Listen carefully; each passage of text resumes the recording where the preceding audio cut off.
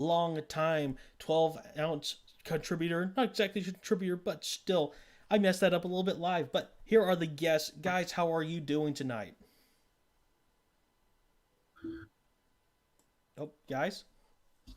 We're doing good. I wasn't sure if Jack was going first or not, but yeah, we're doing good here. Just Saturday night hockey going on. Finally, we get to see some live hockey. Oh, yes, it is. It's very Doing good great, to see Randall. that. Thanks for having us on. Oh, I'm very excited. So, before the games start, of course, they're not on yet. We got about 15 minutes till Birmingham plays Macon. The predictions. I'll let Jack go first since he kind of got interrupted. But who are you expecting to win tonight in this game? I think Macon's probably got the upper hand so far. Small sample size for both of these teams. Macon's only played a game. Birmingham's just played two, and they played against a really good Pensacola squad. I think Macon's got the edge in this one. I don't know scoring wise if Birmingham's deep enough to compete against this squad. I think it's going to be a close game. It's going to be good, especially how tight the first game was with Birmingham going to overtime. Just I think game two was a little disappointing for them, but it should be a lot of fun. There's still a lot of season left to go, so I still think that we could be surprised. But I'm leaning Macon in this one. Yeah, I'm gonna have to agree with Jack. This is different in the SPHL, especially after when they won the championship in 2017. This is a different Macon team. This is, Kevin Kerr's back. That's huge. But they bring a lot of guys in from the teams that, don't play this year, Quad City, Peoria, and most especially Fayetteville.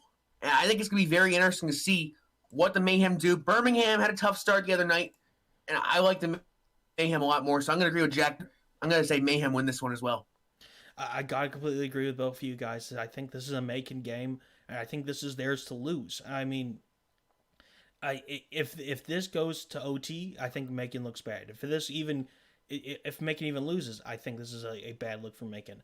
Birmingham, I think, is weak at the moment. I think Macon needs to pounce on that, and they need to take advantage of a weak Birmingham team. So let's move on to the other game that's going to be happening later tonight. Huntsville versus Pensacola. Huntsville right now 1-1. Pensacola is 2-0, but of course those were both against a what I'm calling a weak Birmingham team. Christian, I'm gonna let you have the first go on this one. Who you got? Well, this is a very close game. Huntsville struggled a little bit getting in, and I was watching the game, and Huntsville struggled a little bit to get it in. Pensacola looked really good the other night against Birmingham. I thought they were guns a blazing. They have a really good, roster of guys who've come back. I think one of my main key guys is Matsushima, who spent time at three different ECHL teams last year, including Maine and Worcester up here in the Northeast. And I like Pensacola. I like Huntsville. I'm going to go with the Ice Pilots in this one. I think they have too much firepower right now. Although Max Milosek has been really good to start the first two games for the Havoc.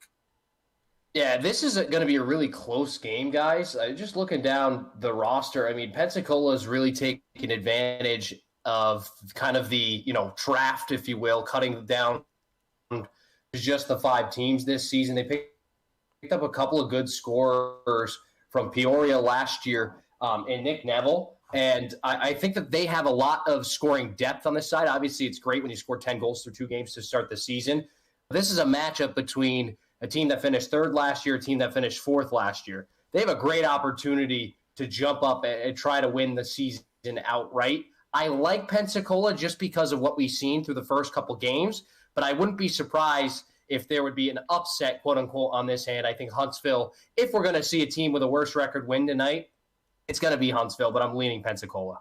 Well, you also say Neville. There's another big guy that Pensacola got from Peoria, Alec Hageman, who was one of the top players last season. He's already got 3 goals in the first 2 games. He was the other person I wrote down. I just couldn't read my own handwriting, so I didn't want to go there. But, he's had a really good start to this season. 51 points last year, 23 goals, 28 assists. He was their top scorer. Great addition for that squad. I completely agree with both of you guys. Again, as a Huntsville fan, this one's going to kind of pain me, but there were just issues with the Macon game. I cannot, and I was just not happy with the performance. for both of those, for that team. Really, I think the defense was terrible. I think it was just leaving Max out there to dry, and I said that, and I'll say it again. It was a terrible performance. I'm hoping that there's a revival, you could say, within that defense, but I'm not so sure with it. It's just going to happen within one game. All right. 100% agree. Yep. Okay, so moving on. We're getting closer. About 10 minutes away from puck drop. Hopefully, of course, Anthem and all that has to go through. But I guess with everything going on so far, who's probably been, I guess it's only been a couple games, but still the sample size is there. Who's been the disappointment of the season for you guys? I mean, I have to lean Birmingham at this point. It's such a small sample size that you can't really say, but to walk through and to lose a couple of games here, I know, Rando, you probably make a case for Huntsville, just how poorly they played on the 28th against Macon. They just really didn't have anything going for them offensively. I feel like the response, right? You take a team to overtime, you want to come back and have an equally, if not better, game the next day, right? Okay, we figured a team out. We lost in dramatic fashion. To go down and lose 6-1 just a couple days later is kind of a disappointing start for you. And I feel like it kind of deflates, any kind of momentum that you build up at the start of the season, any anticipation for the start of the season. So I feel like Birmingham, they have to really get out of that ditch that they've kind of dug themselves into. Again, it's a small one, but if you lose again tonight, it just keeps getting bigger and bigger. So I probably circled them as my most disappointing team at thus far. Yeah, I think I'm going to have a tie here between Birmingham and Huntsville, but I thought the Havoc played great in the first game. Birmingham just did not have a good game. They left Austin Watts out to dry in that second game, and I think Birmingham needs to step it up tonight here against Macon. They're going to go into Macon, and it's going to be, a game where the Bulls want to win. They want to do something for Coach Simchuk and Coach Bouchard now from the Columbus River Dragons, and get a victory. Get the 2 points, I should say. Get the 2 points and work your way up in the standings. Jack, you made the case. I was probably going to say Huntsville earlier. You're completely right. Maybe it's just the fan in me who's disappointed with how everything is going, but I think the defense is playing poorly. I think you started to see cracks happening in Knoxville that they nearly allowed a comeback to happen, and then we saw it happen and completely fall apart with the Macon game. I'm hoping maybe this road to energy where you're kind of the underdog right now comes and brings that back together a little bit, but I got to go with Huntsville right now. I think they're the biggest disappointment for me. All right. Best team so far. I think we all have a similar answer, but I'm going to let Chris go first because, man, I think you know who I know who you're going to say. I love the Ice Flyers. I mean, they look really good right now. You look at their roster: Hageman, Matsushima, and I forget the third, Neville. They all look great. I think that team, most of the same guys together. It's most of the same guys with a couple additions from Peoria. So you're really mixing two of the top teams from last season in Peoria and Pensacola together to help, bring this team higher, I think, in my opinion. Yeah, you can make the case for Pensacola. We're probably all going to go that direction, as they have 8 players with more than 2 or more points to start off the season, 2 games. The top 5 scorers in the league are all on Pensacola. Again, we've only seen 1 or 2 games between all the teams so far. But it's just a statement when you have that many guys producing at that margin so early in the season, that, this team might have some depth. And yes, the addition of those couple of players. How about Jake Kupski? I mean, he's been excellent. 2 wins, 196 goals allowed against. He's had a save percentage of .932 as well. He's been excellent so far. This is actually going to be a really nice goaltending matchup if Milasek gets to start again for Huntsville. But both goalies have played well, and Pensacola, they just all around have come out with the right attitude to start this season. I do believe Glenn will go with Max tonight. Oh.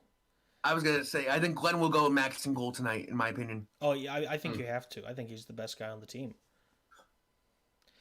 So I got to go with Pensacola also.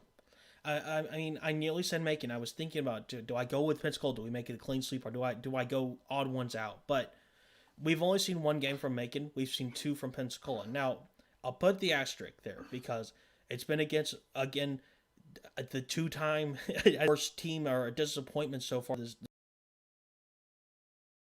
Huntsville's had that little more diversity. They've played Knoxville and they've played Macon, but Pensacola's off to a hot start. Yes. But say they're right now the best team in the league, but that asterisk is going to have to be right there, and it's going to have to be bright red because just I can't I want to say they're the best, but I want to see them play someone else, and I think Huntsville's going to be the perfect opponent for that. All right, so we're going through everything. We're going to take a quick 5-minute break. We're going to get back. Games are going to start. We're going to just commentate live over them. We're going to discuss what's happening and just discuss everything that's going on live in the sports world also. All right, 5 minutes. Be right back.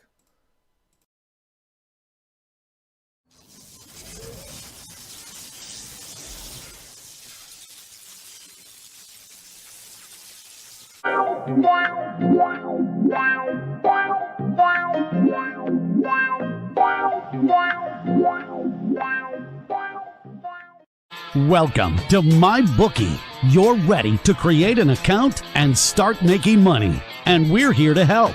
And remember, you can get a bonus of up to $1,000 on your first deposit. Now you're ready to bet.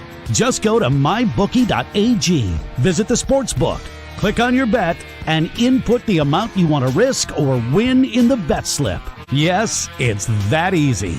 Just remember, at MyBookie, you play, you win, you get paid.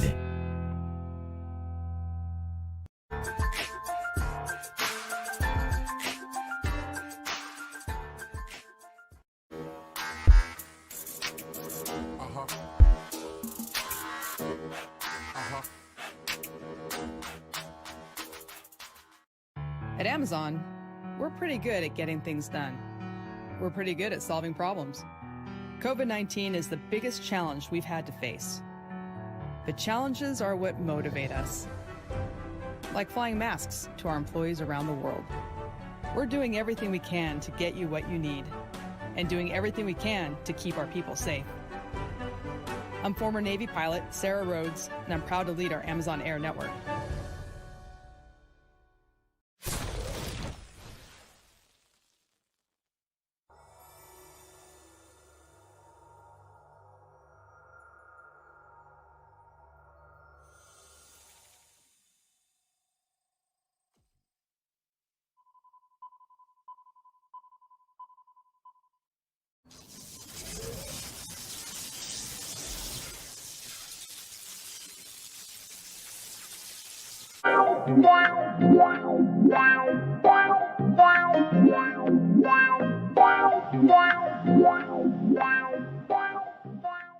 Welcome to MyBookie. You're ready to create an account and start making money, and we're here to help.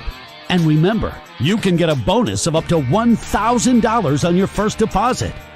Now you're ready to bet. Just go to mybookie.ag, visit the sportsbook, click on your bet, and input the amount you want to risk or win in the bet slip. Yes, it's that easy. Just remember, at MyBookie, you play, you win, you get paid.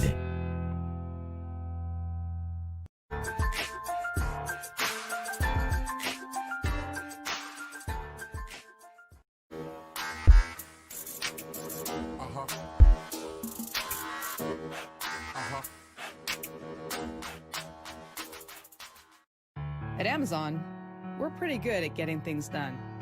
We're pretty good at solving problems. COVID-19 is the biggest challenge we've had to face. But challenges are what motivate us. Like flying masks to our employees around the world. We're doing everything we can to get you what you need, and doing everything we can to keep our people safe. I'm former Navy pilot Sarah Rhodes, and I'm proud to lead our Amazon Air network.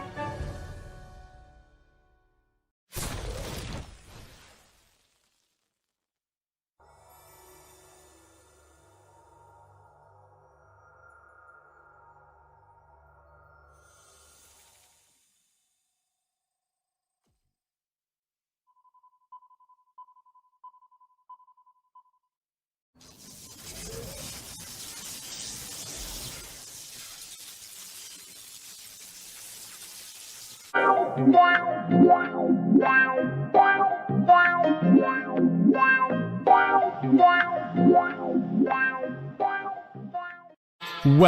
to MyBookie. You're ready to create an account and start making money. And we're here to help. And remember, you can get a bonus of up to $1,000 on your first deposit. Now you're ready to bet. Just go to mybookie.ag, visit the sportsbook, click on your bet, and input the amount you want to risk or win in the bet slip. Yes, it's that easy. Just remember, at MyBookie, you play, you win, you get paid.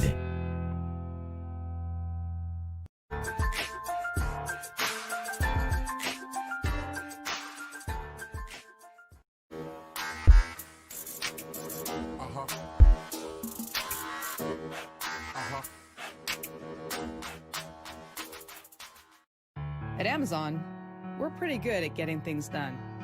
We're pretty good at solving problems. COVID-19 is the biggest challenge we've had to face. But challenges are what motivate us. Like flying masks to our employees around the world. We're doing everything we can to get you what you need, and doing everything we can to keep our people safe. I'm former Navy pilot Sarah Rhodes, and I'm proud to lead our Amazon Air network.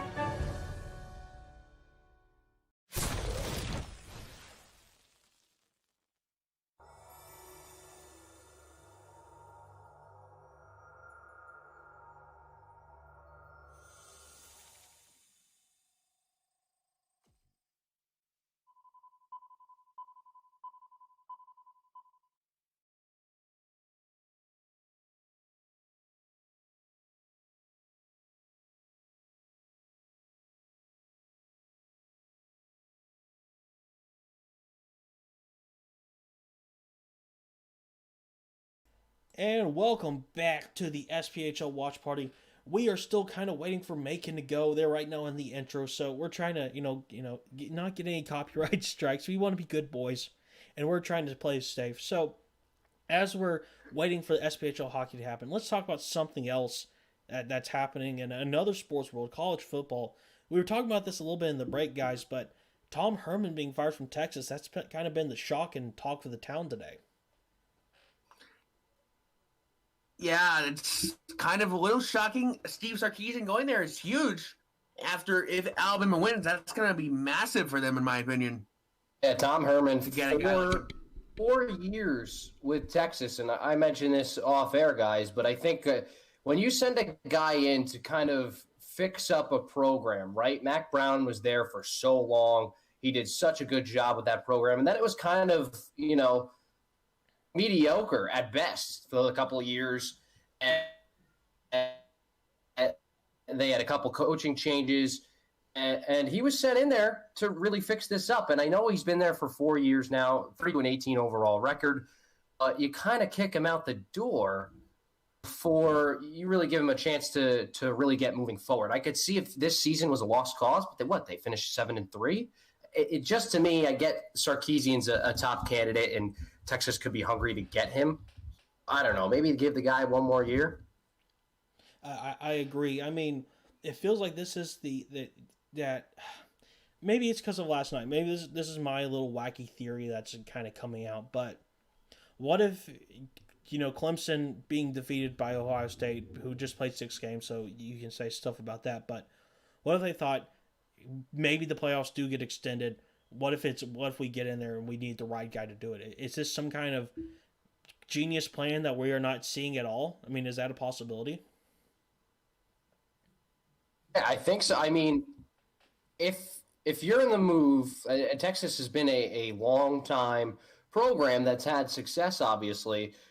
If they think that Tom Herman can't get the job done, and that's probably their thinking, Steve Sarkisian is the man to go that isn't already a head coach somewhere else, right? His name has probably come up on every single program that's like Texas right now, where they're having success, but they're just not where they want to be. I think I'm a big supporter of expanding the college football playoff to 8 teams.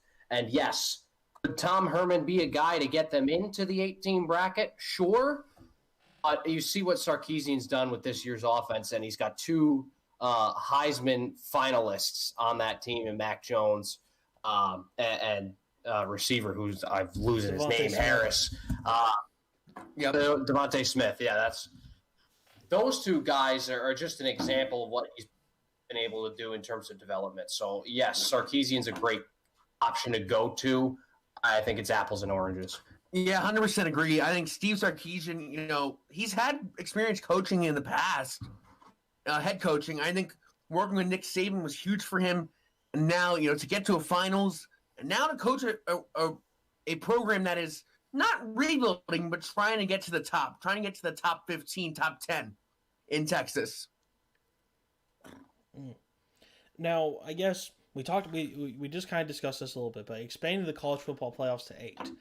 Will it happen, or is this still the pipe dream that everyone's kind of talking about? I don't see it happening. They want to expand it to 6. They want to expand it to 8. It's not going to happen. A lot of people do not like the college football playoff. I'm one of those guys that actually doesn't hate it. Although you did see the higher seeds win both games. Past years, you've had some crazy things go on. But usually you've seen one always beats the 4, usually. Which there's a huge gap between 1 and 4, it seems like every year. 30 points or so between Alabama and Notre Dame the last couple of years. Last 2 years, I believe.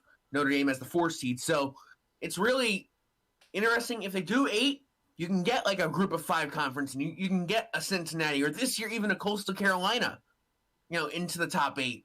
So it'd be very interesting to see what they do in the future if they want to get like some smaller, conferences, get an American conference team in there, along with a couple ACCs, a couple Big Tens, a couple Big 12s, obviously. Because this year we only had 3 conferences in, or 2 actually. Oh, that's true. Yes, Notre Dame was. I think it's just the argument against it. Yeah, the argument Notre against Dame's ACC. Yep, Notre Dame was ACC, Clemson ACC. The argument against it is, well, they're doing fine, and the difference, like you said, Gardecki, is the difference between 1 and 4 is huge already. But the fact of the matter is, if you're the best team in college football, like Alabama is this year, instead of just winning 1 game and getting the national championship, they have to beat 2 very good teams, 2 possible conference champions, 2 teams that have 0 or 1 losses. It makes the challenge a little bit harder, and it brings a little bit more parity into the sport. And I think that it would be interesting to see what it looks like. Do I think it's going to happen? No, especially since this COVID-filled season was such a mess to begin with. I mean, we didn't even know we were going to see Big Ten or Pac-12 football until halfway through the year. I just think if it was in the pipeline, it's pushed back an entire year now just because of the mess that we had this year. They're not thinking of restructuring anything towards next year. They're thinking about getting a full season in next year. That is completely true. Now, I guess the last question that everyone's going to talk about, I mean, I guess there's no real way to describe it, will we see these, I guess, what people call biases against the big 5s and, your SECs, I guess just the big conferences. Will we see those biases start to go away with teams like Coastal Carolina coming in and kind of shaking up the system, or will those kind of stay in place?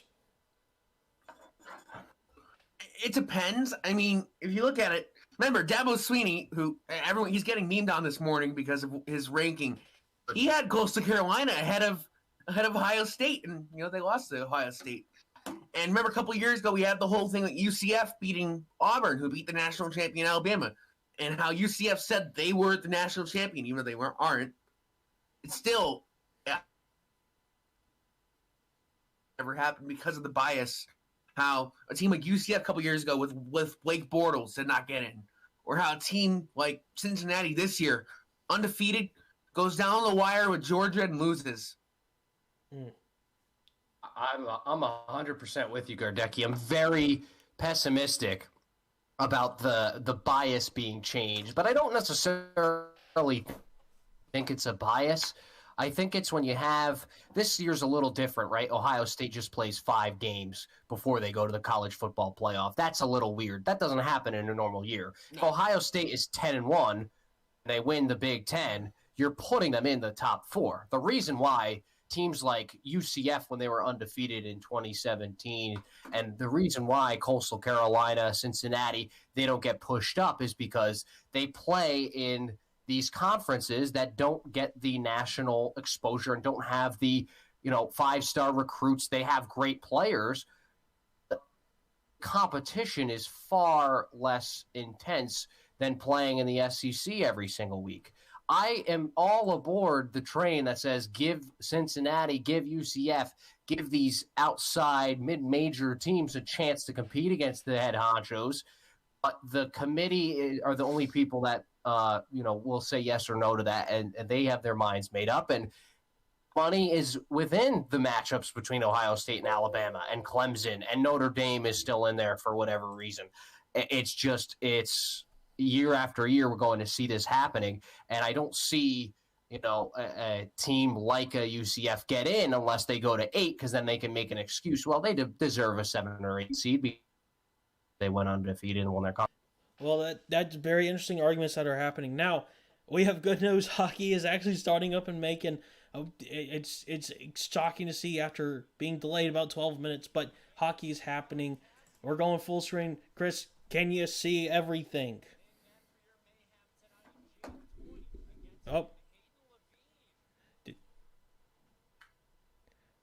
Oh, big rip. Is Chris big rip? He might be. Yeah, it's a little bit, yeah. There We heard a little bit of our good friend Sean Bernard from the Making Mayhem and the, what's the other team's name? Marks. Uh-oh, hang on. Something might be... Okay, so it looks like they're... Hang on. There might be a little hockey TV issue. I'm trying to figure this out. Might be... They have... Come on.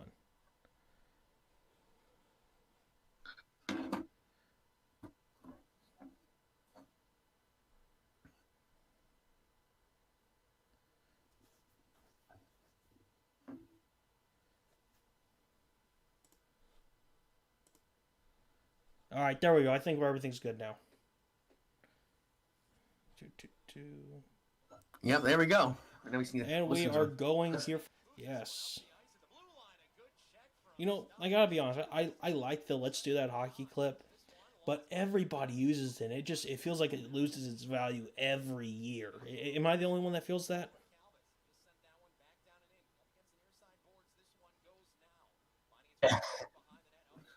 It was funny. It was so funny watching that, and the funny thing was my friend Kyle Buller. I'll name drop in there, I guess. His dad was the assistant coach, assistant GM of the Wolfpack, and those were his guys that were being mentioned on SNL, which he loved. So that's why I loved it, because I'm a big Chance fan. That kid also is a big Chance fan, and that was really something fun. But yeah, it does get a little tiring sometimes. Well, it looks like the game's kind of been defensive so far within the first 45 seconds if we got to go full hockey analysis on this. So within 45 seconds, it seems this is a very defensive game for Macon right now. But it looks like they are going to be able to get out of the zone. Right there. Yeah. There was a big hit 10 seconds in. I couldn't see who because it lagged a little, but a big hit there by Birmingham, I believe it was, for the Bulls. We might have to go back down during that intermission to go take a look at that hit. Now, we're just literally a minute into the game, about a minute 10 now in. Oh, but someone in the box. Yeah. Oh.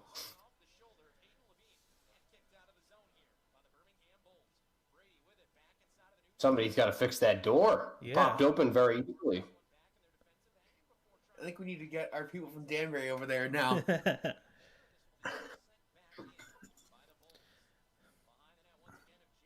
Come on. As a Huntsville fan, I want Macon to win big time for this.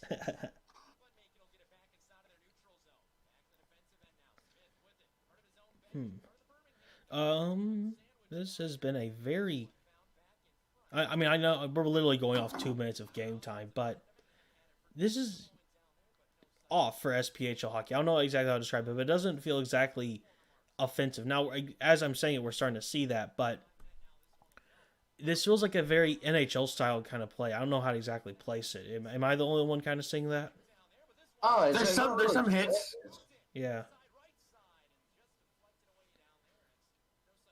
There's been some contact.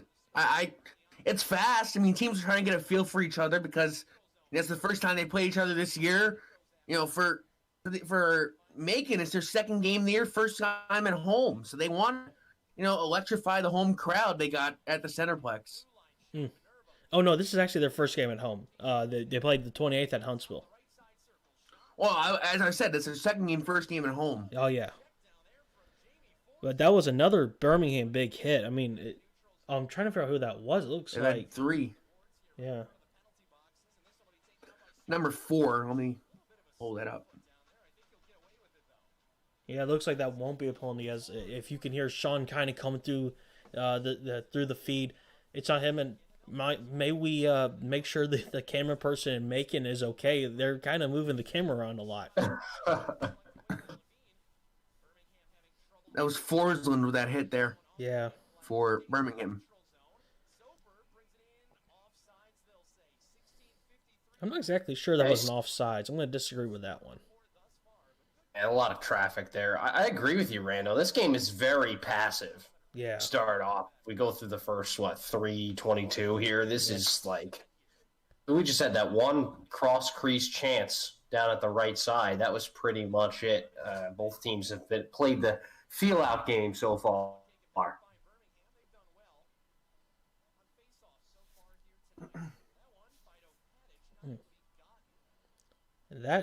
Who is that just went down? Is Pence? I'm not sure. We're going to power play here, and that was Price? No, not Price. Well, okay, yeah, someone's in the box.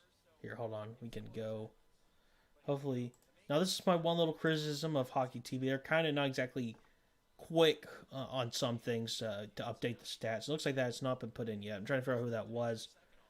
But it looks like Birmingham's going on the power play, so it'd be interesting to see if they manage to convert one. I think they're 1-4. I think it's not been exactly their strong point. Yeah, power plays is here for Birmingham. They're 0-3 on the year. Oh, okay. Right so here. not even that. They're 0-3. They're 2-3 in the penalty kill. Macon's 0-4 in the penalty kills. They have a good penalty kill so far. Starting a very prudent offense for Huntsville. With guys like Shivo and all the big names they got over there in Huntsville.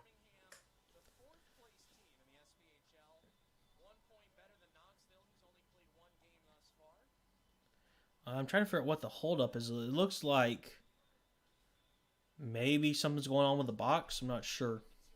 Yeah, that penalty box door, man. Watch out. Did it finally get someone? Someone stubbed a toe. Need some. Well, this is that plexiglass they have around the entire thing. Oh yeah. Compared to some other rinks, especially ours back in Danbury, we have that seamless glass where it doesn't give. Where there's no plexiglass ring except for the end boards. At least they're playing some good music in the background, though. Some little Jimmy Buffett going on. Ice. Huh, looks like it may have been a stats issue. Yeah, it looks like that's just odd. Looks like it wasn't anything with the arena. So penalty is Derek Topatit, 2 minutes for interference for the Mayhem. Wow. Well, it looks like the making penalty kills kind of come out to play. And as I say that, of course, Birmingham manages to get through the ice all the way to the Macon zone, which is then shot out of by Macon. But it seems like both of these teams are kind of willing to say, especially for Birmingham, I think this is Birmingham's kind of game to prove, and they kind of came to that with that mindset, I think. Yeah. They have to make a statement today. You lose your first 3 games, it's when questions start to arise, and I think this is a great opportunity for them. Get some shots on the power play, just get some offensive rhythm down. Oh, man, Lotz just saved a possible goal. That's not Lotz, that's Levine. Levine's in. That's not Lutz. That's Levine. Yeah, they have Levine starting tonight. I thought I saw Lots on the sheet because, both fellas. So I was like, oh, okay, yeah, it's Lots. But, man, I didn't know Levine was in. Can the Bulls convert this? So right now on the red line, they're trying some... Oh, nope.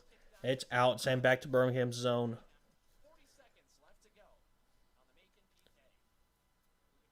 Come on.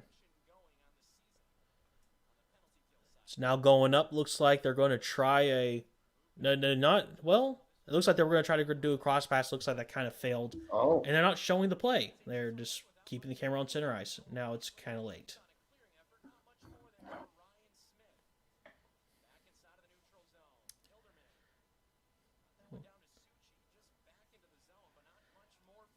It's like... Becky, you need to give this guy a lesson.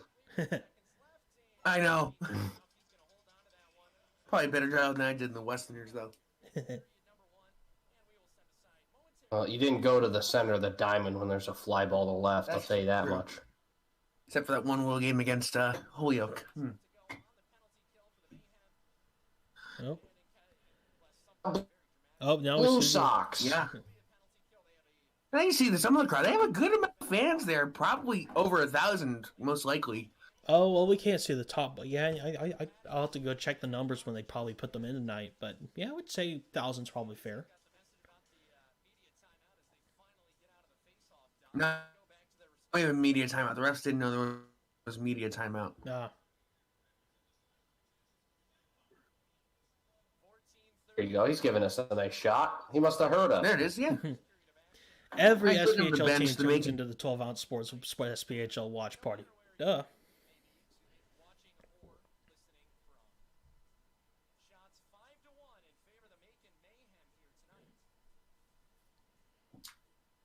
Wow. Even with a team that was a man down for 2 minutes, has 5 shots. I was going to say it. One for That's a generous 5 shots.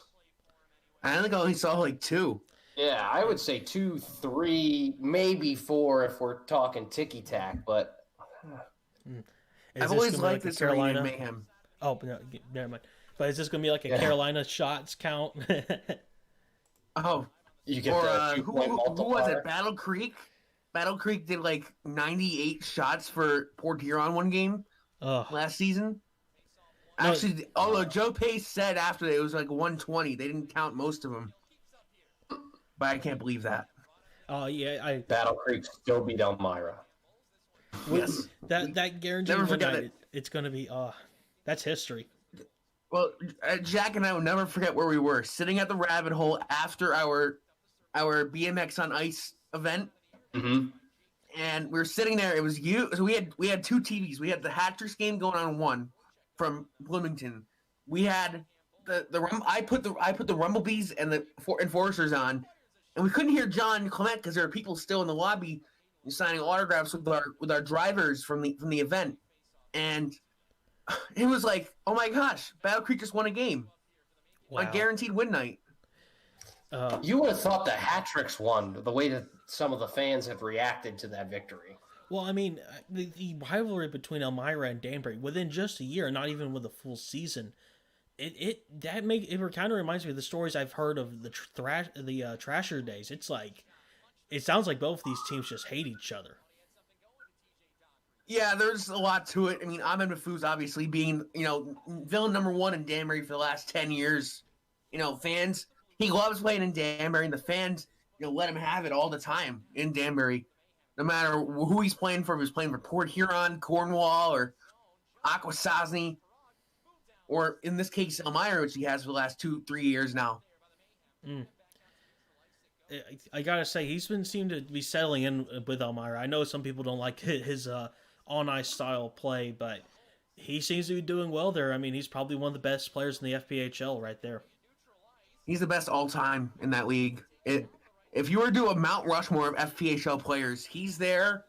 And of course, there's going to be Joe Pace because of the type of guy he is and what he's been doing for his career. And then, you have Nick Neidert there as well because he's been in the league for 10 years. He's been working so hard. He's with Watertown this year. Good to see him, getting time to play at least. And if you do a fourth, I mean, it's hard, but I say, a Matt Caranci or Pierre Dagenet, former NHLer who played with Aquasassi those first 2 years. I got to agree with those names, to be perfectly honest. And man, you listen to some of the team. You mentioned some of the teams. It's like the history of the FPHL. I know some people you'd like to poke fun at it, but it's it's a cool league once you really get into it and realize the fan bases and everything. Yeah, it's not a perfect league. I'll say that, but it's such a cool league with the history. So as we talked about, a completely different league, completely different players. Birmingham, they have been coming through. They've been attempting to get stuff to happen. Macon's been mostly in control of this game, to be perfectly honest. It looks like old habits are coming back for Birmingham. Same kind of mistakes, bad passes. I'm not having some good thoughts right now with Birmingham. Well, they just had a chance there somewhat, and we couldn't really see all of it. But they're having so much trouble just getting through the neutral zone right now. I mean, there's just traffic. This has been their best chance, if you will, and it's easily picked back up by Macon. I mean, the possession time is pretty much 2-1 at this point. Oh yeah, man. No, I got to make the joke every time someone talks about Cornwall. I know, yeah, I know how much I like to say, okay, leave the Fed alone, leave the Fed alone. But it's still one of my favorite things, the fact that an FPHL team was funded by a car accident settlement. I mean, come on. I know. Classic. What are we doing here in this game? I can't even see what's going on. We can thank the cameraman for that, but it looks like Birmingham might have had another chance and then squandered it away again. Well, are they? No. Well, Macon looks a little sloppy here. Yeah. It feels like every time Birmingham has a chance, there's some kind of mistake that for a screw up. But it looks like Eric Levine just saved Birmingham on that one.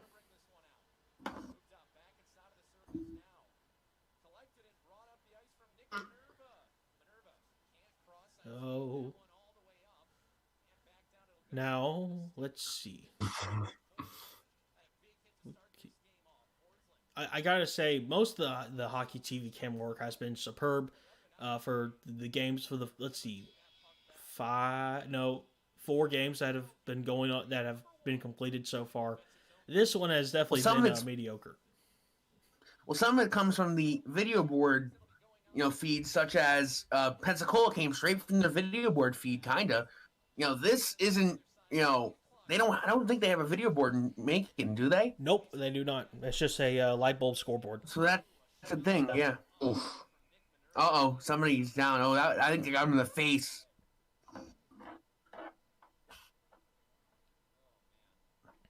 It got him up high. It was tough to see.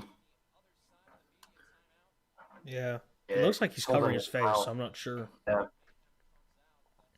Well, luckily they have a media time to take a little break here, but yeah, that doesn't look good. Oh, that's eye?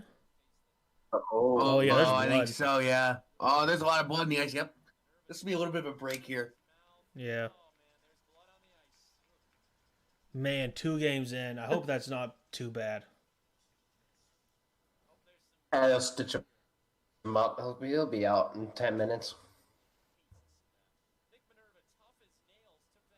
Are they gonna? Yeah, it looks like they're getting the blood off. Yeah, they gotta get the blood off. So.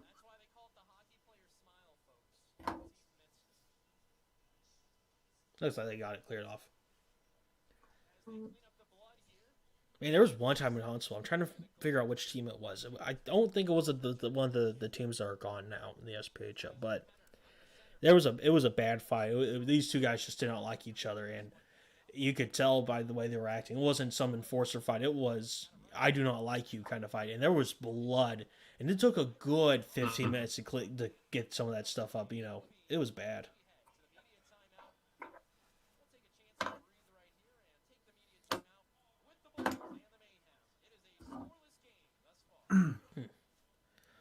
So it looks like we're now hitting the media timeout. It looks like they kind of decide not to use that with the injury. But, guys, 10 minutes so far, it looks like we're kind of seeing history repeat itself with both of these teams.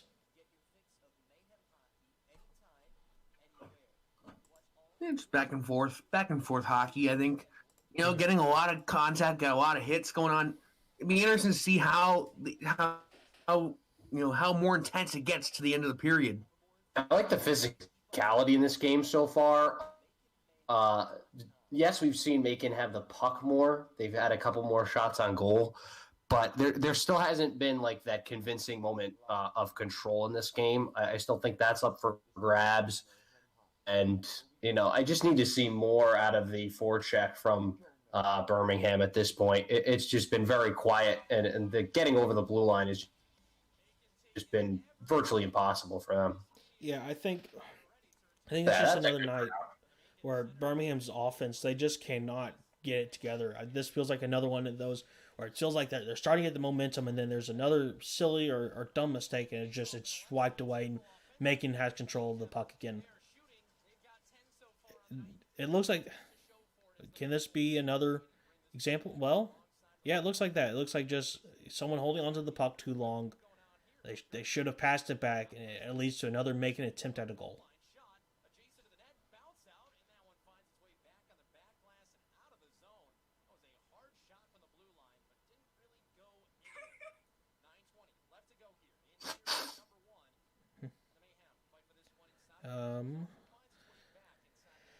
So again, some of the mediocre camera work, we're not exactly able to describe everything that's happening on the ice because of the slowness a little bit of the delay to the reaction of everything.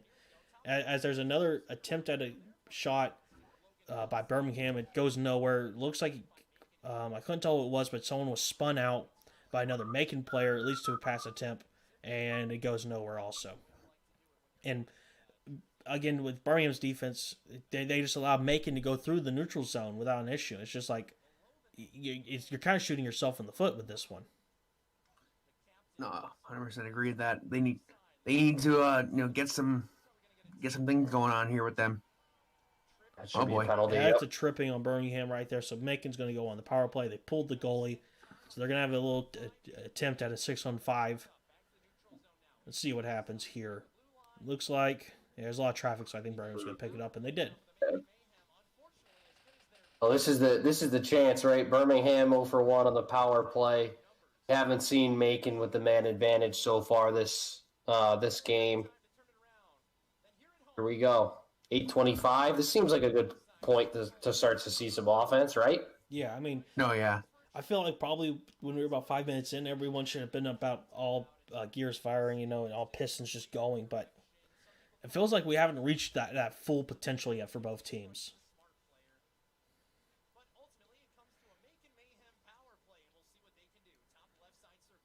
With a very zoomed in view, it looks like there's another very good shot. It's a slap shot from about 20 feet from the goal. Levine's able to pick it up fairly easily.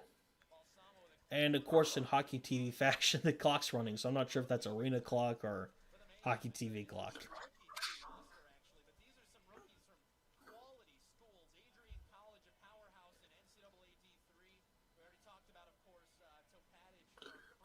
I believe that is the guy who's the announcer for the River Dragons, who is doing the IP announcement. They hired him. I think his name is Dana Barker or something like that. Yeah, of course. And he's the director of media relations with Sean. I guess they're going to have him PA announce their games with everything going on because remember I think there's new ownership for the Mayhem if I am right, correct? That is correct. They actually have a brand new ownership group. 5 people. Blair Floyd, of course, was the general manager of Macon. He's now part of the ownership group.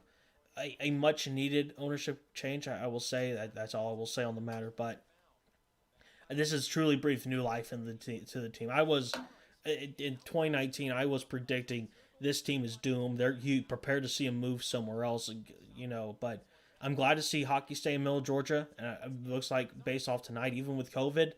It looks like there's a few more fans in the building, and you can't ever say no to that.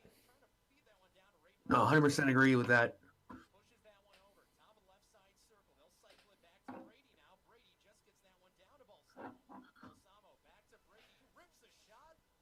Oh? Yeah. That might have been a chance, but the net just got knocked off by, I can't tell who that is by Macon. Brees. I have to say, Levine hung in there, right? Yeah. He's getting that contact from that right side, his right side, and he just hung in, stayed on top of that puck.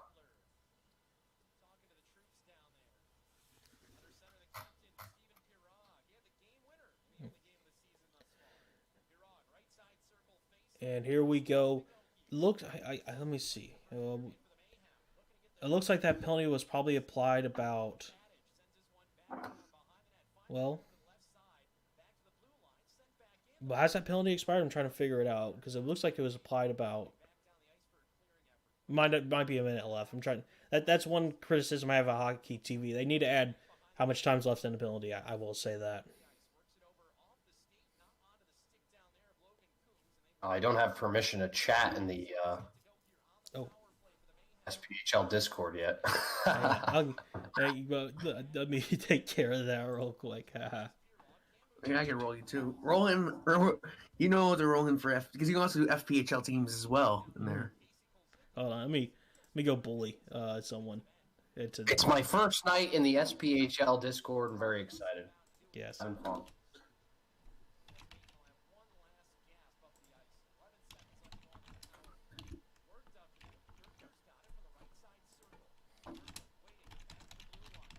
Now the camera is off. Oh no, that's because he switched screens. And here we go.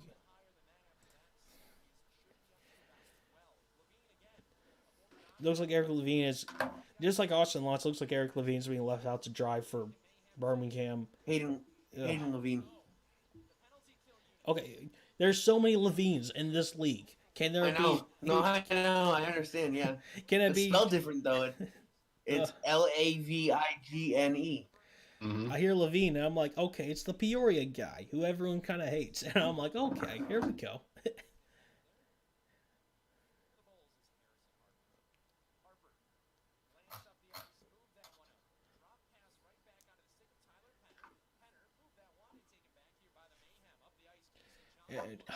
Birmingham, I mean not Birmingham, but Macon is just they're going through. They're going through Birmingham's defense like butter. I can't figure it out. Is it just Birmingham's defense is not there at all. Oh, and there was a high stick there. Yeah, that was a really high stick. It looks like it clipped his chin. Accidental, obviously, but you have to call that if you are the official.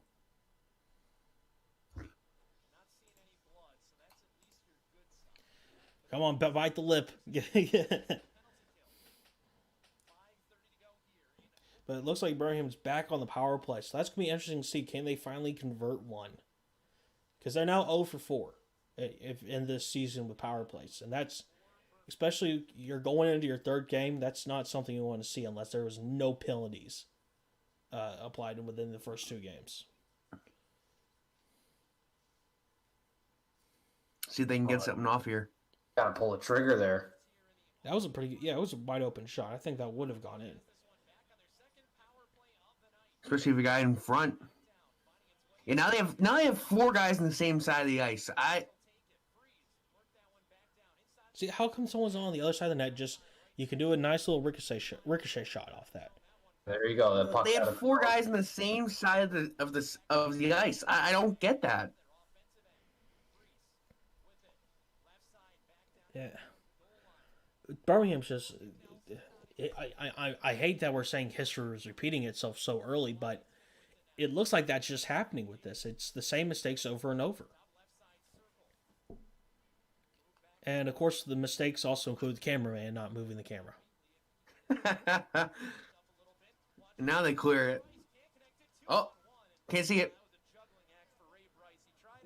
Short hand. Which I believe, I might be wrong on this one, but I think I'm pretty correct. I believe Tyler Piancentini has the first shorthanded goal of the season in the SPHL, but back when that opening night game against Knoxville, so I think that's something to be pretty proud of having, might I add, as a Huntsville fan.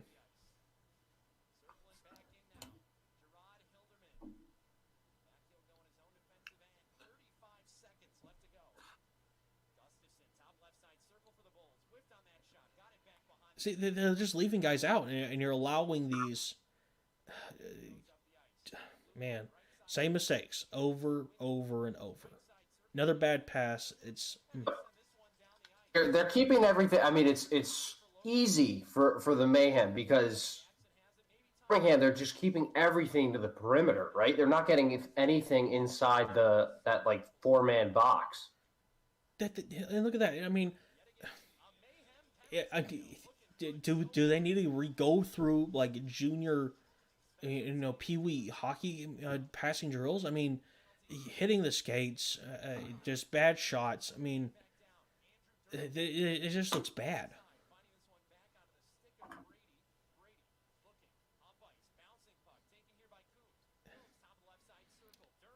Of course, the penalty did expire for Macon, so they're back to 5-on-5.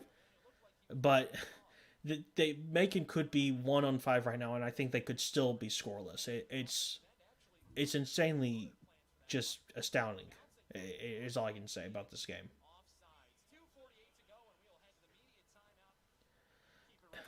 Man, That's one thing I wonder if the FPHL will install. Maybe not this year, but in the future, our media timeouts. Yeah, add more because right now we only had one, and it was easy for me to keep in touch with because I was in charge of making sure we got the media timeout. Like we only had one. It's the under 10. The SPHL has like 3 I've already, if I'm not mistaken. Where the NHL has 5, the AHL has 5 during a period. yeah. SPHL, I believe. I think 2 is nice. Yeah. But yeah, SPHL, I think I always screw this up because sometimes I don't stay well within it. But it's under 15, under 10, and then under 5. But I've seen it. The under 14 and the under 6. Yeah.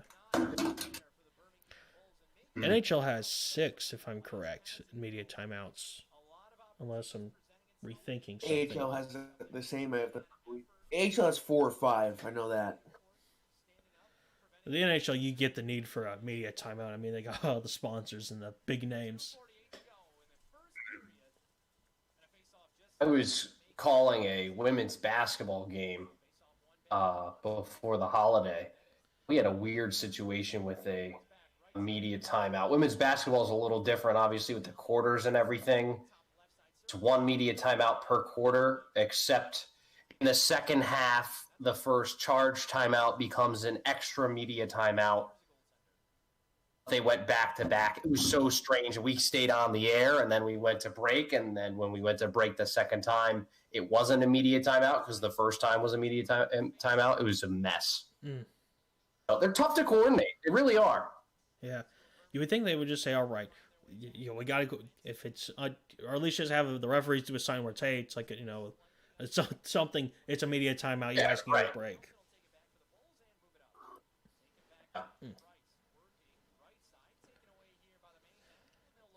Would be the nice thing to do. So we're not halfway into a commercial and we come back. Yeah. Again, if Levine was not in the goal for right now, that would have been a making goal. It just, man, this defense is awful. Oh, a little friendly fire there. Yeah. Yeah, that's just perfect. To be honest, I'm surprised Birmingham has not got in a goal yet. Both teams, I think. Yeah. Wow. 14-3 shots. 14-4. Yeah, this is just reminding me of the Pensacola game. This feels like a carbon copy where Birmingham kind of kept it close for the first period and a half, and then about halfway through the second period, it just started becoming a mess. It just reminds me of that. Because your goalie can only stay in for so long before it's just like, I can't control everything.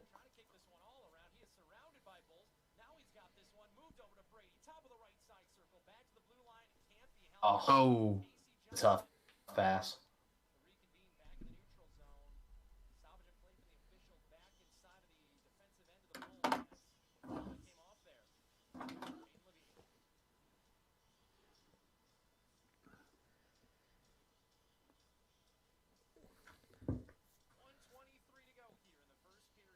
I was just kind of listening to Sean's play-by-play, and it looks like the hockey TV clock is off by 11 seconds. It's kind of important, guys. Uh, I would assume it's I think that's based off the. Yeah, it's from the score, right? It's from the site. yeah. That's how you guys did it with Nick or Grace or whoever did it with the Colonials. NA3 hat tricks now. Ooh, that was a near goal. That was lucky. That was a crossbar and glove. That's a great chance.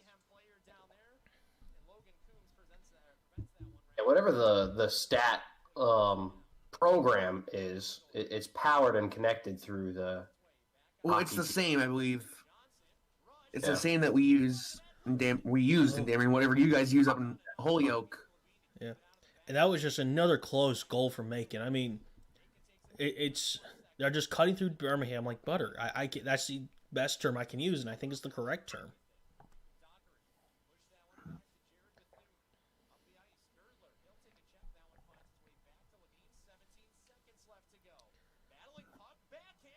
Oh, That's a goal. Score. Well, no. That might be something to go back and check because that might have been a goal. Hold on, I'm going to go back about 10 seconds and take a look at that one. Chris, you're looking at this with me. We're going to take a replay look at this. That might have been in. We're going back about 10 seconds. No, I don't think so. I think it stayed out. That angle. Yeah. Oh yeah, it did go in. You can see it. You can see it for half a second. It's in. Here, I'll pause it when it goes in. Yeah, this is a goal. That's in. Yeah. Oh yeah. Yep. Yeah, it's in. Wow. I don't. Hang on, I'm gonna take a screenshot of this and send it to Macon. Maybe they can actually review this and actually add a goal.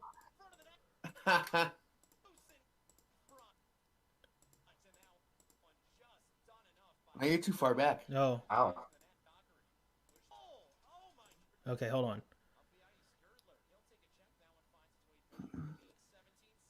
Right, it's just a sloppy turnover here. Boom. Oh, I'm trying to literally go back seconds. Come on. I think this is the pass. Yeah, here we go. First, to get in the zone. I think this is like you know what? I'm just gonna. I can clip things with Hockey TV. Yeah, you can. I'm doing that right now. Chance. Goal 4.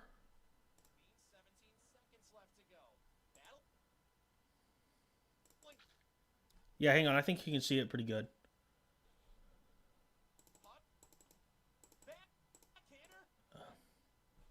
Should have been a goal. Should have been a goal. Yeah. Well, we'll go back to the live action. The period is over now. Yeah. Let's go see. Unless something crazy. Yep, period's over. So nothing crazy happened. But yeah, no score. Yeah, you know what? Hang on. Let me grab this. Well, I'm gonna be back in just a moment. All right. Jack, you're still here. This period so far, I think we're both having the same thoughts about Birmingham. I mean, not a great game for them to start with. No, not at all. I mean, they're slow to the puck. They're lacking confidence in getting in offensive rushes. There's not you said it on the power play. The passing was terrible. They haven't connected on passes. It's all been very sloppy and slow are the two words that come to mind in looking at that first period. And I will say this, Macon didn't necessarily look good. It's not like they're playing intensely well. They're out, it's not going to take much to beat this team at this point. That's my takeaway from this first period. I completely agree with you on that sentiment. I think the accurate term, I kept using it over and over and over. Macon's offense cut through Birmingham's defense like butter.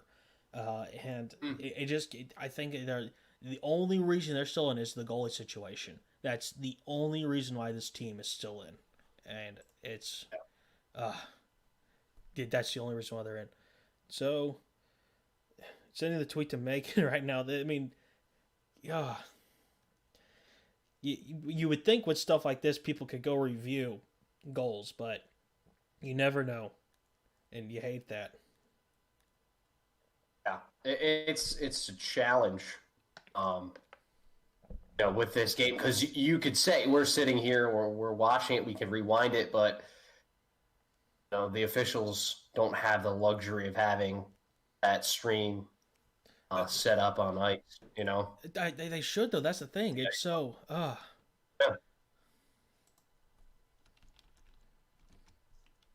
They could add something similar to the upper levels of professional sports. Hey, most of the shoots will have one camera, so obviously it has to be clear and inclusive evidence. But hey,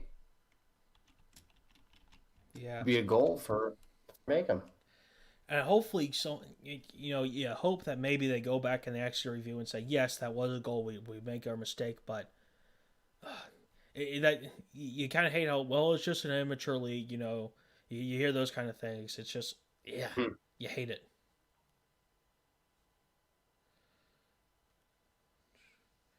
So I actually have some stats right here. It was 19-3 shots on goal advantage, scoreless. Mayhem was 1 0 for 1. Bulls 0 for 2. So Bulls are now 0 for 5 in the power play. I mean, it looks like that's going to be an issue all season. You have to wonder, can they survive off that, or is this going to lead them back just straight down to last place? Yeah, I mean, this is my first live action SPHL that I've seen this season. I just watched highlights and read the stat sheets and game reports and recaps, but this to me looks like a team that's not hanging in there based off of what I've seen from Pensacola. Even Huntsville on their better night, their victory a couple nights ago over Knoxville look better than this team right now. But hey, the benefit for them, the silver lining is it's still a 0-0 hockey game. They got a lucky bounce go their way. They might push some momentum, get some confidence behind them, but I don't know, Rando. It's not looking positive on the Birmingham side right now. And yeah, even as a Huntsville fan, you would think, oh yeah, Birmingham looks bad, woohoo, but it's not even a fun kind of bad. It's just bad. It's nothing positive I can say, and that's a very sad thing. Chris, what do you think of Birmingham so far in this period? Me and Jack have been talking about just disappointing. I think is another good term to use. I agree. I think they can play better. I think they can play better, and let's see what they can do in period 2. Man, so looks like they don't have a clock. This is dumb. Hold on, let me go see how long Birmingham. Yeah, I'm just gonna pull it up here.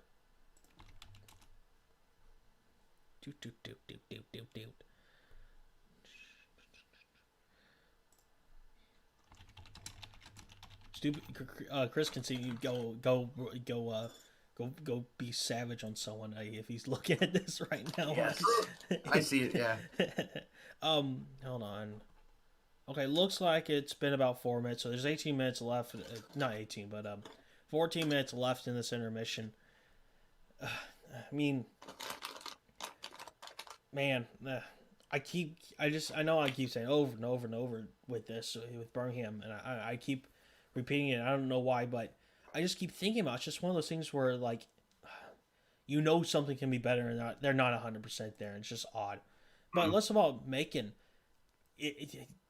I know we're basically 1 1/3 way into their games right now, but is this possible? This could be one of the challengers for the President's Cup. I think Macon, Pensacola, and Huntsville are my top 3 right now. Yeah, I think Macon, small sample size. If they win this game, with 4 or 5 goals, absolutely. Pensacola right now is the edge, and we'll see what they do in a couple hours. But yeah, if Macon come in here, they win their first 2 games. They play very well over the next couple periods. I think that you have to give them consideration. Absolutely. Yeah, I gotta say that. I mean, during the SPHL Super Show that I did, I talked about how Macon, it looked. I think we would all get this reference. They kind of remind me of the Cleveland Browns. How they seem to have everyone on paper. It could be the greatest team that we could see in a long time. but could they be the outlier and pull the trigger and actually be the people that they're great on paper and they're great on the field or on the ice? It looks like that's happening right now, and I'm kind of scared to say that. And, I hate saying that. I hate saying that.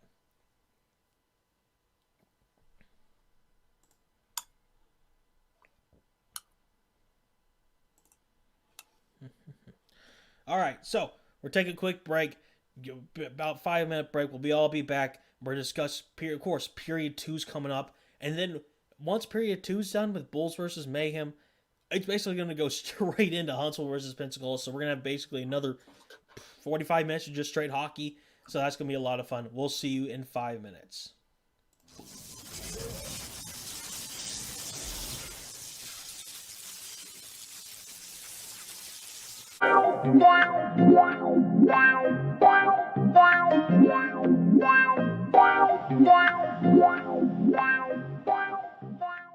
Welcome to MyBookie.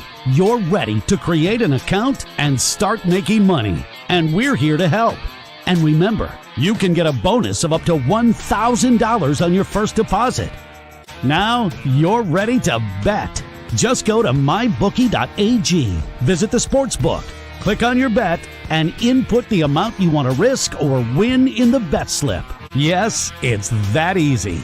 Just remember, at MyBookie, you play, you win, you get paid.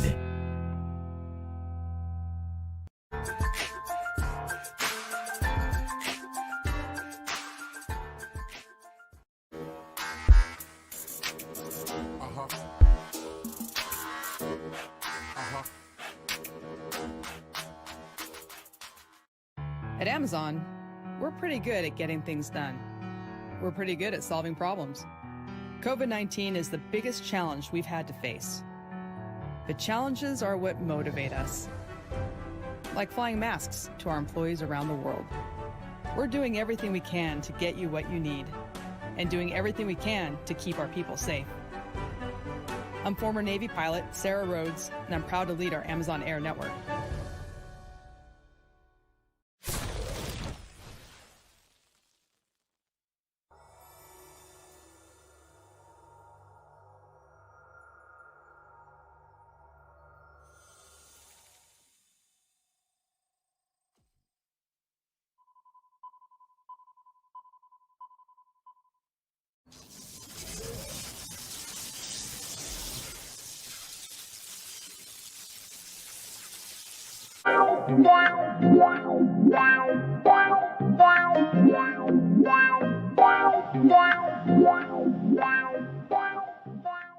Welcome to MyBookie. You're ready to create an account and start making money, and we're here to help.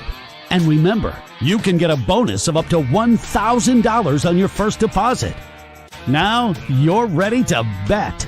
Just go to mybookie.ag, visit the sportsbook, click on your bet, and input the amount you want to risk or win in the bet slip. Yes, it's that easy. Just remember, at MyBookie, you play, you win, you get paid.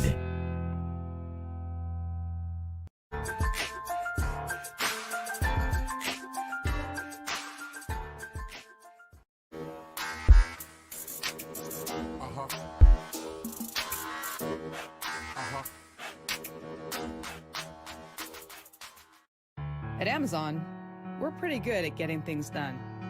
We're pretty good at solving problems. COVID-19 is the biggest challenge we've had to face. The challenges are what motivate us. Like flying masks to our employees around the world. We're doing everything we can to get you what you need, and doing everything we can to keep our people safe. I'm former Navy pilot Sarah Rhodes, and I'm proud to lead our Amazon Air network.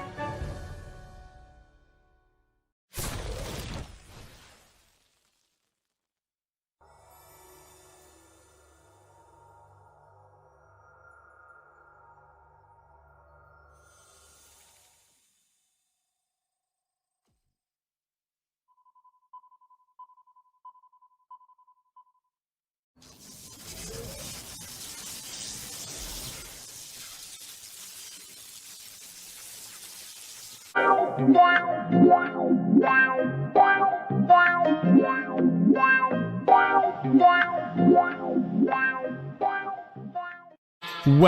to MyBookie. You're ready to create an account and start making money, and we're here to help. And remember, you can get a bonus of up to $1,000 on your first deposit. Now you're ready to bet. Just go to mybookie.ag, visit the sportsbook, click on your bet, and input the amount you want to risk or win in the bet slip. Yes, it's that easy. Just remember, at MyBookie, you play, you win, you get paid.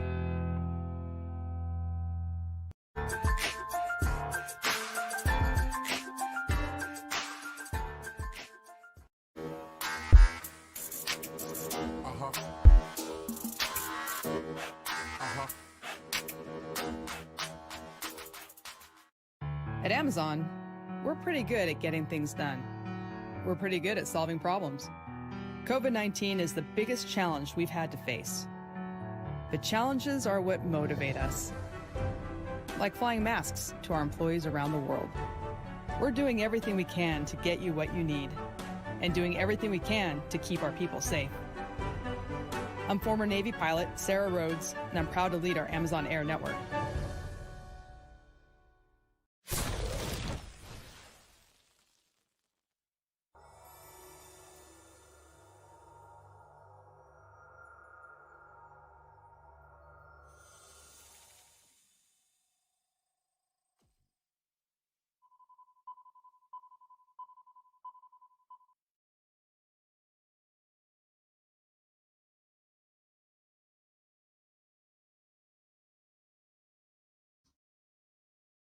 And welcome back to the SPHL Watch Party.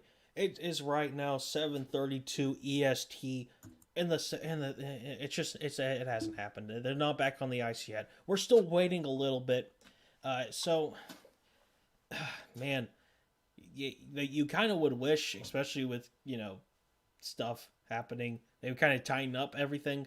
But as we speak, coaches are walking back onto the ice, through the ice, so that's a good sign that things are going to be happening soon. I guess, guys, second period improvements, what do you want to see?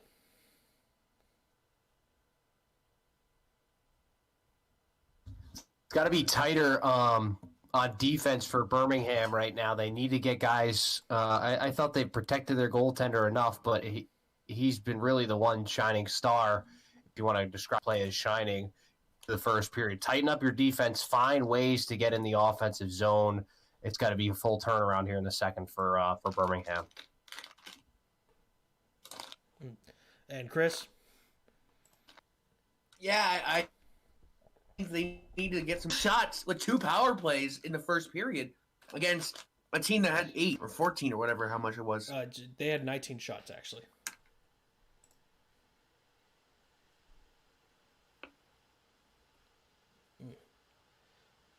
Yeah. It looks like Hockey TV is kind of dying on me. I'm having to rework with it. Hopefully this is... Oh, no. Did Hockey TV die in Macon? I'm trying to figure this out.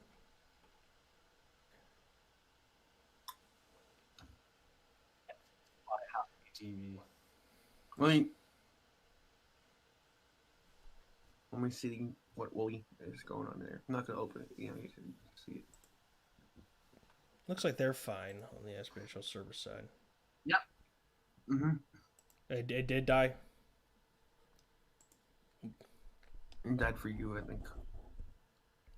Everything else is fine here, so... Did I get in big trouble? Hope I didn't get in trouble. Oh, come on. Work. The Overlord.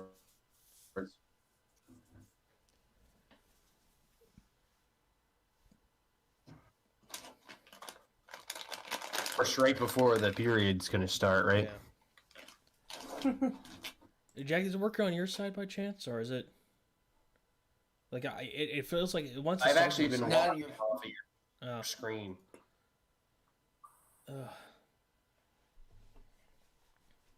Let's see if it's working on my end here.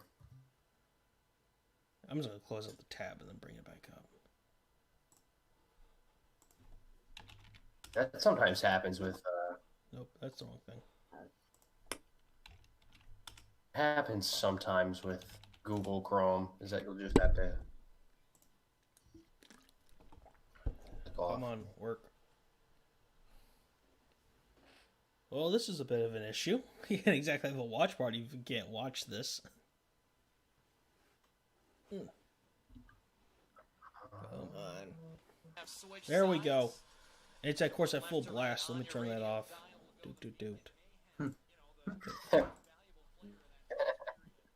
And we are back, of course, after Hockey TV decided to die on me.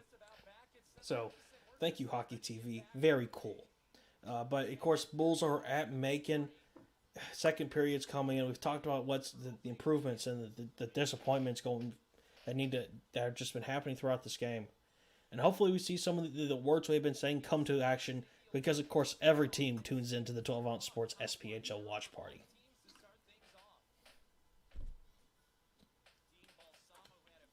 I didn't actually know that. That's pretty cool. Yeah. Yeah.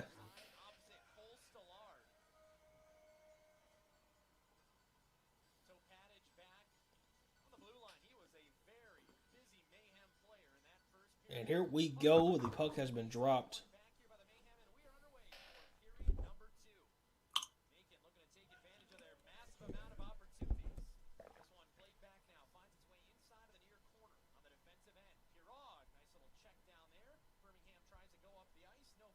You know you're not streaming, right?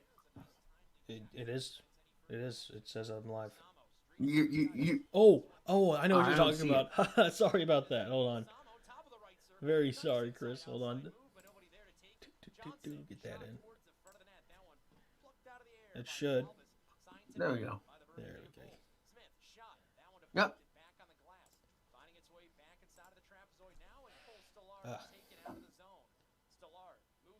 Gonna load in.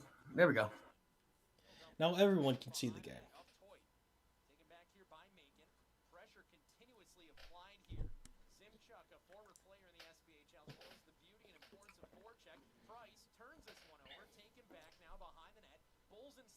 Yeah, this seems like kind of a reverse of the first period, which I'm very impressed about. It feels like Macon's allowing these shots that Birmingham is allowing. And, feels like a complete reversal at 360 of what was, 180, I should say, what was happening.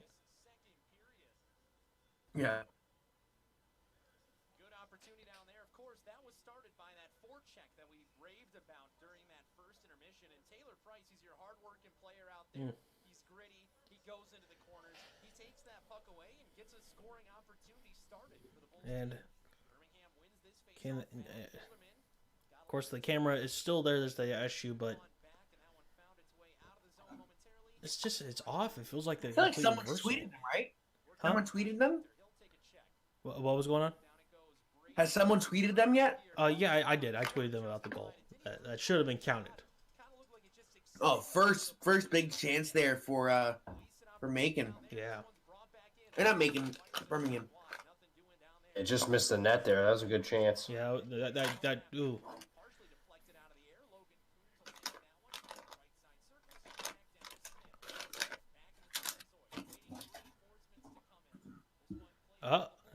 This could be another opportunity. And, of course, Birmingham screws it up again.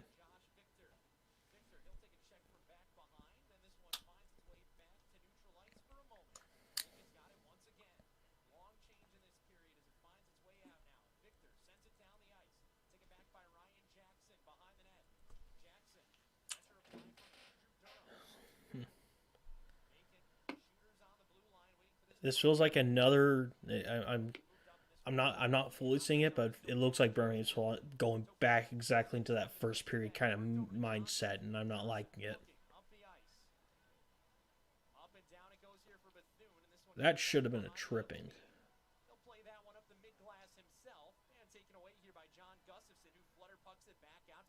They're forcing Macon out of the zone much easier, which is nice. They're not spending a ton of time in the zone, jumping on the loose puck, Yeah, getting it out.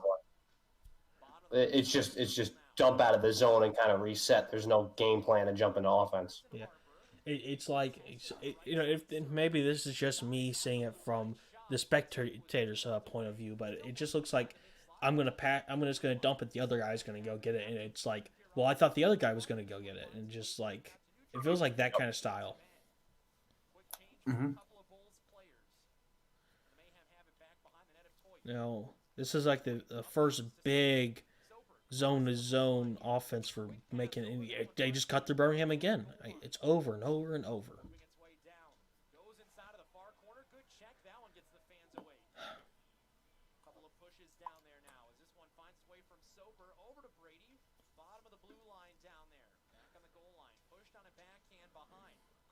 Loses his footing as he applies a check, and they get a little bit tangled up down there as Pirog goes after Kolzicki. Moved up to the neutral zone now. Shot back behind the net. Good stoppage down there from Toy.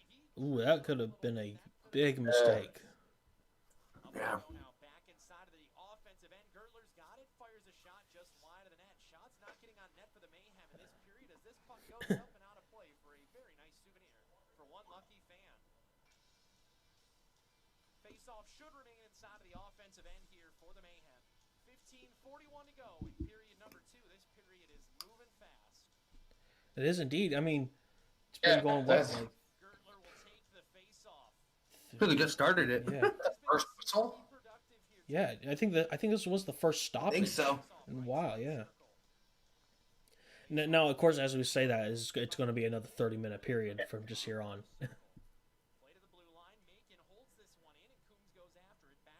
Almost. You almost had it. Yeah.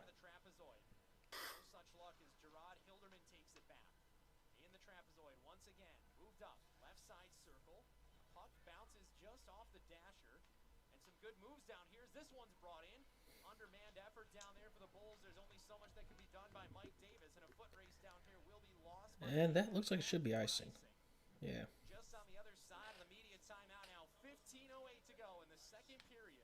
It's not as easy for Macon in this period, right? They're I agree. like the chase game, and Birmingham has done a nice job at getting on the puck in their own zone. Yeah, They just force that ice. Like, this quarter feels a lot better than the other. This quarter of time, I should say, for this period feels a lot better than the first period. Just all around. I mean, this feels like a Birmingham team that feels like I bet you there was not some nice words said in the locker room, and I feel like they're kind of taking that to heart. No.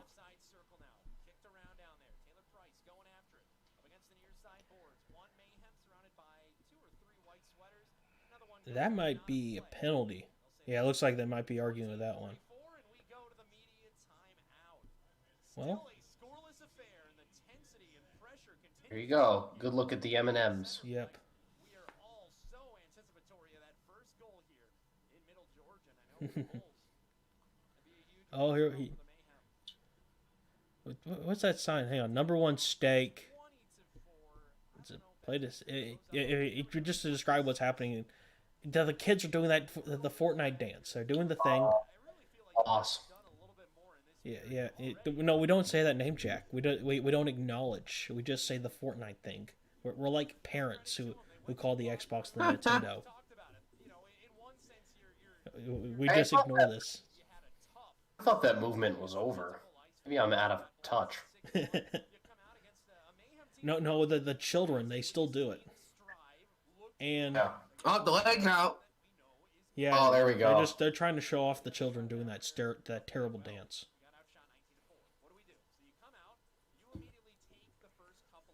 Fuck, look. 2-1. Okay, that's good. That's the right direction. 14:44 to go here. You're on the other side of the first media timeout, and you lead in shots in the period. What are you going to do with it? Now we see an offensive zone draw coming up here for the Birmingham Bulls. Birmingham's, can they get? There we go. He wins this face-off back. Ryan Jackson takes it now. What was that shot? One got deflected up, straight up into the air, found its way now back down inside of the near corner in the offensive end for Birmingham. Kicked down, found back down. Now out of the zone it comes here. Moved in, but And Macon just cuts through them again. I'm gonna say it over and over and over until it stops, and it probably won't. But should remain inside of the offensive end here for the Oh, someone's returning back to this. I think yeah, it was the guy was who got the hurt shot to the earlier. guy. I'm trying to remember. Yeah, I think he just came back. I forget the guy's name, but he's back on the ice. He just came out of the locker Draw from the left side room. circle. It's a good sign. Yep. I had to go through some concussion protocol, make sure he's All good. knows what day it is. Off one back here by Birmingham. Macon comes in for some pressure, and back behind the net is taken here by Bethune. Bethune looking forehand, moves it back up blue line.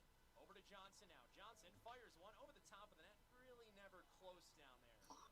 Brandon Succi sends that one up and back out to the neutral zone. Here comes Macon. They're working from the right side. A little bit of a check throw. There was a little bit of a tangle right there. I thought we might get a little bit of a scrum, but it looks like nothing happened. Trying to get the crowd going, trying to get the boys going here from the Macon center flex. Another Birmingham mistake like that. And the camera is not showing action, of course. Sumalitas goes after it and held in there from Bethune. Excuse me, that's Andrew Durham wearing the number 15, very similar to the number 16. They are, as far as I know, one number apart. This one played back out to the neutral zone now. Near the logo at center ice. Taken back by Macon inside of their defensive end. 13:28 to go in period number 2. Stathis Sumalitas with it. Now, maybe this is just me and my idea of defense and how to handle the puck, but has Macon loosened up? Is that just my observation? I think it's. I don't know. It's a little bit of both. Oh, and now it's lagging. Yeah. There, oh, well, it's back.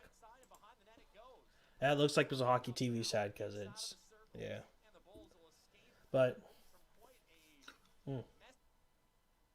well, come on.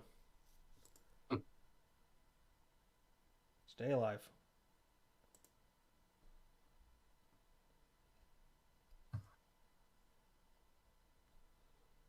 Oh, hockey TV, come on.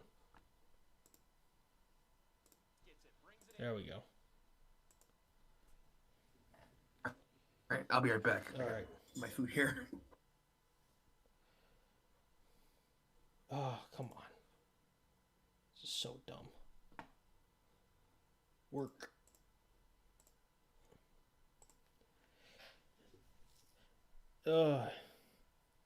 Well, at least from 3 of the 4 arenas they broadcasted so far, the internet connection's stable. Hmm? Is it doing another Chrome thing?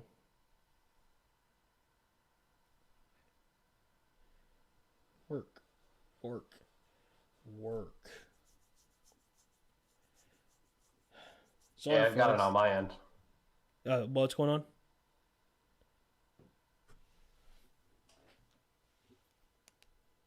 I've got it going on my end. All right. Okay, hold on.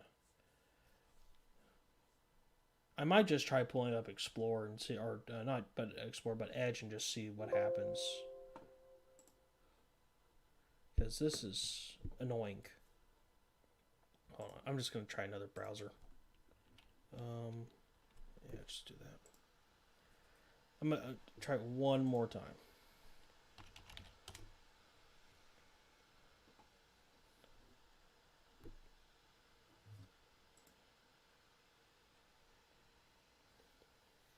Game's opened up a little bit here. Ass work.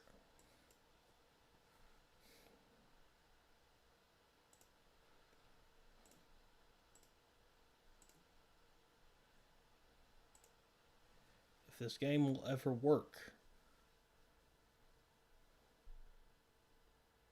Okay, there we go. We are back now. That should no longer be an issue. Pull this.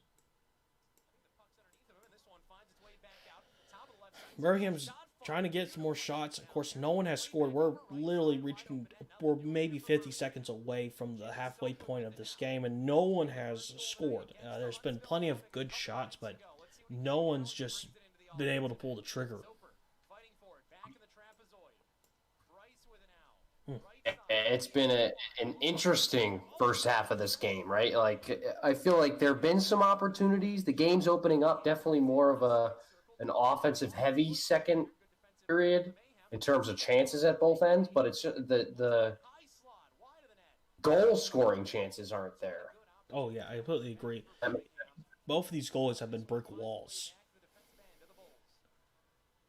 And now, of course, that should be prefaced by the fact that there should have been a Macon goal counted. And now we have a penalty. It looks like a Macon player, I'm going to say, based off the actual. Well, or is it just an offsides? It's an icing. Oh.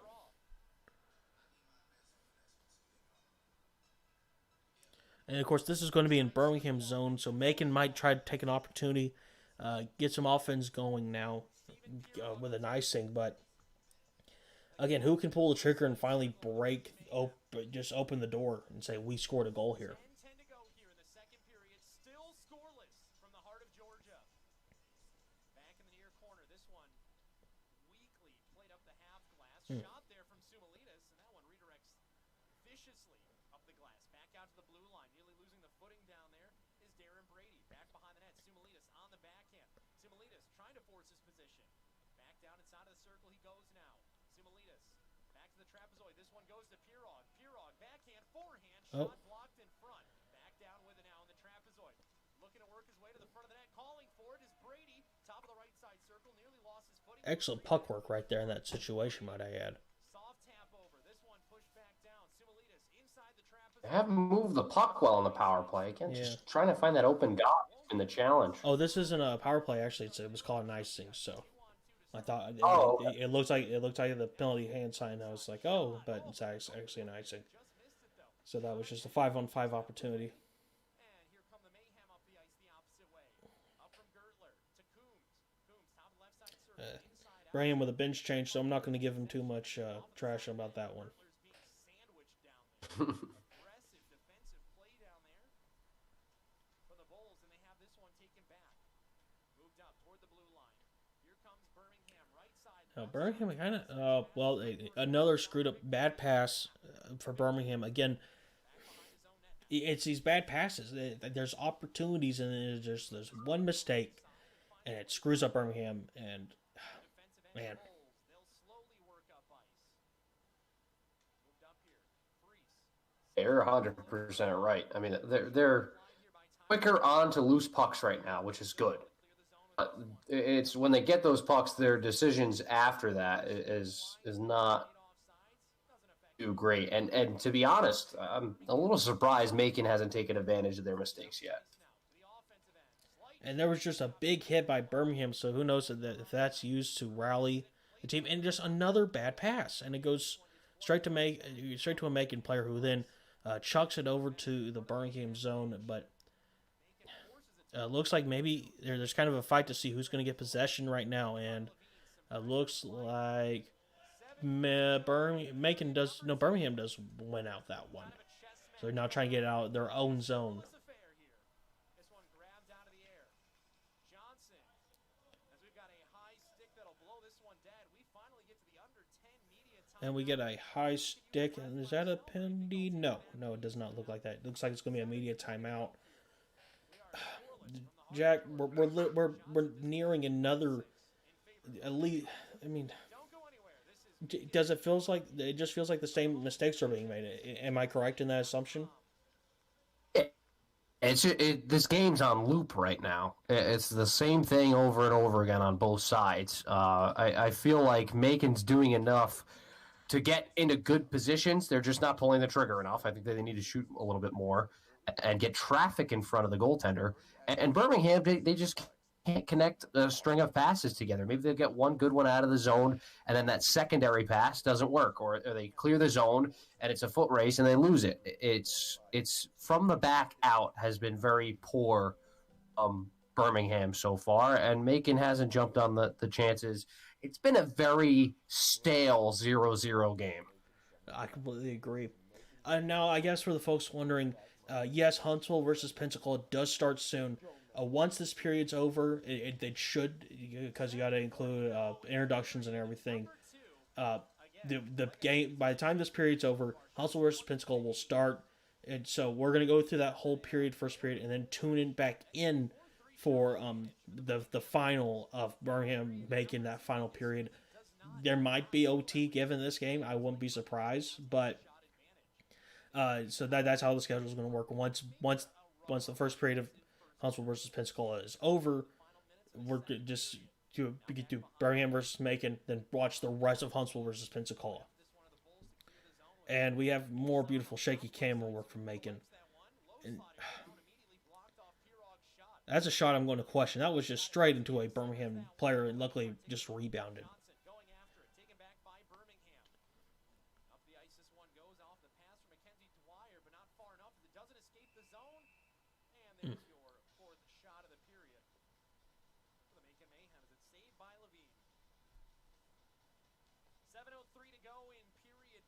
Well, no, I have to add the game clock is now ahead. I mean, the TV clock is now ahead of the game clock, so we're gonna have probably an extra 2 seconds of free hockey from Hockey TV.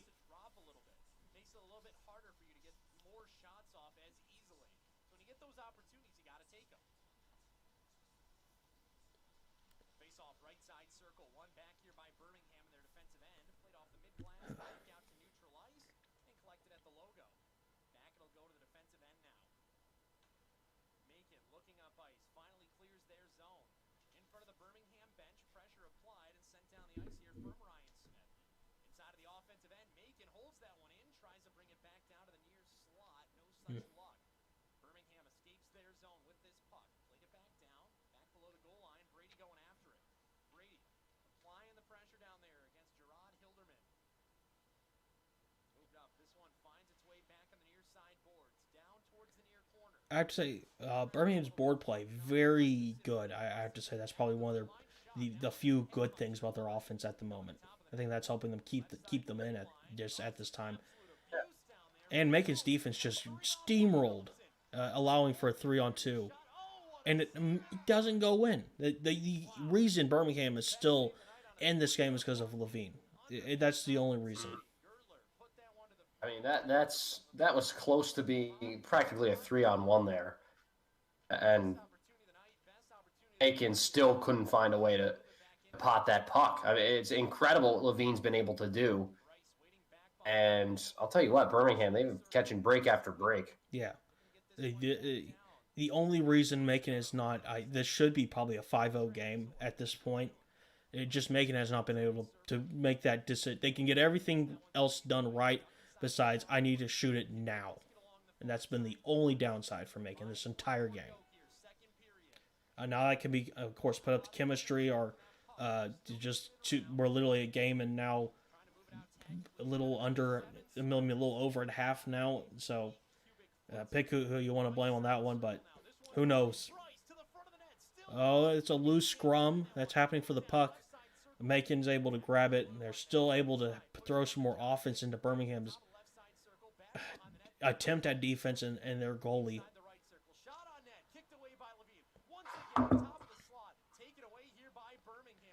Birmingham's able to actually grab it and move it into the Macon zone. A surprise, I should say.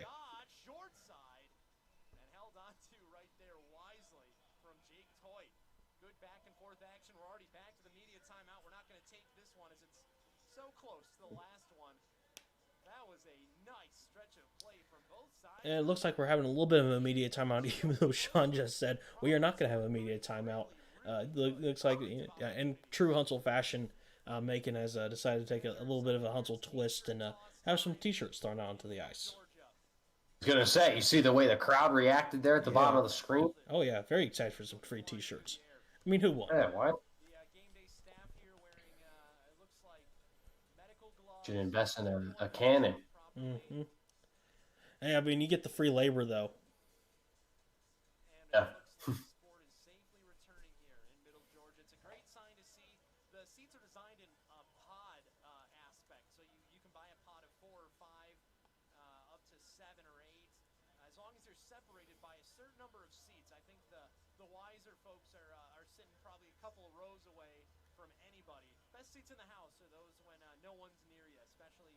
Oh, you gotta love it. One of our 12-ounce sports brothers, with Mike said it first, he apparently did not know there was an SPHL team in Macon, Georgia, even though he lives in Macon. That's not a good look for the marketing department there.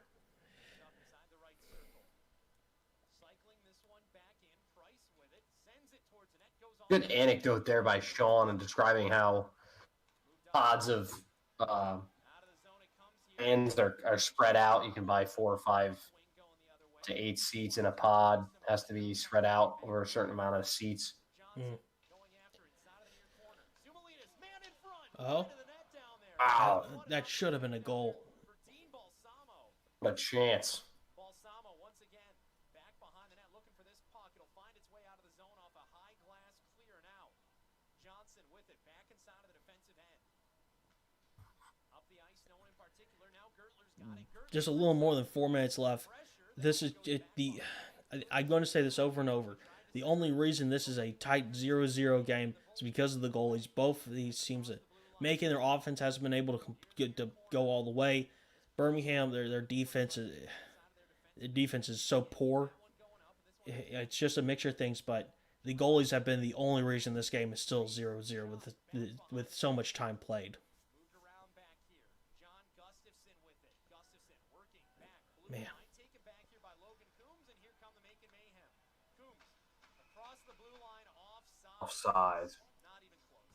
Yeah, that was. Ooh. Just outside of the offensive zone. 3:09 to go here in period number 2. We are still scoring. It's a very nice looking building. Oh yeah, I should add the Cineplex is a very nice building.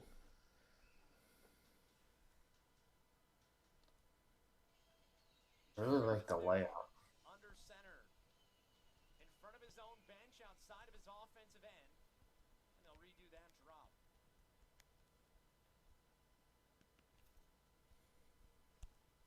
Yeah, it's I think it was built in the '60s, so it's very square, I should say. I've never been personally. It's on my bucket list to go to, but it's interesting. It's an interesting hockey arena, at least from pictures. It's not like the VBC where it looks like it could fit.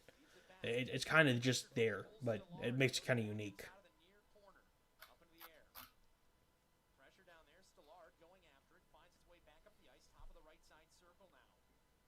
Hilderman. Left to right.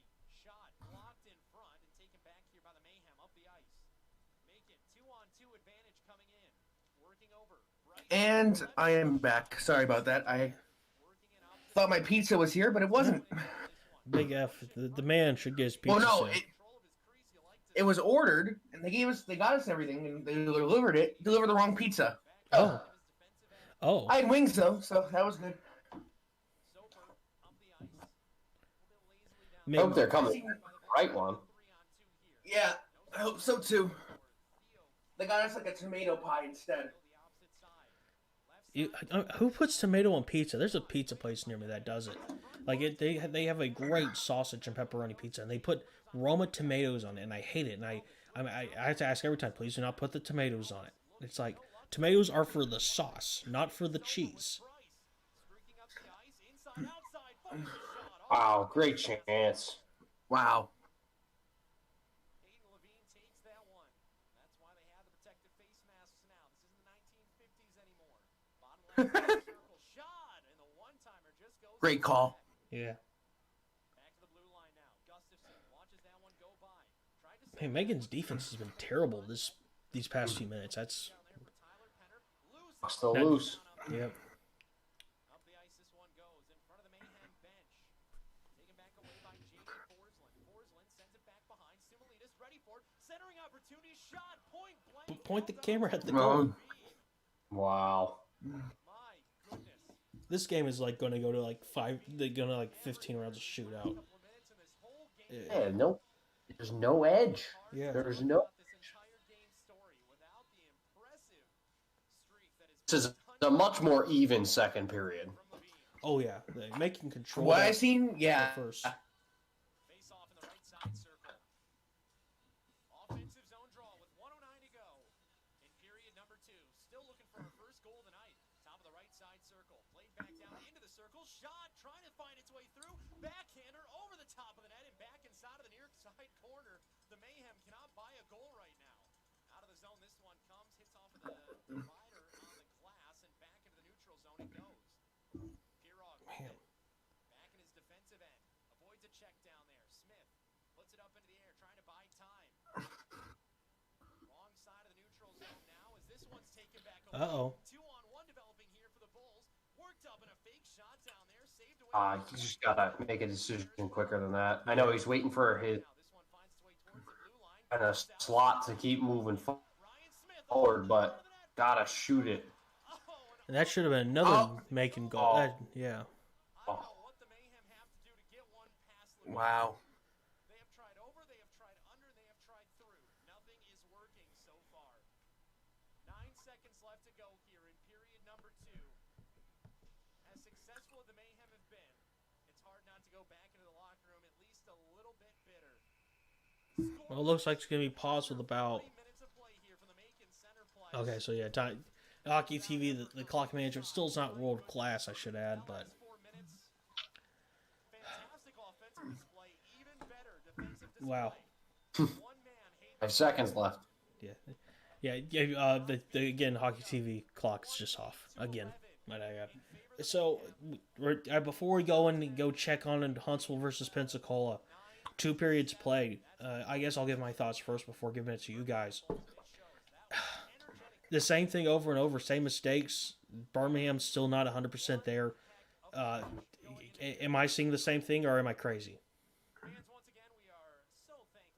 Birmingham's, they've gotten themselves a little bit up to Macon's level, but this game is still far from seeing a clear victor, I think. I'm shocked that we haven't seen at least 1 goal on each side, and the chances have been there. Both goaltenders have played very, very well, but it's been Birmingham's inefficiency in the offensive zone that's plagued them. Yeah, I agree there. I mean, Birmingham's played better defensively this period, I thought. Macon had some struggles near the end on defense, but I think if you are, both teams, you can come in, it's 0-0, it's a close game, and we'll have a face-up and all you the way can down do it. deep in the Huntsville zone. I completely agree. Sorry about that little interruption. Of course, we're moving into Huntsville versus Pensacola. That game's just now started. It looks like there's been a bit of time played. And might I add, this is a much better feed to look at. And much more. It's the arena feed, yeah. Yeah, it's the arena feed, I believe. But the lighting's a lot better, might I add, also. But of course, can't tell exactly what's going on. Looks like Pensacola's in Huntsville's zone at the moment, where they great camera angle. Looks like the ref just took a nice little dive, also. Bam, bam, bam.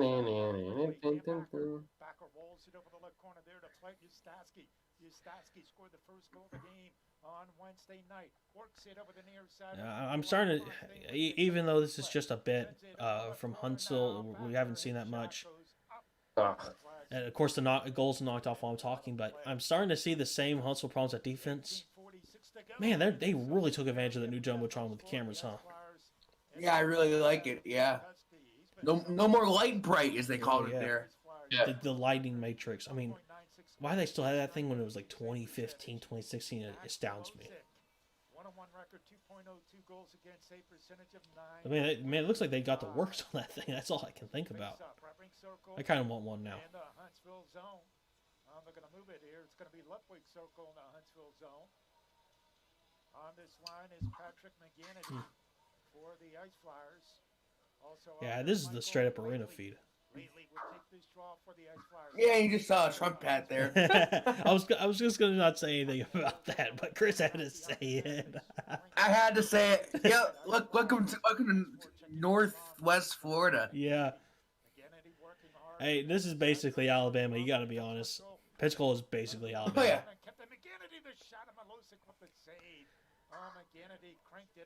Max Milosek MVP. Just go ahead and give him the trophy. Just give him the trophy. It's his. Funny dude, Max Milosek. Funny dude. Yeah. Oh, I love him. One of the greatest guys on and off the ice. That's all. I can never say enough about him. I mean, I'm biased. I think Nick Nieder's one of the greatest guys on and off the ice because of how funny he is. I think he's the minor league biz nasty, in my opinion. Oh. I might have to disagree with you on that one, but it's big company right there. Big comparison. Yeah. Well, they both played in Wheeling, the Wheel. the other way. Out the center right over the blue line. Rich shot on that. And Boom. Melosic is there for the save. Flowing much smoother, I will say. The this camera and everything. It's not that one single cam where it's shaking and Lagging. yeah. That also. Standing at 7 plays. This feels like camera controlled. I bet you someone's in a room operating this. This feels very Oh yeah. clean. Had a 2-0 lead. They scored on the power play to begin the game. Puck rolls over the near wall. Huntsville try to battle for it. Ice Flyers trying to put in the pressure. Their defense is there for the havoc. They skate out of their own end. Up the center right over the blue line. Here they come. They work with it. Over the far side. Up and in is Kalinowski. In the right corner behind the net. Here's Rob Dar. Dangerous player. Dar. His shot blocked by the Ice Flyers. Both of See, Rando trying to cheer here. He's trying to cheer for his Huntsville Havoc. Yeah, you can hear it. Oh no. There we go. Couple of Not being Danbury good. guys. Oh, that was a loose puck. Max. That's the. I will say this about Max. I know he does. I know he kind of, he's a very nice guy, and but his athleticism, it's just you'll see it with his jump grabs and stuff like that. It's something that he uses to his advantage. I will never say enough about the guy. It's just he's a great talent. They gotta have 4,000 plus here at this place, right? Oh, definitely, yeah. And then now It's 9. Place holds like what, 9,000? Yeah. But yeah, of course they're socially distanced. As you can see, if you're watching the stream with us, well, if you're watching the game, we're not showing the game on screen just so we don't get in trouble. But you can see like there's little yellow things that ties. They're blocking off seats so people are socially distanced. Yeah, I wonder what teams are gonna do, especially when the AHL comes back. And even in bigger arenas in the Fed, Elmira and Columbus, Danbury kind of has a plan what they're doing, I think.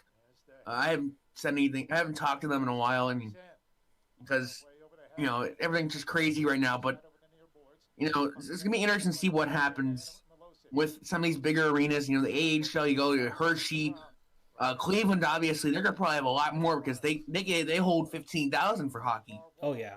So...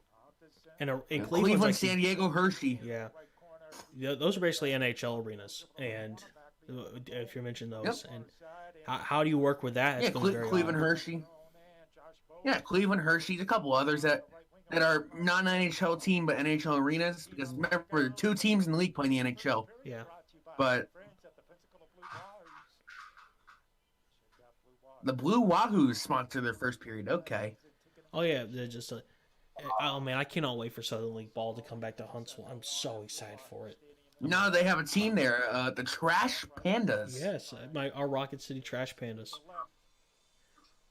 Great name. Oh yeah, that's what happens when they set MILB merchandise records just because they allowed the fans to actually have control. That's what happens when you let fans have the control. Didn't they beat the record that was the Yard Goats, I think, right? I believe that.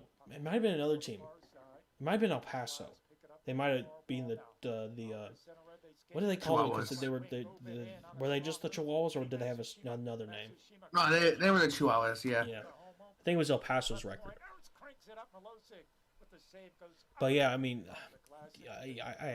I went up to some games in the 2019 season, just kind of getting back into the spirit, because I kind of lost after the Stars moved to Biloxi. And just going to games in Chattanooga and Birmingham. I'm just so excited to go there as a Trash Pandas fan. It was just great. Hopefully, Jack and I obviously both worked. I still work with the Danbury Western. Hopefully we can have a season next year. It was tough for that one this year. Oh, yeah. Those parks are a lot smaller. But, except for parks like Sanford, Maine is big. Newport, it's just awesome. I think it's my favorite ballpark to go to because you're right. You're right in the middle of everything. You're right in the middle of town. They get massive crowds. Same with Keene, New Hampshire, in the middle of nowhere, by the way. They get big crowds, and I love going to Newport. We went there on July 4th in 2018. I think Jack remembers this. And there we go. First goal. Yeah, it looks like it's in call. Max is not happy here. I might have to go back and review that. I need to validate my boy. Flyers have the first goal of the game. The captain gets his first goal of the season. It is 1-0. Ice Flyers lead it. Of course, the legendary Stop the SBHL count. voice Paul Chestnut on the Yeah. call. Been voice of Pensacola hockey for 25 years. Oh, it's incredible. 25 years. With the Ice Pilots, who are the Sound Tigers affiliate for a year. Let's see this. Oh, yeah, he kicked No! Yeah, he kicked it. Yeah. That's off. some. Yeah, that's why Max is asking here. Yeah. Well, Getting the goal for the Ice Flyers. We hear Paul's voice. He kind of saw that. I think he knew. Hmm. 1-0 lead. Yeah, I mean, this season should be. I'm hoping for an NECBL season too. I think that yeah. the players need it, the organizations need it.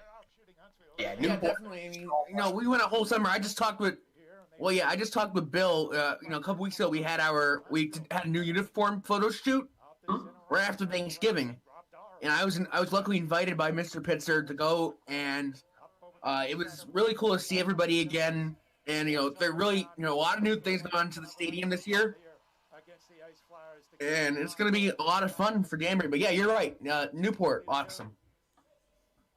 Yeah, I was invited. I just couldn't make it down there because of my work schedule.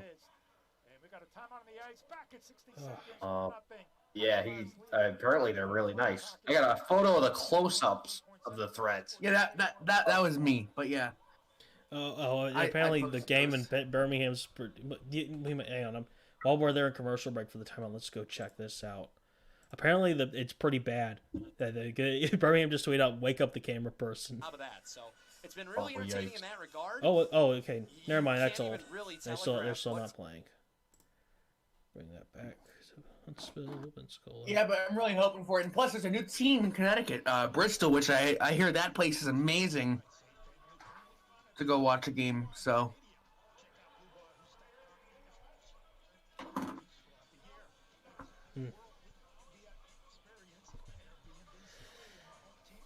I ought to see people with Boston Bruins jerseys down there. You would think Tampa but Well, what's closer there? I think Tampa's closer, right? Oh, Minnesota State Mankato jersey. That's cool. As a UAH fan, I'm not happy with that one. Off the draw. Oh, come on. Oh, come on! The guy was flossing his teeth. Thanks. He's trying to stay hygienic. There to play it. It's Doogie LeGrone. He had a goal in the game on Wednesday night in the home opener. Already through the first 6 minutes of this game, it's been more entertaining through the first two periods than the other games. Oh, yeah. Here come the Ice Flyers. Yeah. Shot on it. Milosic, and the save, and it goes Oh! in. I am not happy. I don't. Is that Matsushima scored? 2-0. Ice Flyers Bad. Bad. Bad. Remember, Stop this the guy count. was in the ECHL for 16 games last year. He played somewhere in, I think it was Atlanta. He played in Maine for the Rangers organization. He played for Worcester in the Islanders organization. Oh, he went. So he knows he how got to pushed score. in. That goal. That might be. That's another kicked in goal. What is? Right into the net, and the Ice Flyers lead it. I hate this. I hate these people. I hate these people. Where he left off in the home opener, its second goal. I'll tell you what, this team is explosive, man. I like this Pensacola team a lot. Yeah, I like them a lot. What has hit them? That's right. No idea here. I hate you also. What has hit them here? Oh my! Puck rolls all the way down deep over the Stop the right count. corner. Just stop it. Quickly. Stop. I wonder if when we get to intermission, if it gets worse, what Glenn's gonna say in the locker room. A hard shot on net by Cal Rhodes and the same by Kupski. No, And we're gonna just have a face-off. it probably just gonna. And the Ice Flyers I'm at probably not gonna 2-0. say Ice that. Flyers Actually. leading it here. Couldn't ask for a better start here for the Ice Flyers. Oh, that's an old Ice Flyers jersey. Wow. They have the 2-0 That's not even Ice Pilots. That's not Ice Pilots either. That's Ice Flyers. Yeah, that's old. That's like 2009 old. Wow. Lightning jersey. There it is. There you go. There's the Lightning jersey. There you go. Mr. Cole Ear sweatshirt. I'm surprised there's no Blue Wahoo stuff. Well, they sponsored the first period. Yeah, But like you would think, people get a jersey or something. Now my pizza's here. Oh, there I'll it be is. right back. May we all hope that this pizza is the correct order. Over the right point. Huntsville's getting with it. Alec Brandrip with up and in behind the net over the left corner. Left wing board now. Staying with it. Out on top. Blanchard shot up a body with defender. It's a good sequence here. I'm hoping. Matsushima goal being announced. Left wing board shot. No, it's not a good shot. And it just went wide. Come on. Jordan Ertz and Daniel Fritz with the assist. Huntsville try to cycle around here. Bessinger. Oh. Pass. Shot, Good chance. Oh. Save. Stop being good. Well, Huntsville now trying to pick up the pace here. They know that they're off the bus and they're down 2-0. They need to score the next goal of the game here. 8 shots to 4 now. Kupski's going to be a challenge to get through. Had such a good start to the season. Ice Flyers 12:42 to go in the opening period, 2-0. Ice Flyers leading it. So face up, right wing circle, and the Ice Flyers in. Eddie Matsushima up the draw. Huntsville wins it. Derek Pearl dumping in round the boards. It goes over the left corner. I'm not feeling the spirit. I hope this is just like that Birmingham game where it's just like they get 3 goals and then they come back in OT.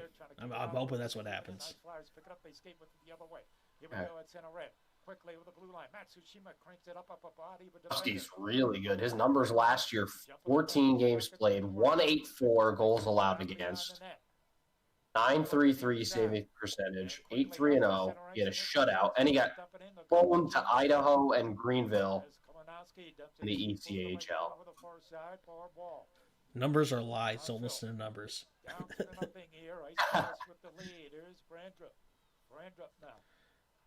it over the far side. They kick it in over the right corner back beyond the goal. Is that Tyler? Yeah, it is.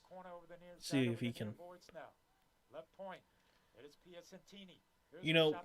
I'd say Tyler Piacentini, he's probably one of the most, well, as I say that, he kind of led to a bad pass, but he uses his speed and size in such a way. The SPHL is so used to the big guy, shot, but the way he uses his size, it's so beautiful. I love it. He just goes through the holes that no one else could go through. He uses, and it just... You gotta love it. Well, being your resident short guy, I'm a huge fan of the smaller build skill guys who use their speed and use their agility to get through those tight spaces. I'm with you on that one. Yeah, it's just again I'll say it wasn't a position. It was not an idea usually applied in the SPHL, and I think Glenn, I really will credit Glenn on this one for being kind of the first to experiment with it. It's worked out very well for everyone. Over the far side here, along the far boards, and we got a stoppage of play as the puck rolls right to Milosic. Surprised they didn't call that a goal. He's been tested earlier, Max. Yeah. Face off. He's been really, really tested. And the Huntsville end. Now let's see who's out there. Let's see. Michael Laidley who will take this face off. So Laidley on this draw. Out on top drive to the net, just high off the glass. What a hard drive to the net by Dookie Lagrone. Puck rolls over the right corner. Ice Flyers putting on. I'm starting. I was there was like a good 5-minute period where I didn't see the problems with the defense, so I wasn't 100% going to say it. But I'm starting to see those problems again. I'm not liking this, and especially with Pensacola, who's again small sample size, like you've been saying, Jack, but probably the best team so far. Absolutely, especially with this matchup. You know how well these two teams finished last year, and yeah, this is pretty much the premier matchup of the night. I was thinking as I was taking notes down before the show started, I was like, our eyes are going to be diverted. It'll be nice to get the night going with a nice matchup. This one is the matchup of the night right here. This is your Sunday night football kind of matchup. Yeah, exactly. prime time. They're just getting back to the ice right now, by the way, and Wow. Yeah.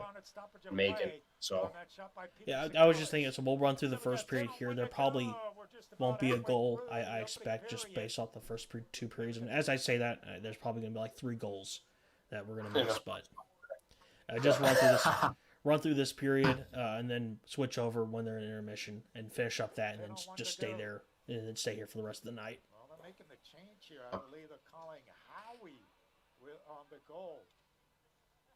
Oh, that was close. That was just a bounce. Whoa, let's go, baby. That's Sinukovic 100% right there. yeah, I think it was. With the goal for Huntsville. And it's a 2-1 Wonder if hockey game. they had a lot of Wednesday night. There were a lot of Birmingham fans in the building, so I wonder if there's that many Huntsville fans. It's only about 5 hours to Pensacola from Huntsville, so you have to wonder. Huntsville gets a big goal here.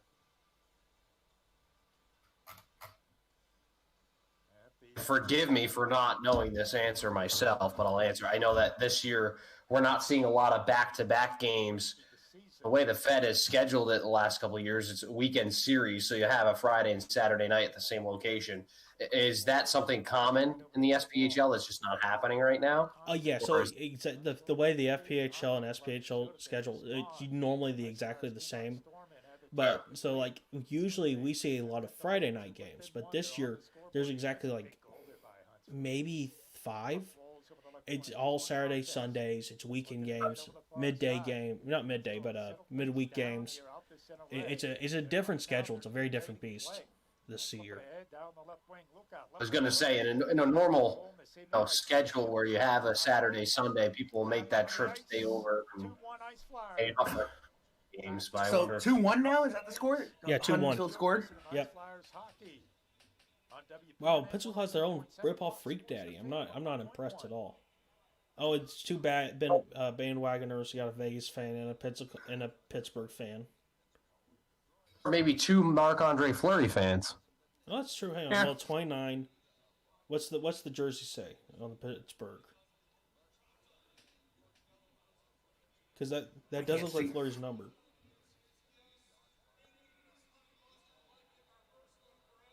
Come on, zoom out. Hey, t-shirt for you.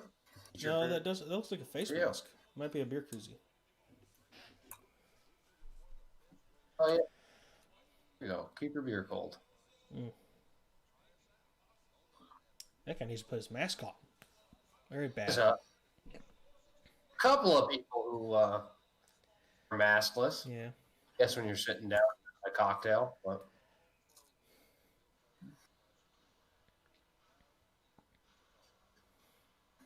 So, Chris, did your pizza come back in the correct fashion? Yes. Yeah, very good. What'd you get? It better not be pineapple. Sausage and extra cheese. Okay, you got me with the sausage. I'm happy with that one. Sausage And garlic. pepperoni. And garlic. Sausage. Garlic. Like garlic cloves or garlic sauce? No, it's cloves. Ew. Interesting. I'm Disgusting. a garlic. I like garlic. I like garlic sauce. But garlic clove on pizza? Ugh. Well, it's all cut, obviously, but... Back behind the net there to handle it for the Ice Flyers. Staski. Flipping around, right point, bouncing puck. Goes right through center ice. Here is Milan over the left corner. It's like a Hail Mary pass. It did. Ice Flyers. 2-1 Ice Flyers leading it. Milan grinding hard behind the net. And quickly, Brand drop is there. Defenseman. He'll clear the zone back up the center. Ooh, that could be a big mistake right there. That allows Huntsville to get some... Howie flips it up over the near side. LeGron can't get to it. Held in the zone by Huntsville. But dump it back beyond the goal. Howie is there to play it. Jake Howie now. Howie setting up shot. We'll throw it high up the glass all the way down deep in the Huntsville end. And the puck rolls over the left corner. There to play. Derek Pearl. Centering pass. Oh, stick the side by Malone. Weird bounce. Yeah. Trying to pick up the pace. That was a very lucky Check bounce. isn't. Oh. I'm not getting it out there, guys. It's loose over the far side. It's blasted. Blasting now. Puck rolls over the far wall. And here comes Huntsville. Skating with it the other way. Down the right wing. Right wing circle. Shot and they save me by Kupski. Puck rolls over the near side, over the near wall, left wing board. There to handle it, it's Bose. Bose over the near side, over the left point now. There to play it. That is Pearl. Pearl cross ice pass, bouncing out center ice. There to handle it, it's Cal Rhodes. Rhodes now. At center ice. And Huntsville Still scoreless in Macon. Wow. Yep. Minutes gone by in the How third many period. minutes? Here's Matsushima. Three. Matsushima. 3? Okay. Thought he scored the second goal of the game. Yeah. They took it away from him. That game is 100% going to OT. No, as I say that, it's going to be a blowout at the end, but... Down the left wing board. And, hand over to PSN. Oh, they scored! Okay. Birmingham. Oh, Birmingham scored? Whoa. Wow. Whoa. Just over 15 seconds after I said it. Let's see. It was Mike Davis, his second of the year. 3:08. 7:01 to go. Dang. I believe we got a hand. I'm gonna keep it here. I'm gonna if Jack, if you want to watch the Macon game, keep up with that. I'll keep up with the Huntsville game so that way they have stuff going. But, Yeah. all right, so that's interesting. So Birmingham has now scored. They now lead 1-0 in Macon. That could be interesting to see what transpires. I want to see if anything happens. I was hesitant to say Macon were playing well, right? Because, yeah, they've had better possession. They've had better zone time. But in all seriousness, it was still a 0-0 game. It's still anybody's game to play. That's what Yeah. Birmingham did. Again, I will say Macon was 100% playing better than Birmingham, but goalies were the only reason why it was still 0-0. But they never did figure out Levine, and I think that they're starting to pay the price for that. That could be a big issue. That's hockey for you. Up and in rolls right to Max Milosic, the goaltender, and they'll just cover up on it. And a stoppage of play with 6:21 to go. And the opening period, first period, brought to you by the Pensacola Blue Wahoos. 2-1 is the score. Ice Flyers leading it. Another chance in front of the Bulls, but it gets deflected up into the netting. Wow. Face off. Is Birmingham starting to play a lot better this period? Jump on the puck right now. Rolls all the way back in. Ice Flyers in. Back behind the net. At the moment, Huntsville's kind of, I won't say they're playing 100% better than Far side. Pensacola, but they're starting to have their way in a little bit of stuff. Quick shot on that. Milosic with the save. Puck rolls up over the near side. Back up the center ice, and here comes Huntsville. On the A gentleman in the SPHL Discord sent a gif of a gentleman crying. Hang on, I gotta take a look at this. Hold on. Macon fan. Is it the guy who says Mac in his nickname? Mac. Yeah, I know this guy. Try to get it going here. 2-1 lead for the Ice Flyers. 5:34 and turn on the go. And this opening period brought to you by the Pensacola Blue Wahoos. Puck rolls behind the net. Centering pass. Rolls over the far side, over the far boards now. In that left corner, Matsushima. Behind the goal, it rolls. Milosic. Flip it ahead. Around the boards. Through center ice. Back in the Ice Flyers in. There to play. Cam Backer. Backer. Cross ice pass. Neville now. Will dump it in deep in the Huntsville. I love the SPHL Discord server. I need to put the link back out again if people want to give the SPHL Discord server. Oh, that was a nearly close goal for Pensacola. That was way too close. But if you want to just talk about the SPHL, I'm going to post it again after the show's, not the show, but the watch party is done tonight. Great server. Just check it out. It's very fun. And I often hang out in there talking about the SPHL. It's so much fun. I know Chris can attain to that. Yeah. The first goal of the game for the Ice Flyers. 2-1 Ice Flyers leading it. And here comes Huntsville. Defenseman. Ooh, that might. It wasn't. right wing, it's Hageman to Milan. Moving in to Hageman. Hageman staying with it, being patient beyond the net. Hageman, look where Soko. Shot on goal. Oh. Come on. Shoots it, scores. Alec Hageman is Oh my. fourth goal this season. And the Ice Flyers got the 2 goals. I don't like that one. I hate It's it. 3-1 Ice Flyers. Hageman.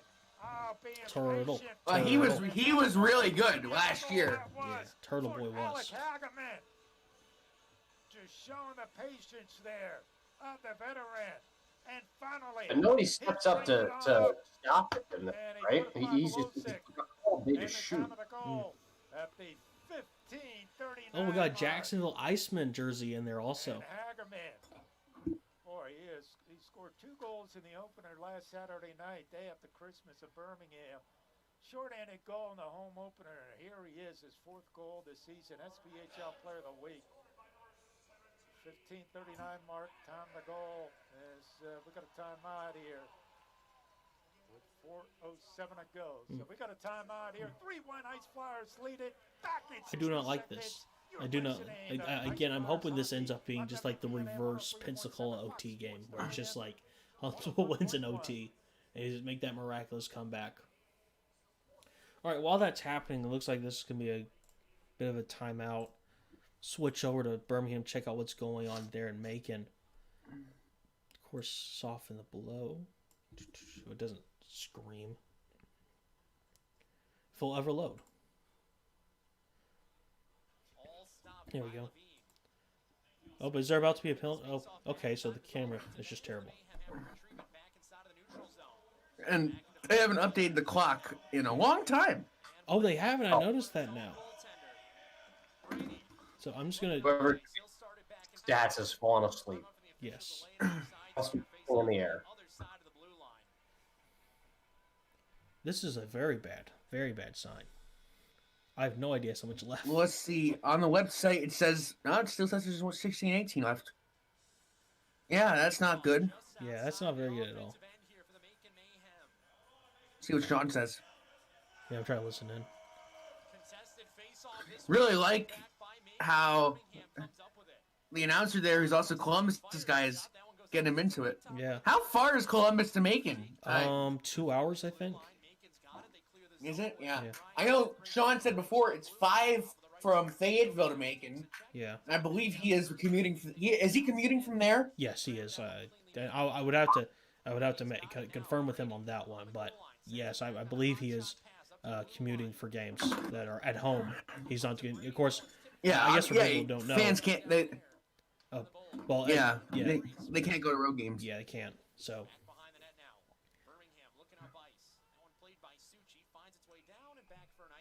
No, it's because I'm a guy who can drive for a long time. I don't have to worry about it.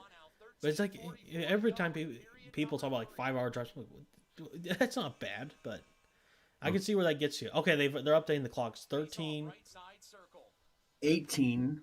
but I'm not. That the minutes are still saying the same. So see if that stays true. Oh well, looks like it is. Well, that should have been a goal. I mean, not making goal. All right, we're going to go back to Tunsil versus Pensacola. We were just kind of checking out what was going to happen there. Go through the 12:43 left now is the official time.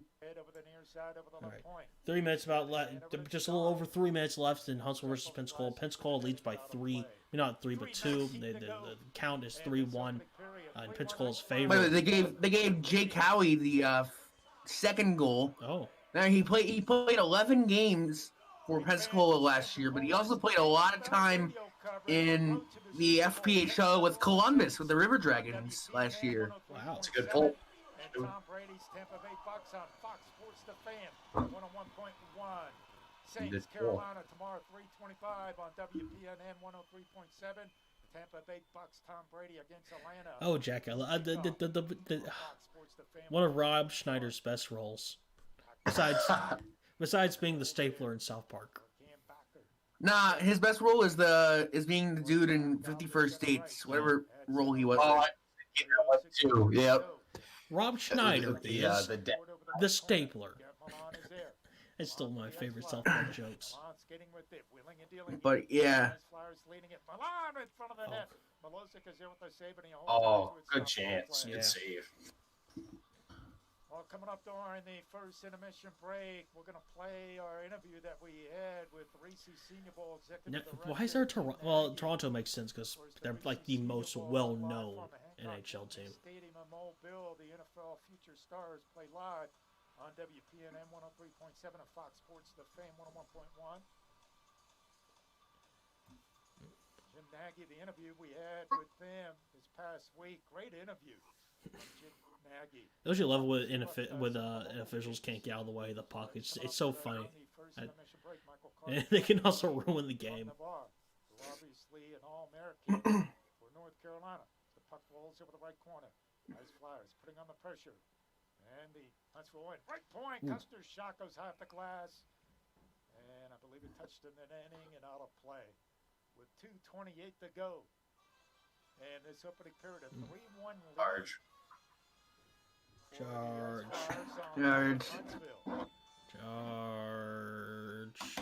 16 shots on goal for the Ice Flyers. 11 Jeez. for the Huntsville Havoc. I'm not going to agree with that shot count. We'll take this draw. The puck rolls over the right corner, back behind the net. Peter Sakalas is there.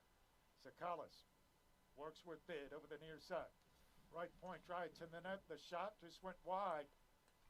Up over the far wall. Doogie look wrong with that shot. The puck rolls back in. Ice Flyers hit him. We got an icing call there against Huntsville. Face up back in the Huntsville zone. 3-1 Ice Flyers leading it. Fans, local college basketball tips off live February. Yes, next month. That's January 2. Catch the Pensacola State Knights Pirates bad. men's West and Florida women's Knights very basketball bad. Go league. UH All Chargers. facing Go off South Buck. champions. The fan, 101.1. Face up left wing circle. Rolls over the left corner. Over the far wall now. Left wing board. They battle for it. Head and handle it. It is Daniel Fritz. Back beyond the net. Milosic is there. Handing it back up the center ice. Howie sends it And across Huntsville- ice. Doogie Logrone's getting with the defenseman for the Ice Flyers. Hammers it in over the right corner. This has been a problem with the offense, I'll say, as a Huntsville fan. As someone who's watched all 3 games. Back to play it here. The offense is very on and off this past 3 games. Well, yes, 2 and what's going on.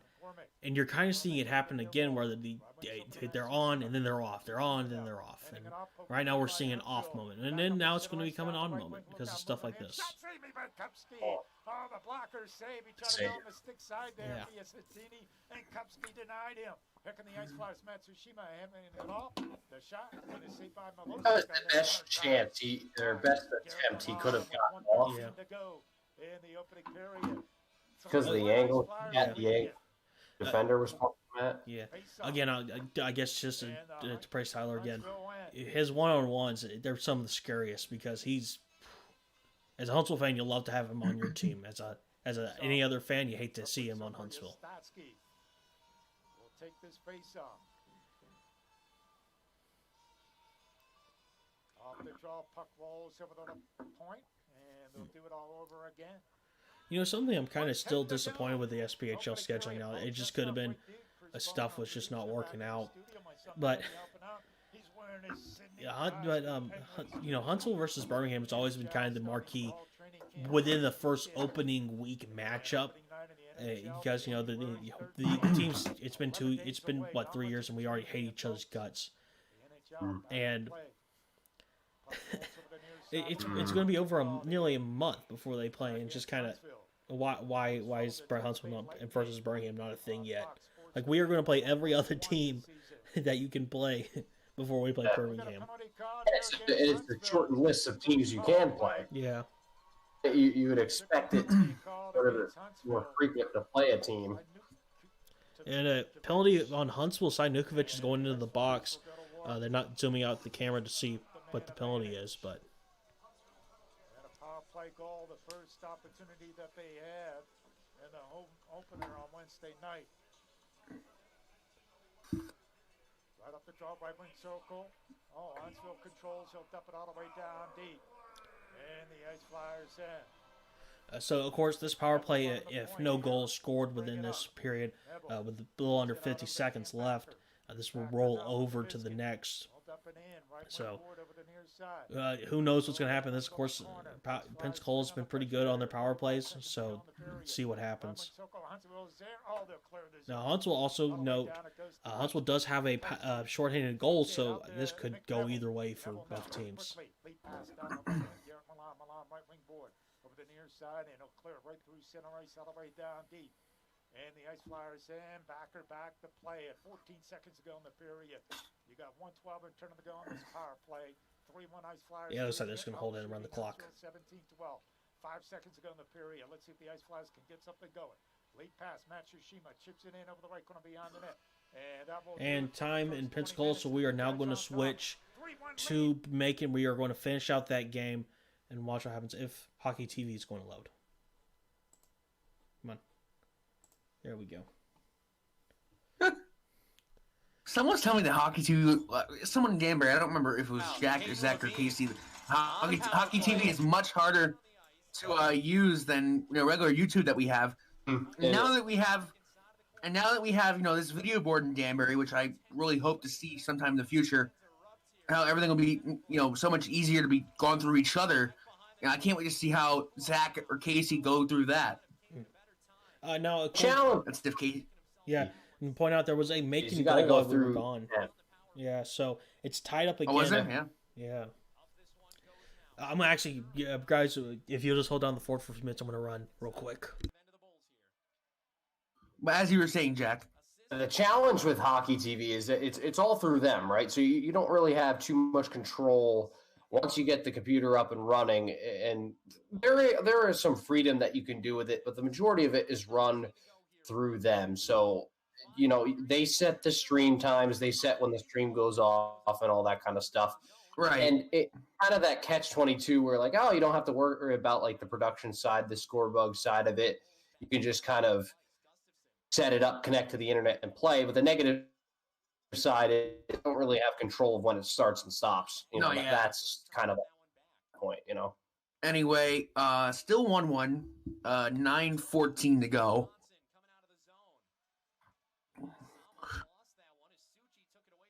Good defensive play. Birmingham looks a little better than they did in the early first period.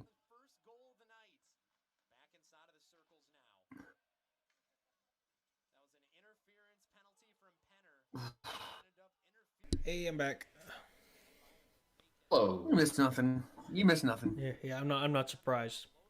But I guess while we're watching this game, talking about Huntsville and Pensacola while they're in intermission, I guess just to discuss what has happened and just our thoughts.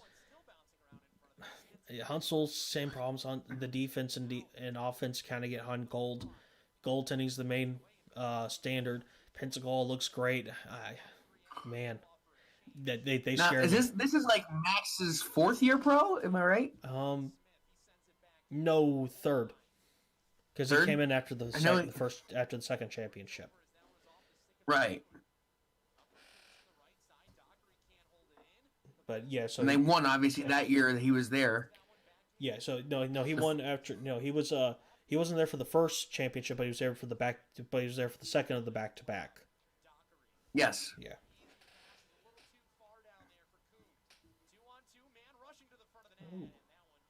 Ooh. Yeah, and good opportunity for Birmingham. They just couldn't get it. Both of these teams are playing with more fire than they played in the second, I have to say. I think even the first. Yeah. Once Birmingham got their goal, I think that this game has really opened up. Yeah. Now of course, Megan's tied. And that's what you expect. Oh. But could this be, if Birmingham wins this game, could we?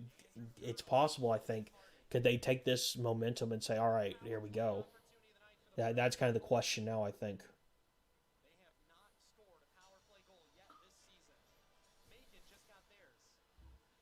Okay, so Macon was a power play goal according to Sean, so that's interesting. Looks like there's a media timeout. Let me check on something real quick.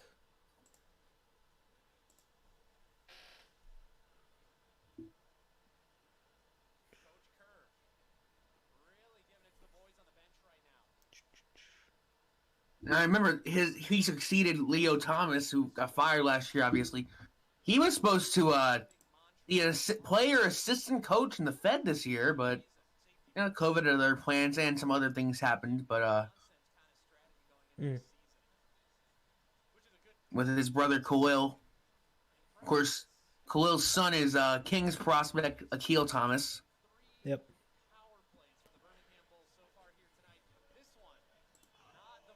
There's a podcast. And the Birmingham Bulls will get a man advantage, looking to retake the lead. So Birmingham's on the power play. This could be it. This could be a game-winning goal if they can actually. And that's going to run down a lot of clock from Macon, might I add. Back, but the Mayhem controlled it and at least brought it back out to neutral ice. Up the ice the other way this one goes. Jake Toit with it. Toit. Up. Knocked back down. Taken around here. And this one finds its way to the blue line. The entire Mayhem bench jumped as that one is intended to be Yeah. for good reason. I've done that before. Friendly fire. Clearing effort from the defensive end of the Macon Mayhem earlier in this game. 6:50 to go in the third period. 1-1 game. Played over right side shot. A net. Toit makes his body a glove. And now we've got some punches being thrown back behind Uh-oh. the net. Brendan's Little scrum. There we go. We haven't seen any of that yet. I haven't seen any of that. We've only seen like 2 fights this season. Oh, you guys watching the one right by the? That's about to be a fight. Yep, here they go. They're getting ready to fight. There we go, Yep. fight. We saw Jack and I saw this a lot last year. Oh, he's down on the ice. Oh, he got back up. Golzinski now. What the size advantage there? Yeah. do you know what this reminds me of, Jack? And I think you can agree with me on this. Levesque Stevens, 11-16-19, Mm-hmm. where Bronner and Mafuz were battling over in the other side, and then Nick went to go with Kyle Stevens next. All riled up for the rest of the third period. Yeah, the Reminds me a lot of that. Mafuz, everyone was paying attention there, and then just like this one, Having the fist fly in Fayetteville. you saw Levesque just get into with Stevens, and it was one of the best fights of the season. The Macon Mayhem, they're still back their defensive end. Oh, and Hockey TV, the clock is still running. Of the so- hat trick season, you mean? Hat trick season. Victor loses footing. He said mayhem. Yeah. Tail of the tape. But yeah, I think that fight. I think anything Nick did last year. I really liked Kasich Tondel in that fight-filled weekend against Delaware. Yeah. And might I add, the Hockey TV clock is still running. It's been running for a long time. So this is probably like a minute off. So, No, it's not. It was like 6:30 when they got in the fight, so okay. it's gonna Well, be that was running. I'm at not least sure. 30 seconds. Yeah. Yeah, it was running during that, so I'm not sure. So this is very off clock. But yeah, I really miss. I really miss going to work at Danbury Arena. Those were fun. Yeah. There you go. So, oh, Oh, man. good. Birmingham's defense has been terrible, but that was a good little flash right there. You got to move the puck. Whether you shoot on goal, go for a rebound, or try to pass it across, you have to move the puck. I completely agree on that one. Now, Jack, you guys start back up in in the next week, right? The Our Bobcats. first game back is the 8th. We play 8th, 9th, and 10th. 8th against the junior Hackers. Okay, yeah, I know because I just was talking to Kevin. Now, I actually know a guy on your team. I think you know this because I told you it last year. Tyler Robertson, Yep, Robertson. goaltender. Yep, and him and I go back because we were high school rivals somewhat. He played for Sheehan in our conference. They beat us to the conference championship. I told you this last year when he played for Skylands, and him and I have talked before. And he obviously he played more than I did in high school career. That's because he was a goalie. But one thing I remember from him is we played against them, and he had like ruptured. He had torn something, and he played the rest of the season on one leg. His junior year, I think it was. Wow. Played the rest of the year on one leg. So we played a game my sophomore year. He's a year ahead of me, and no one on our team noticed except for one of our captain's brothers that this kid has one leg, goes side to side.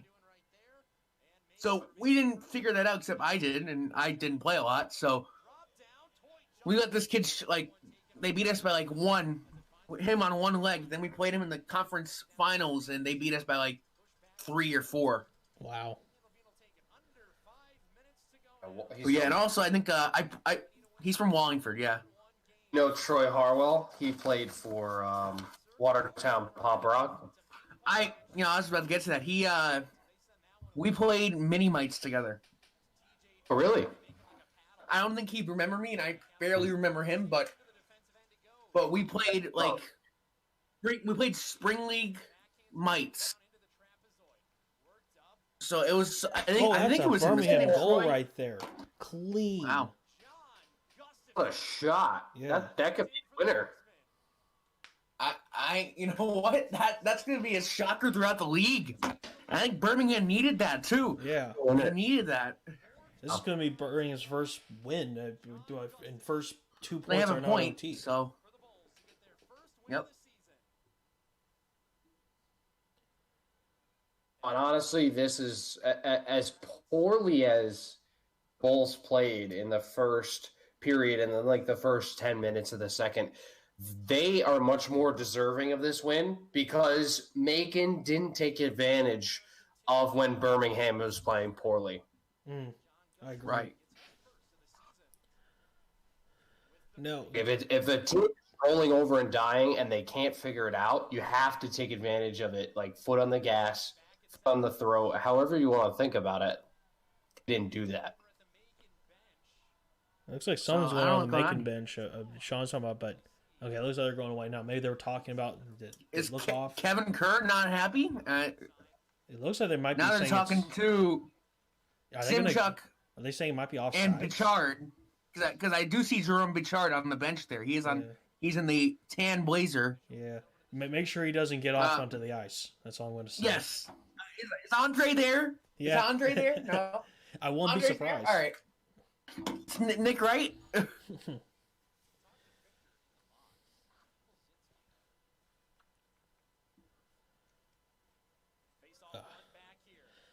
So Jack, did you ever hear the story about how I got my favorite prized possession at this moment with hockey stuff, a puck that was involved in the penalty? Oh, you got that? Yeah. No way. I don't think you told me that. I might have told... From the Carolina game? No, from the Bobcats versus Junior Hat Tricks game.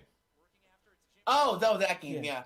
Yeah, Was that after Cope got into the fight? No, it was when the goalie shot the puck out of play, and that basically turned the tides for Danbury because that gave him the power play that kind of gave him the comeback. Oh. Yeah, I do remember you told me that. Yes.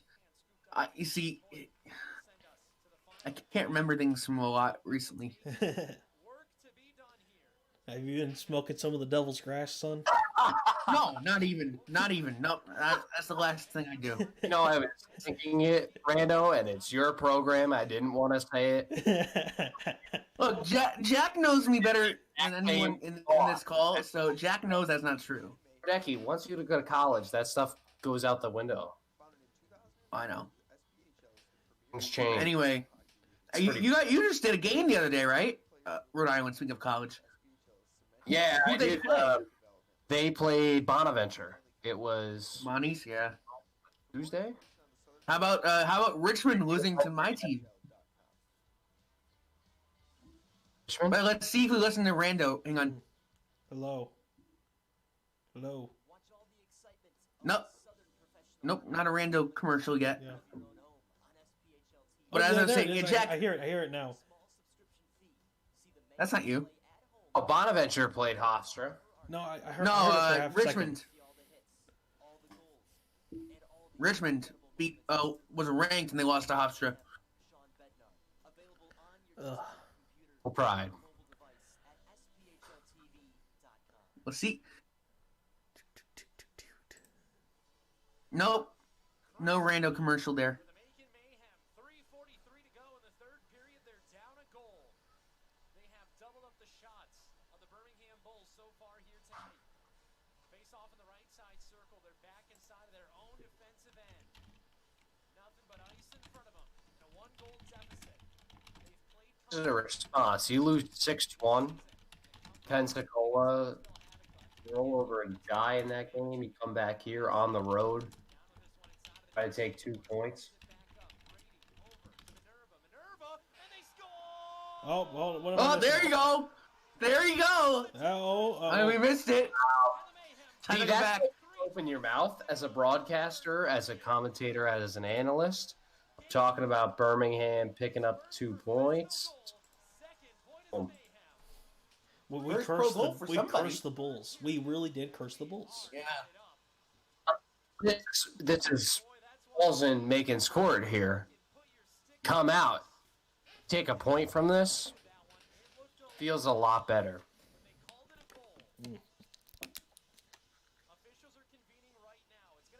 Oh, looks Now like it they're might not be a goal. looking at it.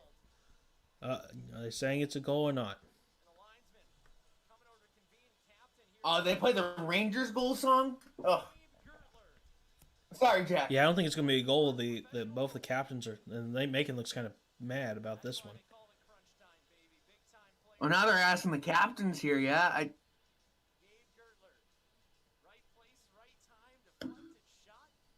I wonder what the. I was away from the screen. I was in the Discord. Oh, yeah, we were too. We both were, Yeah, yeah. we both were looking at the Discord, just checking out things. Let's see here. So now they're going to talk to the captains. Everyone, you both know what the captain's going to say. Macon captain's going to say, "Oh yeah, it's a Macon goal." Burns going to say, "No, it's a no goal." No. You kidding me? It looks like he's saying no to it. It looks like they're saying no. I haven't seen a reaction that looks more negative. Yeah, I think it's going to be a no goal. Well, still no signal. Yeah. Well, it looks like he kind of did it's a goal signal. I guess we're good. Yes, it is a goal. Okay, Yeah, so it's 2-2. it's 2-2 here. Yeah, 2-2. Well, are they still discussing So it? talking about goal horns, and that's my kind of thing. They use the Oilers horn and the Rangers song.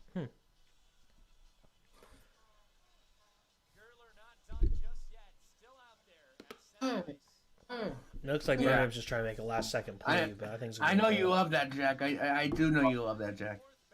As a Rangers fan. Oh, we use the Pins goal, so I hate it. And Huntsville. Here's the thing: Huntsville, I think, is the only team in the SPHL not to have a goal, a horn, and yet at UAH does have a horn. It's very strange. I don't know why Huntsville doesn't. You either just like buy a horn. Now they playing some Tears for Fears. I like it. But yeah, out of the teams in the Fed, I think only 3 that are currently there have a goal horn, an actual goal horn. Danbury, which I know you've heard in person, Rando, and they've hurt your ears. Yeah. I mean, I'm the one I can't hear that loud, but I've gotten complaints for how long I hold it because I was asked to do it by our owner. But that's another story. I've heard that one before. Rando knows the story, and Jack knows the story too. Oh. Oh man, that was another good Wow. opportunity. This is the energy. I know Elmira and what's his names? Columbus. Yeah, This game was another fight here? This game's gotten way better, I think. Yeah, this is the energy you want to see all through a game, not just for a bit.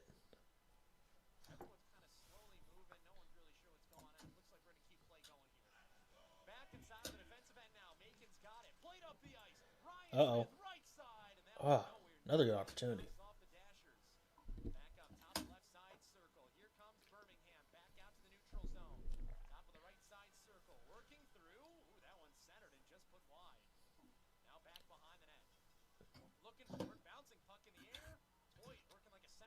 Oh, yikes.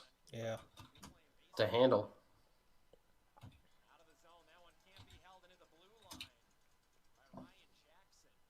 Birmingham's just playing well.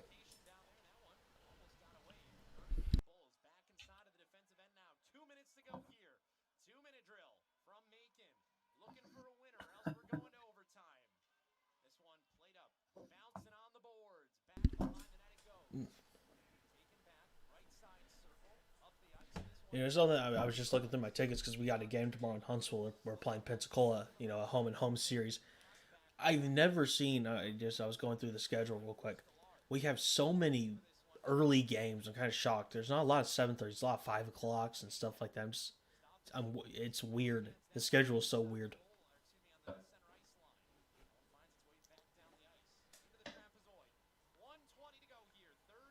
We're actually having some. So fun. they actually do trapezoids.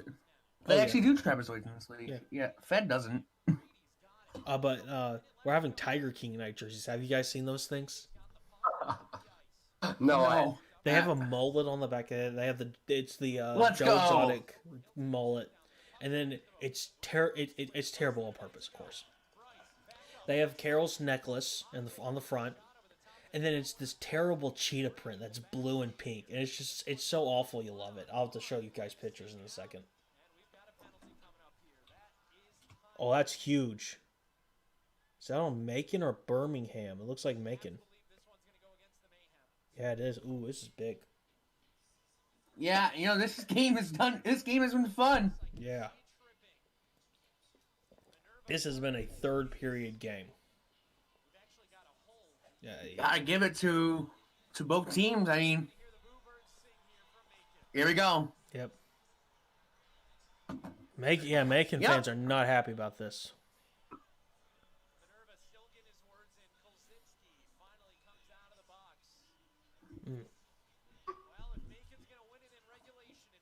The fans at the bottom left. Yep. Well, now the middle of our screen. I mean, they are not happy. Uh-oh, I think they're saying some chants. I can't read lips that well, but I think I saw a naughty word. 102 South? 102 South? Huh? Refugees suck. That's what we're saying. Refugees suck. Off. Come on.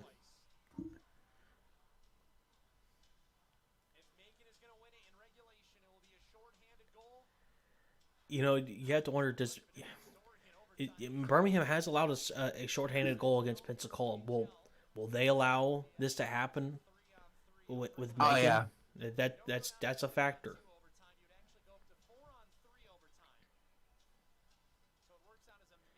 It would be 4-on-3 to start. Yep. Yeah. Sean is right. Also, just so we can praise the SPHL a little more, can we believe how the league, when they started in 2004, 2005, they were the very first to do 3-on-3 overtime, and now it's the standard? Were they? Yep, very first. Well, we got to praise your good friend Scott Brand too, because remember, he's the one that made hybrid icing rule in the USHL. Yep.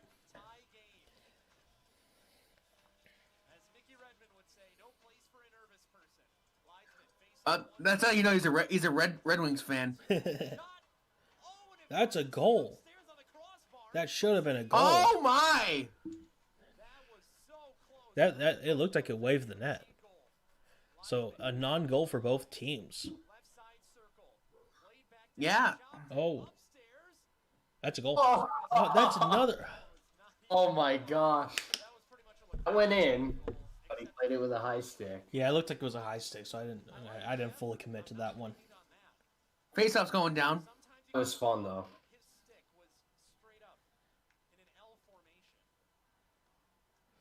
In L formation. No, they know. Yeah. Sometimes you can't help yourself. You said no, you just can't.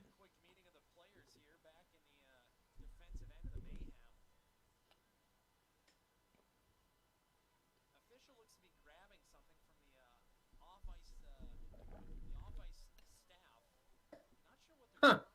Oh. Water bottle. Probably a water bottle. Yeah. Throw something off the ice.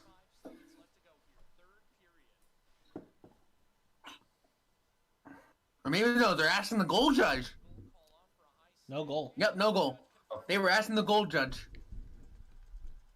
Yeah, he's just walking They were back. I asking can the see goal. him. Yep, they were asking.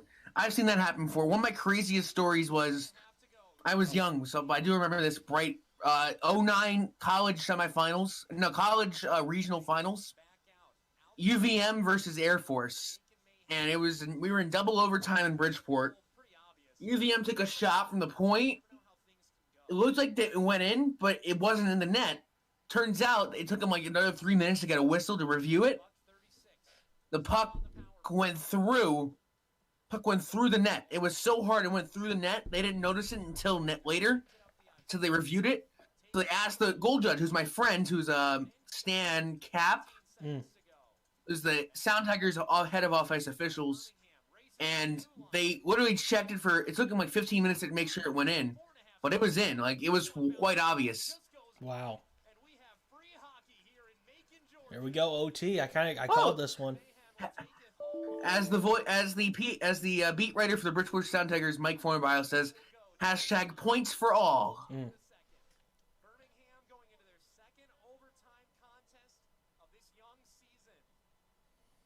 Okay, the fact that we go to overtime here, who's happier that they get at least 1 point between the two teams? I think Birmingham is, because Right? Oh yeah. I think Macon is not happy that they don't have it. That they don't have the extra right now. They want the extra point. I think both teams do, but Birmingham's happy that they. But yeah. I completely agree. I think Birmingham's very happy with that extra point. At least if they lose, it looks like they at least within, they at least have 2 games. I mean, 2 points within 3 games, which is respectable at least. So you got to look at that.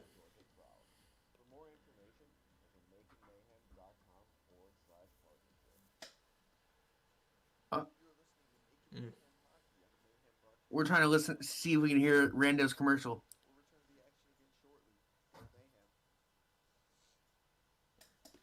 No, maybe it's just me. I'm one of those guys.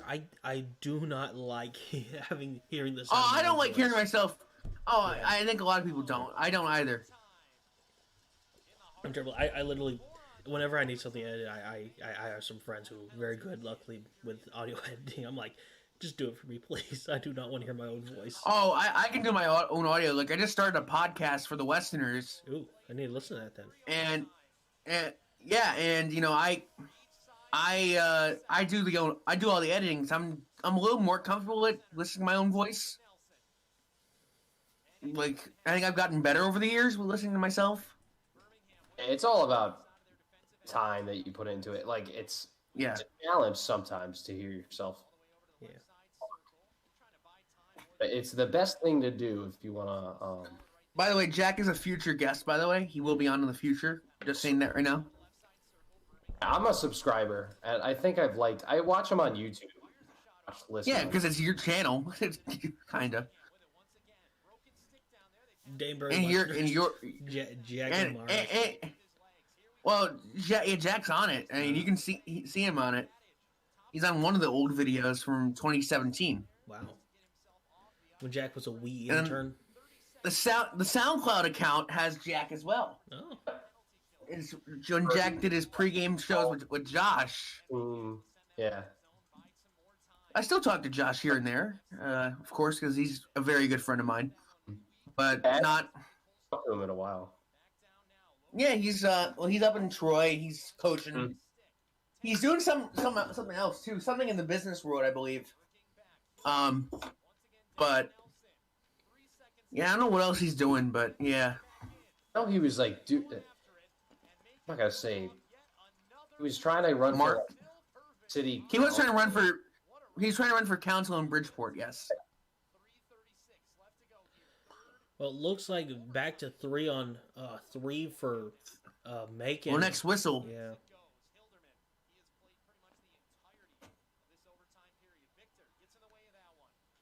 Looks like for a while Birmingham was going to be able to get it in, but they were not able to. Well, their power play struggled. I think they're like 0-8 now in the year. Yeah. Uh-oh. Oh, here we go. Oh! Dave. Wow. That is just a wow. I hear that guy. Sean was impressed also. With the guy, yeah. Now we're 3-on-3 here.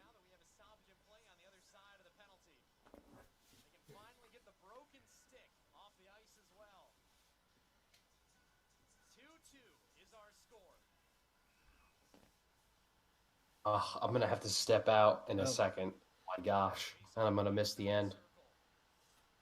Big F for Jack.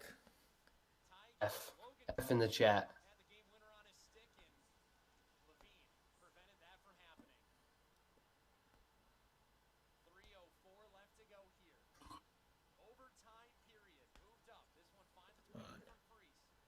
Oh, Birmingham wins.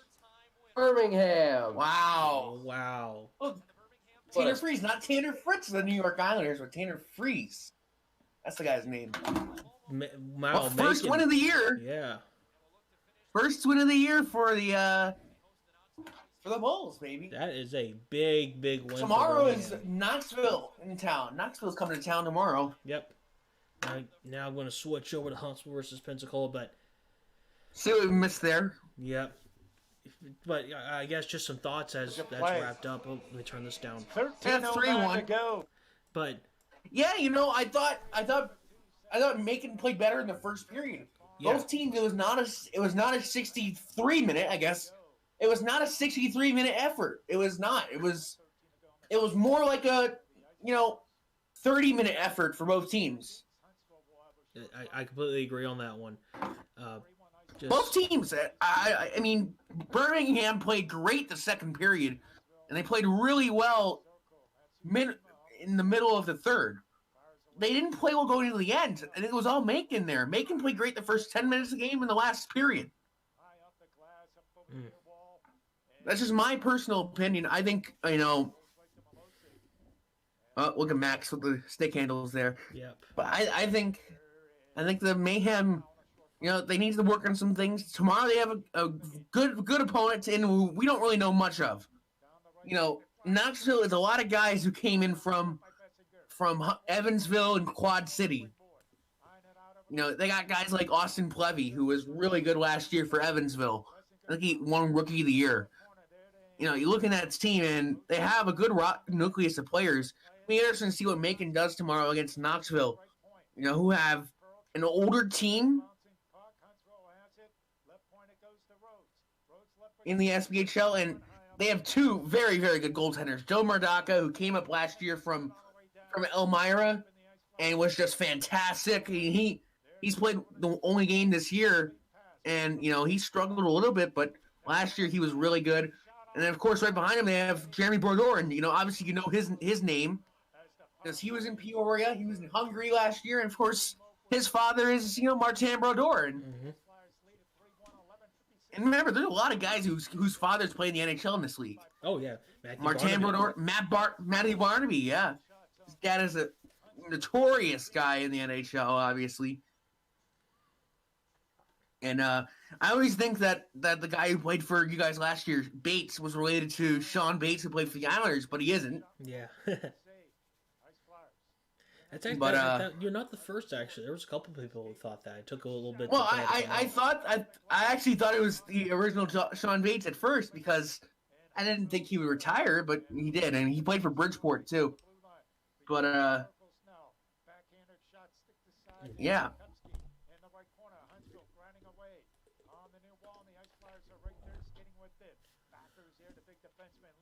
But yeah, I guess if anyone 2-1. Oh. Nope, saved by Max. Yep. But if I really like this uniform matchup. Yeah, the navies on whites, the Huntsville whites are perfect. Uh-oh. Huntsville picks it right back up. Down the right wing, Piancentini. Dump pass, right wing circle. Come on. With the shot, Kupski with the save. And there to play it, the Ice Flyers. But I guess for those who missed it, I was going to say a couple times before Huntsville and Pensacola decided to give good shot chances. Of course, Birmingham just won in overtime against Macon. Was not Birmingham's game for most of it, but they came back at the right time and looked good. So that's just a very, very good win for Birmingham. Yeah, it's a win they needed.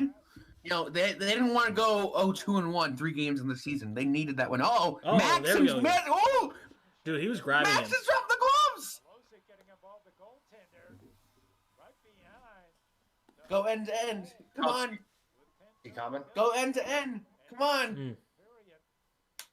Wow. It's gotta be. Matsushima is the guy who doesn't really get into it too because he's a goal scorer. Yeah. But he was holding on to. You're going to show this. He was holding on to the stick. No, he went into it, and Max. Yep, Max was holding on to his stick, I think. Yep. Yeah, but Max was holding on to his stick. He was going for the choke. Look at that punch by Max. Wow. Is Matsushima getting thrown? Oh no, it's he's going to the penalty box. He's in the box. Somebody's got to serve, I think, for Max, I think, right? Has to serve. I wonder if I think they're saying it's embellishment on Matsushima. But a great camera angle for this. Yeah. Yeah, really well done. Oof. I mean, that's hey, throwing a punch with his glove on. Yeah, it was the blocker, so I'm not exactly concerned about throwing it, especially in the neck area, but Should be matching. it looks like it was embellishment to me. I'd be perfectly honest, but that might be my Huntsville bias coming out. I think Max should get something for that.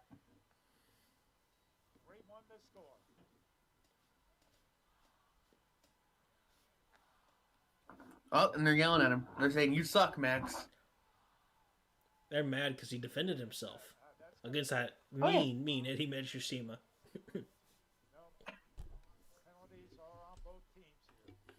Yep. Rod Aldoff asking what the penalty is. Oh, look at that reverse retro. Yeah. One of my favorites. I love the caps.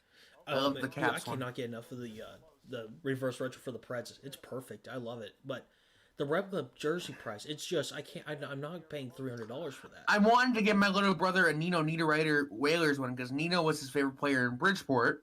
Mm. And it's really expensive, and I wanted to get him a Whalers one because where we live and everything. Yeah.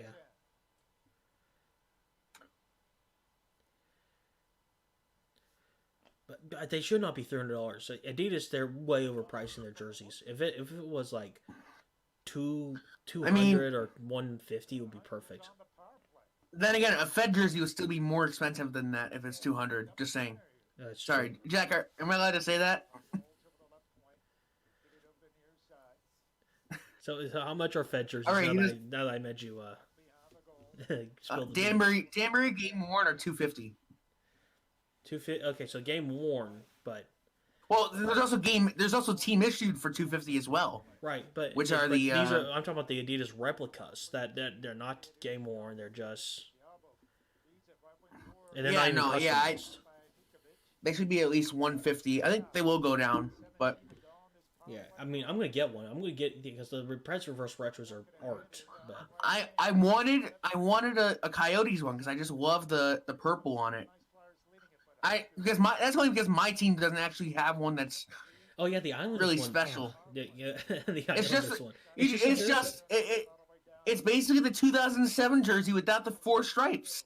It's literally just a 2007 jersey without the 4 stripes. Lou going around and just being like, all right, Well, yeah, Lou, if we had the fisherman would have to shave his beard because Lou Lamoriello allows no beards. all right, son. That was a joke somebody made.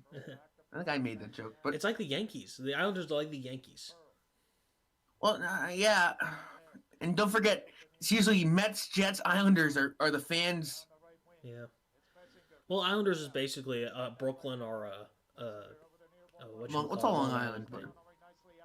Well, it is Long Island. Yeah. How far is not Nassau from? Well, I guess what was Nassau from Brooklyn? Brooklyn, Yeah. half hour Wow. By taxi or train? by car. I've never done the train from like the nearest train station from Nassau Crossing because I live right next to it. Ah. That's cool. Nice. The nearest train station from there to Brooklyn or New York City.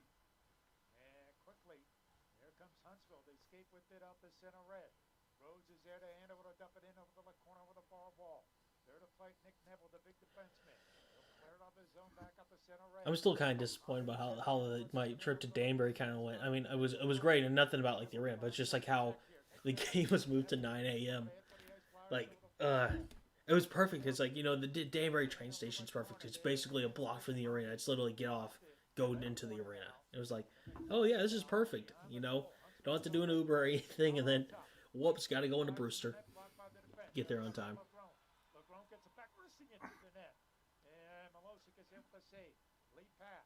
It's his man Kalinowski. Uh-oh. Down the left wing. Look out. Left wing circle Ah. shot. Kupski with the save. Holds on to it on that shot by Sikalis. Time out on the ice. 7:20 to go. Second period. 3-1 Ice Flyers lead it back in 60 seconds.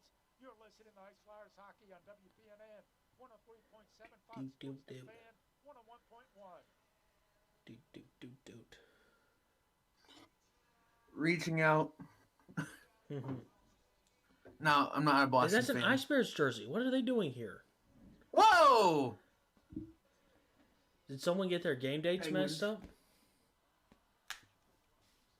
Is that a Portland Pirates jersey? What? What's that? B? Is that Bruins I don't jersey? know. I mean, it's No. jer- No. two. Down.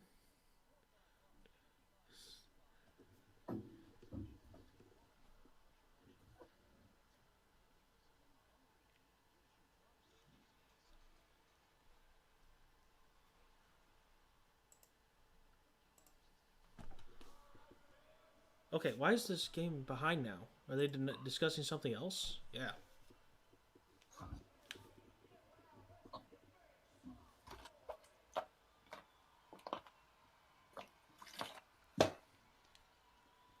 Paul Chestnut back with you. We got 7:20 to go here. And this second period, 3-1 to score. Ice Flyers on top of the Huntsville Havoc. Glenn DiTilio having some a conversation here with the officials on the bench. Rod Eldoff having a conversation with the referee. So both coaches are working it on their respective benches here. Probably both of them explaining what with the penalties, because you had nobody in the penalty box for Milosic to represent for Huntsville, and Matsushima. It was a double minor on him, I would think, and he came on when 2 minutes were on. I'm trying to figure out what happened. I would have to think that is what they're talking about. So it looks like Huntsville's back on the power play. I don't know what's going on. No, Yeah. it looks like it's a oh wow, it's a 4, Usually when 5. the gets a No, penalty, you see a player it's a 5-on-5. It looks like. that's got to go off the bench to serve the penalty. That was not the case, though.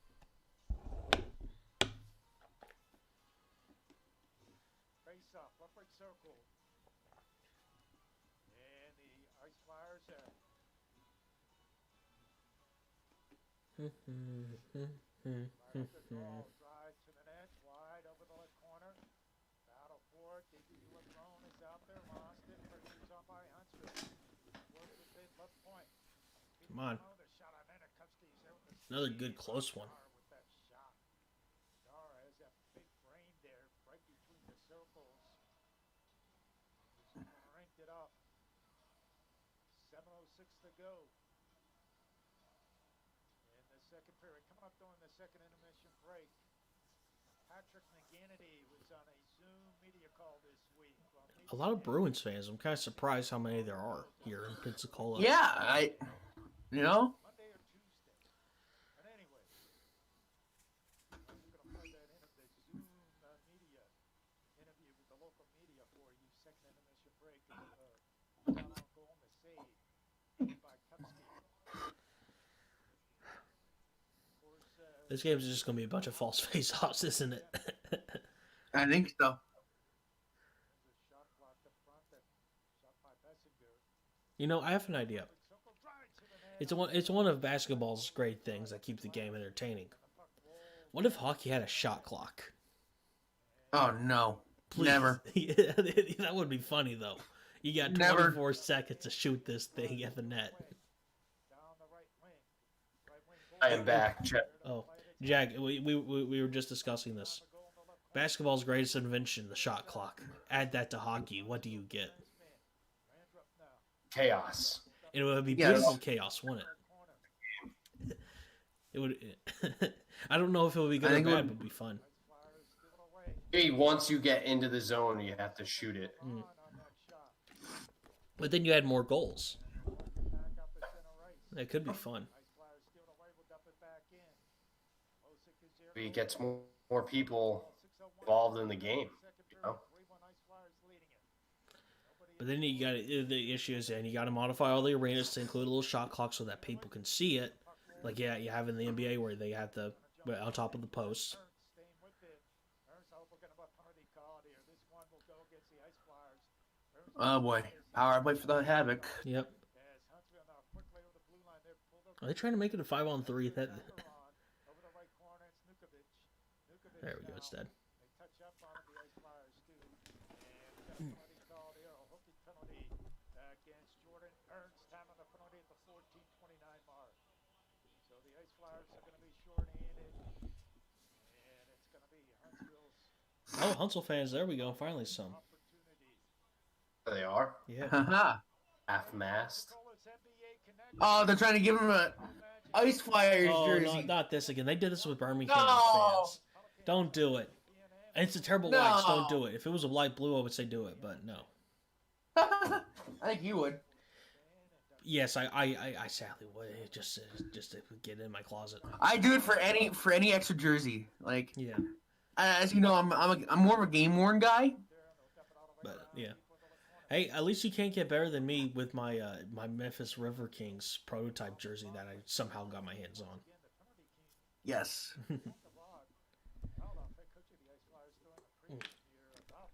Oh, I'll tell you during the commercial break, but I stumbled into this pit today. That's all I'll talk about because I'm confused by all this. But I might have stumbled into, let's just say, an SPHL jersey idea thingy, a hole that was gonna be playing for 2015, and I'll show you some of the jerseys I found. It's crazy some of the stuff I found. It was Are they all on team eBay. that team that never played? It was this weird alt jersey thing. And I think that Memphis prototype that I got my hands on, I think it was part of it because I found a Fayetteville one, I found another River Kings Okay. one. Yeah, I'll show you them at the break. Huntsville win. Back behind the net. 55 seconds of tournament go. On this power play, down the right wing, big fly with it. There they hand over to Rob Dar. And quickly, Ice Flyers steal it, dump it back in. Most of the goaltender. Up the head over the Also, power play is not good, and I don't like it. It's so sad. getting with it up the center. Not really going. Yeah. Right wing board there. Too much going for them. Flip it over the left point, over the Brandrup. Well, this could be an opportunity. Brandrup staying with it. Brandrup on top of the left wing circle. They work with it over the left corner. Pass. Shot on goal. Oh, that was Get that was that close. shot. Keep it in. Played Ooh. nicely there. Nice hustle by Brandrup. Right wing circle. The shot sent by Daru. Saved by Kupski. And we're going to run over the far side. Their 10 seconds to go in the sequence. first. Push shot on. That goes high up the glass from the wrist from Brandrup. Left wing board there to Anovic. Chiabo lost it. Here come the Ice Flyers the other way at center red. We're skating up by the side. Down over the right wing board. Try to center over the Ernst. Couldn't handle it. Kept in the zone. And by Matsushita. Come on, shoot it. Huntsville's there. 3:20 in tournament go. 3-2, and it's driven by our good friends at Hillcrest Dodge Chrysler Jeep Ram, located out on Highway 29 in Car City. 3:10 to go here. And period number 2. Lead pass by Huntsville, and it rolls all the way down the Ice Flyers. And we get an ice call. Time on the ice. We'll catch our breath. Back at 60 seconds. 3-1 Ah. Sadly, there's no Talking Matters with Brando ad for Pensacola games. I'm sad. Unfortunate. So sad. I should be everywhere.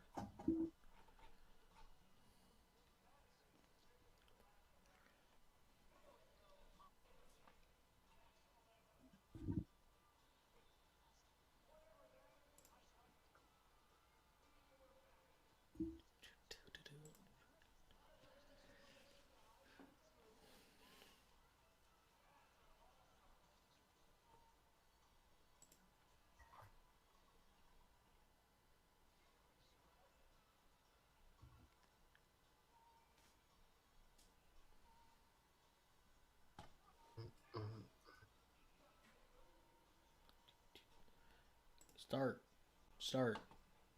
Chestnut back right here at the hangar. Nice Saturday night crowd here. Social distancing, of course. Everybody wearing masks.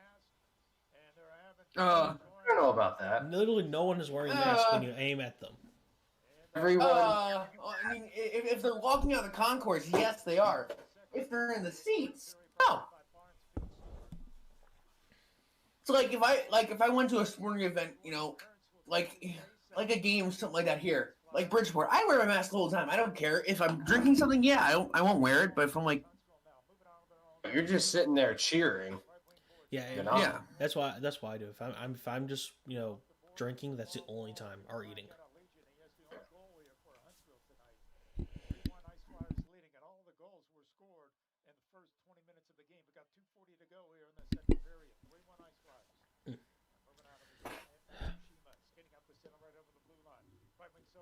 Matsushima handing it off.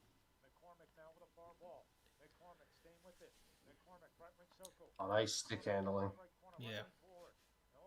Sends it over the left corner now. Off the boards over the near side. It's Ernst. Ernst over to Matsushima. Eddie Matsushima has one. Come on, get out of the zone. Eddie Matsushima. Grinding hard here. Matsushima jumping into the play. McCormick as well. 2:06 in turn on the go. In the second period over the left corner now. Up over the near side. And the puck rolls back up the center ice. There to handle it. And for the Ice Flyers. And that was McCormick. Quickly down the right wing. Work with it. Huntsville back behind the net. Sending it as Come on. Ice Flyers to pick it up the other way. Up the center red. Cam Backer. Backer. Quickly. Milan. So much speed up ahead. Yeah, luckily it doesn't do anything, but still. Trying to get a goal here late in the period. Leading at 3-1, got the 2-goal cushion. They led 2-0, now 3-1 here. Milan, right wing board, hugging the ball. Milan now moving to his left, has space. Cam Backer, back to Milan. Milan circles around over the left point, goes to his right. Milan quickly. Come on, last second shots. Let's go. Ackerman works it ahead up to, they lost it. And Huntsville out the center red. Sakalas will jam it in. Left corner, Ice Flyers jump on that puck. 1:07 and turn on the go. Period number 2. 3-1 Ice Flyers leading it. Huntsville now on the attack. Trying to get a goal late here. Oh. Moves in the crease area. Kupski safe. Rebound on the blocker. Oh. It goes on the shot by Bessinger. Milan is there. Kick it back out the center. 52 seconds to go. Loose puck out there. Yastowski. And now we have pushing and shoving going on away from the Hageman. Oh boy. Getting involved in it. Turtle. Let's see what we got here. Is that a penalty? Yep. Hageman and Romano for 2 minutes for Hageman. turtling. and we only see Hageman Oh, they're trying it again. check here. Going to the penalty. There he is. I got a free jersey. Yeah, but Well, he humiliated himself. That's the issue. Hmm. Goes to the penalty He's box. still saying no. My guy is standing strong. go Havoc, baby. Yeah. You. I'm gonna throw this jersey at you. They're still gonna give him the jersey, but No, apparently they don't. really, Yeah. If he doesn't want it, you don't give it to him. Yeah. Nobody has scored on the power play tonight. Let's give it to some young fan. Penalty killing unit will have to go to work. Key part of the game before they get one lady to look at. Puck rolls over the right corner. Nice Flyers trying to clear it up. Over the left point. And Yeah, that's a good idea for a gimmick though, like to mess with the away fans. I mean, we'll give you this free jersey, you just gotta take it off and put this one on. If you can manage to get the right hardcore fan, I'm pretty sure they'll do it. Right, just a fan of the game. Doesn't matter.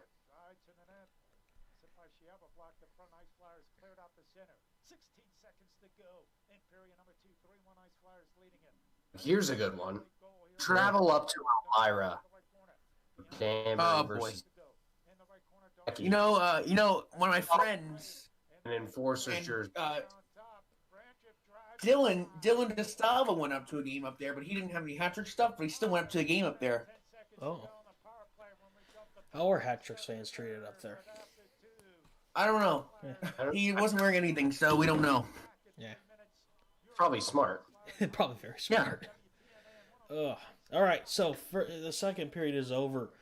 Guys, thoughts on this game before we go to commercial break? Much more. Yep, I agree.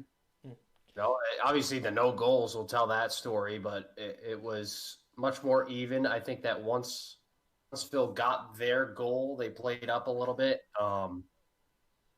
Had a couple of really good chances towards the end of that period, but they just couldn't connect. Yeah, I totally agree on that. All right, guys, we're going to go commercial break for 5 minutes. Be back. We're going to talk about a little more about the game, and then we're going to finish out, watch the rest of this game. And that's it for the SPHL watch party. We'll be back in 5.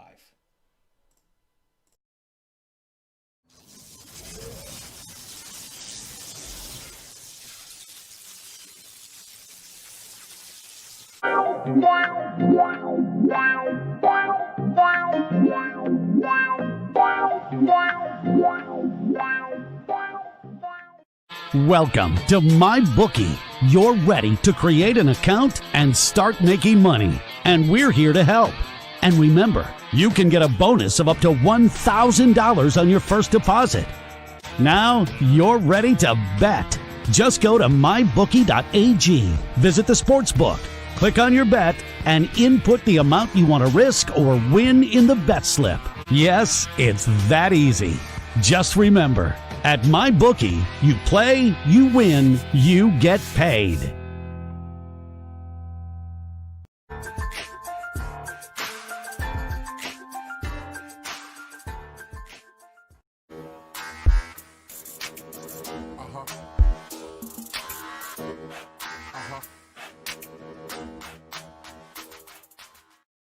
At Amazon, we're pretty good at getting things done.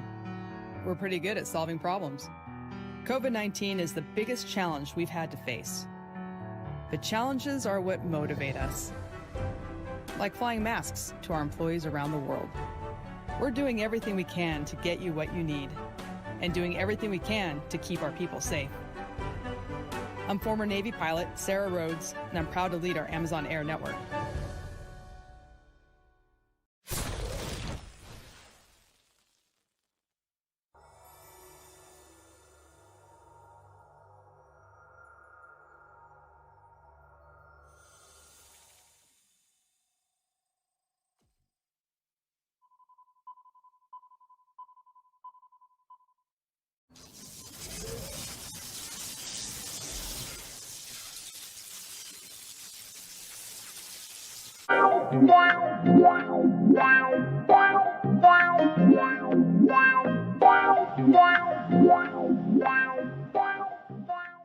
Welcome to MyBookie. You're ready to create an account and start making money. And we're here to help. And remember, you can get a bonus of up to $1,000 on your first deposit. Now you're ready to bet.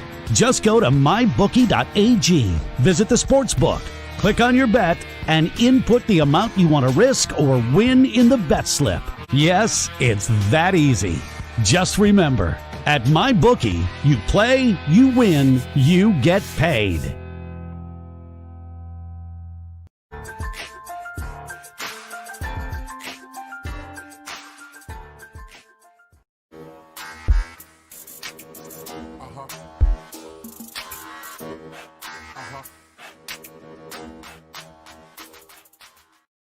At Amazon, we're pretty good at getting things done. We're pretty good at solving problems. COVID-19 is the biggest challenge we've had to face. But challenges are what motivate us. Like flying masks to our employees around the world. We're doing everything we can to get you what you need, and doing everything we can to keep our people safe. I'm former Navy pilot Sarah Rhodes, and I'm proud to lead our Amazon Air network.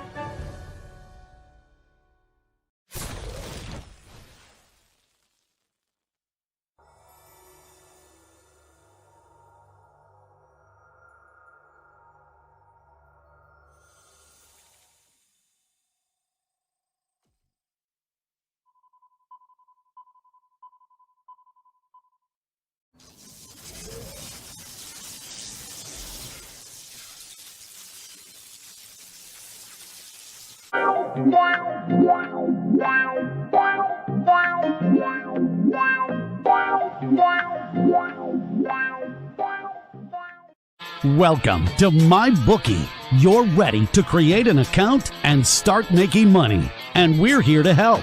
And remember, you can get a bonus of up to $1,000 on your first deposit. Now you're ready to bet. Just go to mybookie.ag, visit the sportsbook, click on your bet, and input the amount you want to risk or win in the bet slip. Yes, it's that easy. Just remember, at MyBookie, you play, you win, you get paid.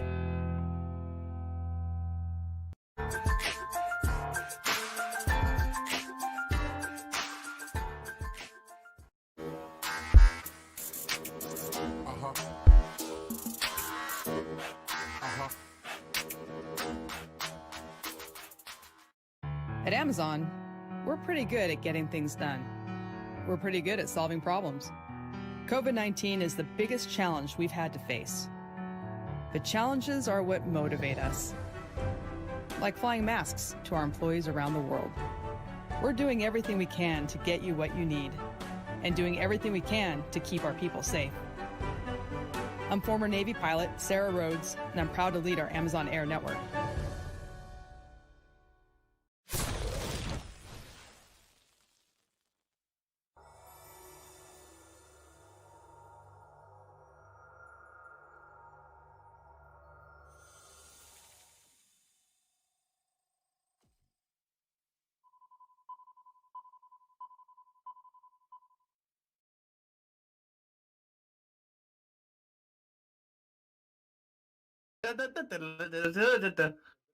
We're back on air. We have a surprise thing, but wiener dog races are happening in Pensacola, and it looks like a little Chihuahua just won. Woohoo! That was great. Wow. A dog in a tutu won the wiener dog race. This first heat. Dog in a tutu. That's all impressive that they didn't veer off track. Like they all went goal line to goal line. Does Daybreak not do wiener dog races, or is that just never No. considered? We need We to. have not. They have. There he is. not. There's her. We gotta call Herm right now and ask him to do it. I think that's what we should do. Tell Herm he's a Oh, coward. instant replay. Look at dog number 2 over here on the right, just gone. Yeah. And you see the wiener dog there cutting inside, I think taking up too much. That's great. And then do the Diagonal Stamkos movement. jersey. All right, looks like we're getting another heat.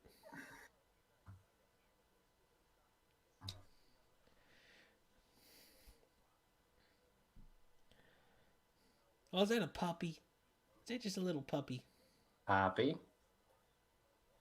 Yeah, there was a corgi. There was a chihuahua. Yeah.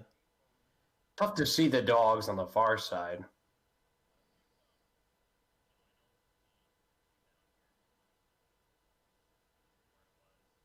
Chihuahua is big and fat. No, the corgi's big and fat, I should say. Look at him.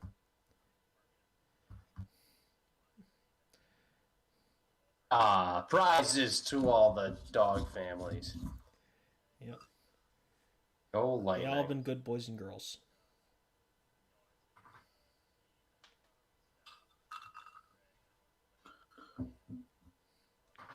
Let me figure out how. I'm gonna pull up Hansel's promo schedule while we're here. When's are we even doing Wiener Dog Night? I don't remember seeing that. Hang on, HanselHatback.com.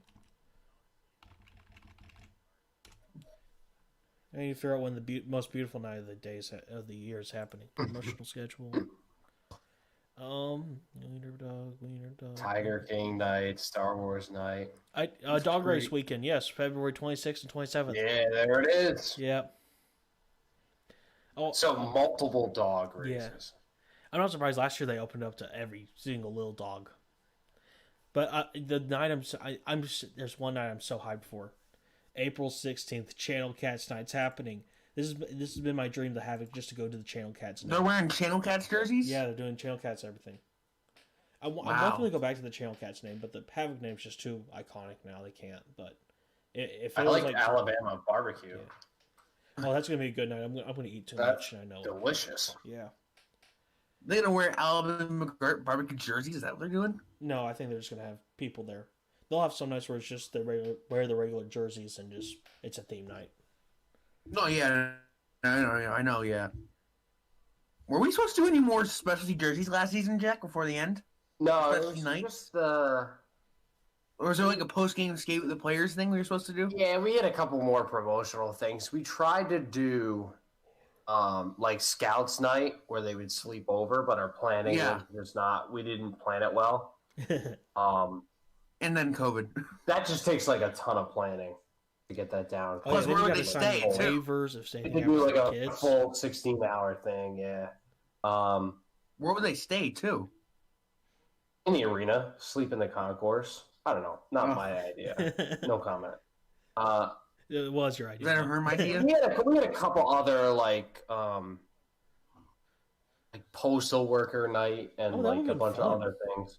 Yeah, we were supposed to have that. Yeah, I know Like that. everyone, if you work for FedEx, UPS, or the post Yes. office, you get a free ticket, Well, discount. well, you know, ticket for are you being families. Amazon Kevin, bias? Kevin, the goalie, Kevin, who worked at the ice crew there, Mhm. who's now playing junior hockey in California, by the way. Yeah. I saw that.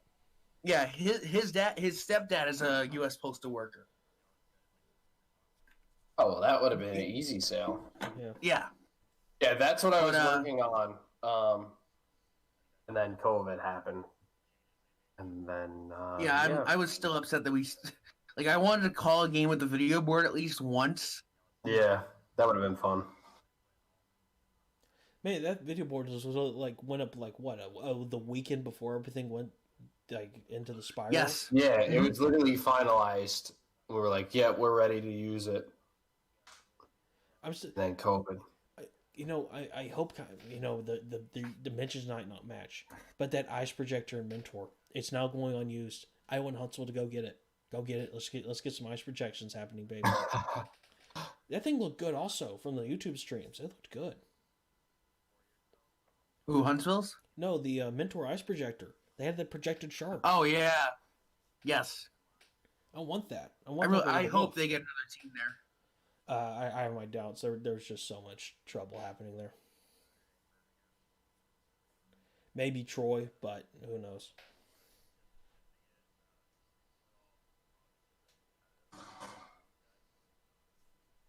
Yeah, Mentor is a weird situation.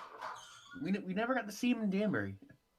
Well, they're in our division. They were in our division, but and we only we played never them got twice. to see him. Yeah, they were supposed to be the weekend of COVID. I think that was them. We played there once, and then they were going to play at our place once in a weekend. But it's supposed to be the way that the schedule played out. You play one weekend at home, one weekend on the road for teams in the other division.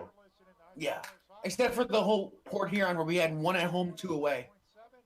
Yeah, that was weird. The fact they threw in like a Thursday game. Oh, imagine, that home and home with Port Huron and Danbury. Jeez.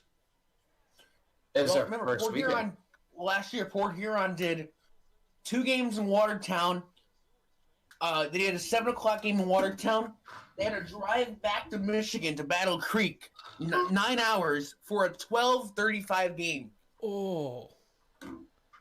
They just had to sleep on the bus and get up and practice. Wow. They didn't practice. They just went straight there. They left Watertown at 11. It was like a 12-hour ride, it turned out. They got to Battle Creek at 12 for a 12:35 game. Ugh. That should be allowed. Luckily in the NA3HL East Division, we don't have any tough trips. Yeah, the longest trip is Long Beach to Northeast, probably. Yeah. Long Beach Northeast, by far. Or was New Jersey further? New Jersey's further. You think? I love how Christian sounds so defeated. I didn't mean it, but yeah. Middletown, New Jersey. So I have to ask. I mean, is New York City at least for the Northeastern Division, is it seen as kind of like a barrier because you have it's basically it's like in one corner and then everything else is kind of like around it in like a. It depends. Yeah.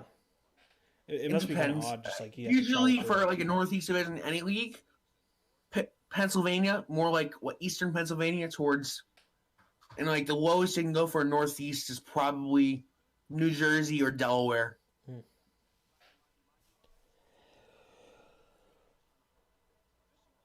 They have a blimp going? Nope. I wish Huntsville used to have a blimp. Then that thing broke. 3:47. That's 3 hours 47. Jesus. Yeah. It's the longest trip, which is not that bad. Compared to like Danbury Fed team going to like Port Huron, which is like It's going to 15 Columbus. hours. Columbus 26-hour ride. So we took a plane Took a plane, yeah. because I Billy will is always because Billy is smarter. Yeah, Billy's smart. And I will always remember when the guys found out that they were taking a plane. You see, I didn't know this because I wasn't an official office guy, but Yeah, they were taking. We were having like the team lunches, the Colonials, the hat Yep. trick, and they were all like geeking out. I'm like, "What's going on?" They're like, "We're flying, baby." is that, Bruce I think Litzner is like, I think I know who said "Let's that. I think I know who said that. Not Cruz. I think Johnny said that. Yeah, I think Johnny was in the mix, but like I remember specifically Cruz was like, "I'm so happy, man!" Like he came into the office, he's like, "We're flying, it's the best day." I love Cruz. Did they fly Dude, out I of, love Cruz. Did they fly out of LaGuardia or Newark? Newark. It was Newark. All I Yeah, remember that- is this was the beginning of COVID, right? This is early March. I remember I was looking at Shinkarik's Instagram, and Levesque had the full-on mask on. Levesque already had the mask on, beginning of March, pre-shutdown. Oh yeah, that Yeah, New Columbus, Jersey is longer by a half an hour. yeah, that Long Beach. I just realized. Yeah, that Columbus and Danbury. Yeah, that was literally right before everything went down. Yeah, That was the week before the Carolina brawl. 'Cause remember, that was the end right there. That brawl. Yeah, that was. Well, no, you're wrong on that one. Elmira. Well, yeah, that was and the Elmira Watertown empty arena game that was literally the last sporting event that happened in the all- United yeah. States. Believe it or not. Come to Elmira, the last sporting event pre-COVID, and we can assault the officials also. Mustache. We'll also film games without telling anyone on our YouTube channel. Not that I know everything about that. They did that last year, right? Yeah, that was a little controversy.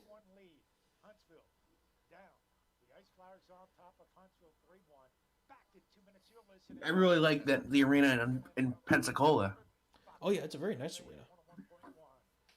Older building, but it looks really good. Yeah, They have concourses there, right? It looks like they don't. But they do. You know what? You want to know that's a arena that surprisingly has concourses, or at least has two. Macon. No. Nope. All right. Birmingham. Knoxville. Birmingham. No, because well, that's where University of Alabama plays too. Yeah, there's SEC hockey conference team. Yeah, I know somebody that plays there. Actually, Jack does too. I know kid who worked at DIA in the hockey department. Mm. He's a goaltender for Lynn University based out of Boca. And they're in that division.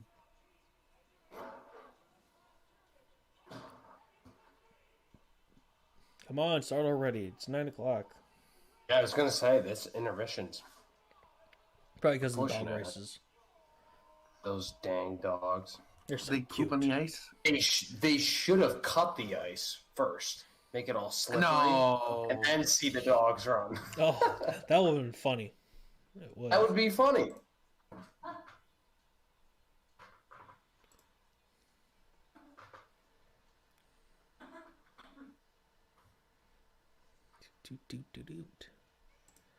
All right, here we go. Final period of the of Huntsville versus Pensacola.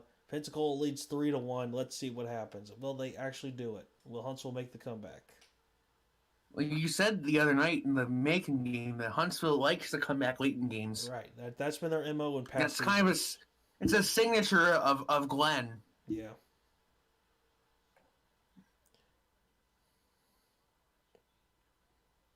Look at all these Florida Panhandle people.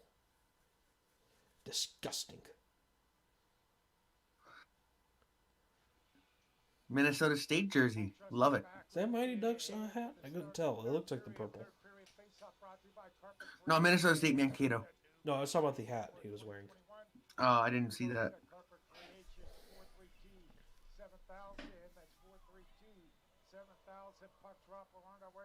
20 minutes of regulation. There we go. Huntsville had what it takes.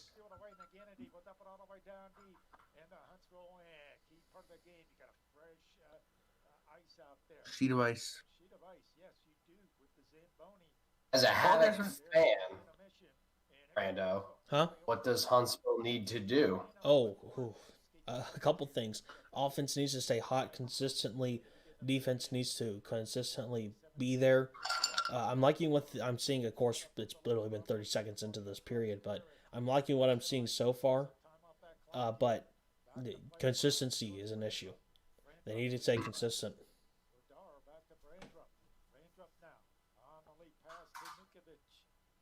Ow. 13 seconds to go on the power play. And quickly there to handle it beyond his own end. It's Brandrup. Not much of a power play opportunity here. Ice Flyers doing a tremendous job on the penalty kill. Fifth power play tonight. And they're 0 for 5 with the man advantage, Huntsville is. Paul, stop bullying me. Here we go with the blue line. Moving on. It's digital cyberbullying. It's back. It's an issue. 18:39 to go. Regulation time. Third period brought to you by Good Brings at Montgomery Paint.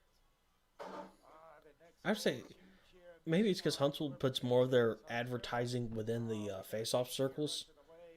But it feels like... Yeah, Bridgeport does too. Yeah. It feels like there's more ads on the ice compared to Huntsville. Maybe that's just me. There's a bunch. Let me see.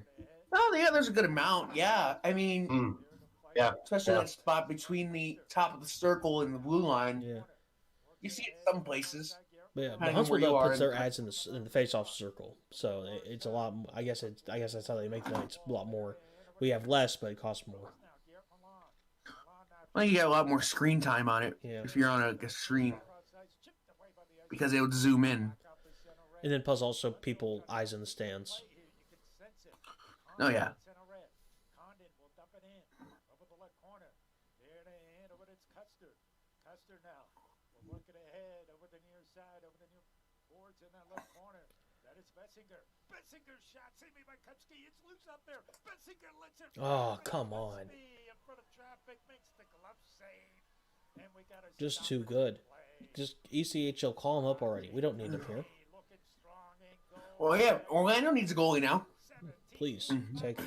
Orlando just lost their 1A 1B goaltender because they had Who? Garrett Spark. They had Garrett Sparks, believe it or not. Whoa. And Garrett Sparks just got called up, or just got a PTO with the Calgary Flames. Ooh. He's playing this year. He didn't have any work. Remember last year he played an NHL game for Vegas. He's played over 100 NHL games. And he had nowhere to play this year, so he was playing out in Orlando at the Solar Bears. Him and Clint Windsor. And, yeah, so now he is in Flames camp this week. Let's see. Yeah, Flames went to the playoffs. I was about to say, because some teams, of course, started their playoffs a little early because they didn't make the playoffs, but still. Yeah, made it. Buffalo just went in. Capitals fans, wow. Reverse retro. No, those were none of the. Those are just normal home jerseys. Oh, there goes Jack. But the Ice Flyers play it. Here comes Garrett Milan. They'll dump it in over the right corner, over the near side. Milan scored the first goal of the game. On top, wrist shot. And the shot goes wide, high up the glass over the left corner. Puck rolls over the far wall. Back behind the Oh, Max, come on. Ugh. Is there. Left wing circle. Moving on in, centering pass. Sorry, I will never do that ever again. I suppose. By Neville. It's wide off the boards. They're coming up on a Malosic. Uh-oh, here we Oh go. boy, now we got some stuff Oh, behind the that's a play. penalty. That's a penalty. Yep. Dean Yakura coming to help. Former Danbury Titans We had captain. a little disconnection on the. Former Danbury Titans captain Dean Yakura. Of course, I'll mention that. Not a big deal. Good pull.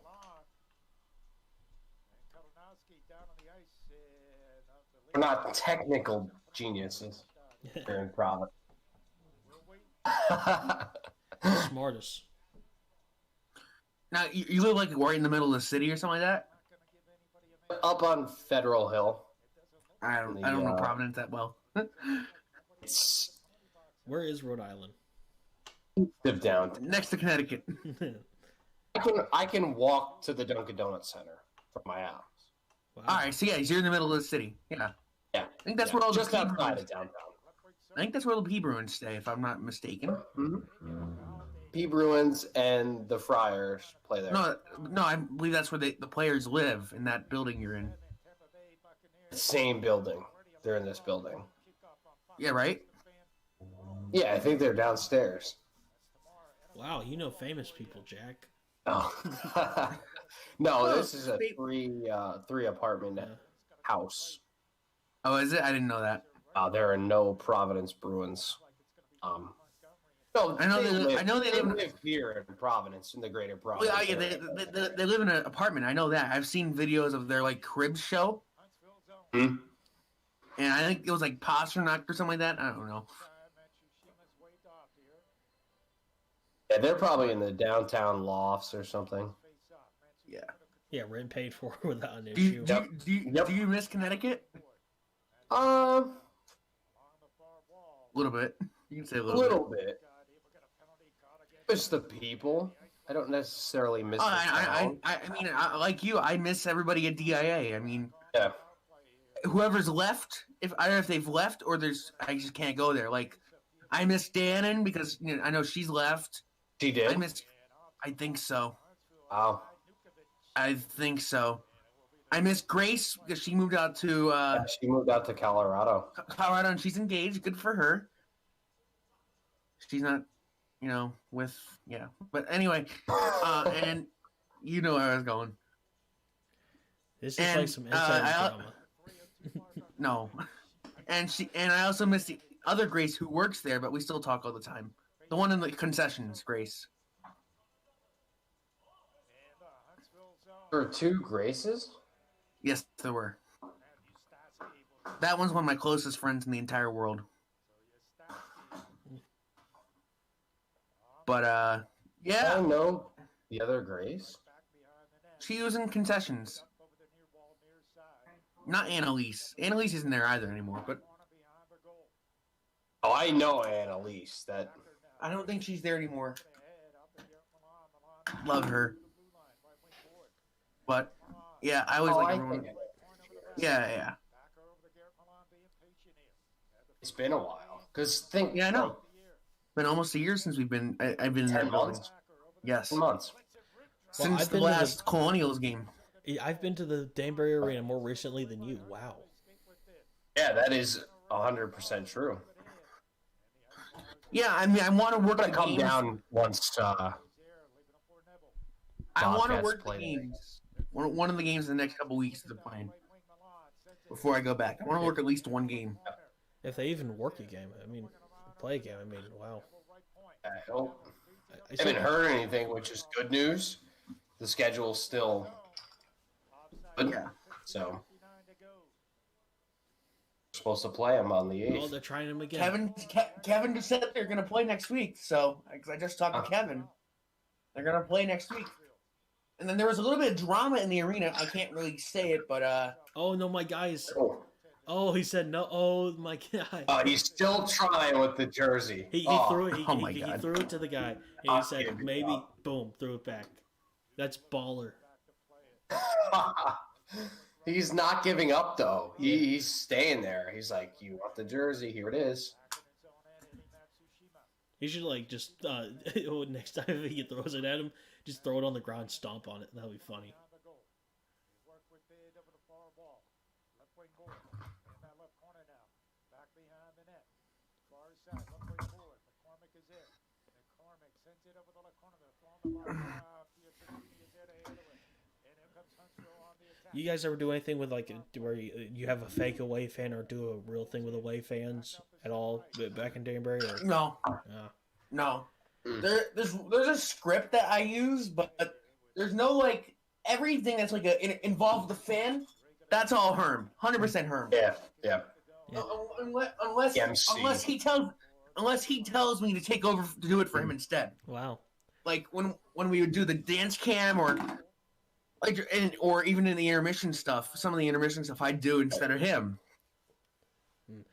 Oh man, Huntsville used to be mean to away fans, or at least that just at least portray them. 102 is like last year we had Delaware fans sit in the middle of 102. No, not smart. They sat in the middle. No, not smart at all. I feel like they order as a group, Jack? Is that what they did? Yeah, they honestly like.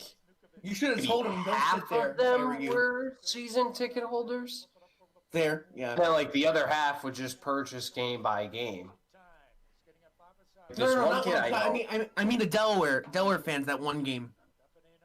But yeah, that's the thing. It was like half of the 102ers were season ticket holders. That means the other half of the seats were up for grabs for Oh yeah, right. Each game, and whoever was available would just buy it individually. Yeah. So I would have the same guys come up to me on I know what you game mean. I've day seen at it, the yeah. stands, and I'm like, why don't you guys just buy a full package? You're here every weekend. They're like, oh, yeah. New Haven guys. That's what happened. Delaware bought a bunch of seats because they were available. Wait, I'm gonna guess that the fans heard some very mean things about them. Oh, come on, Oh, bombs away. stupid turtle. Go back Yeah, to the lake. there were some things about Pens because Pens got really mad, I guess, back at the hat-trick fans. That sounds like him. The first time I can say this, I guess. The first time some random dude, and Jack, you remember this story very well. Some random dude who only used landlines and mail, didn't use the internet at all. So he only used landline. He'd always call Jack for all this stuff. Well, the one game he went to was the first time he played Delaware in Danbury, and he goes in. Jack, you remember this, right?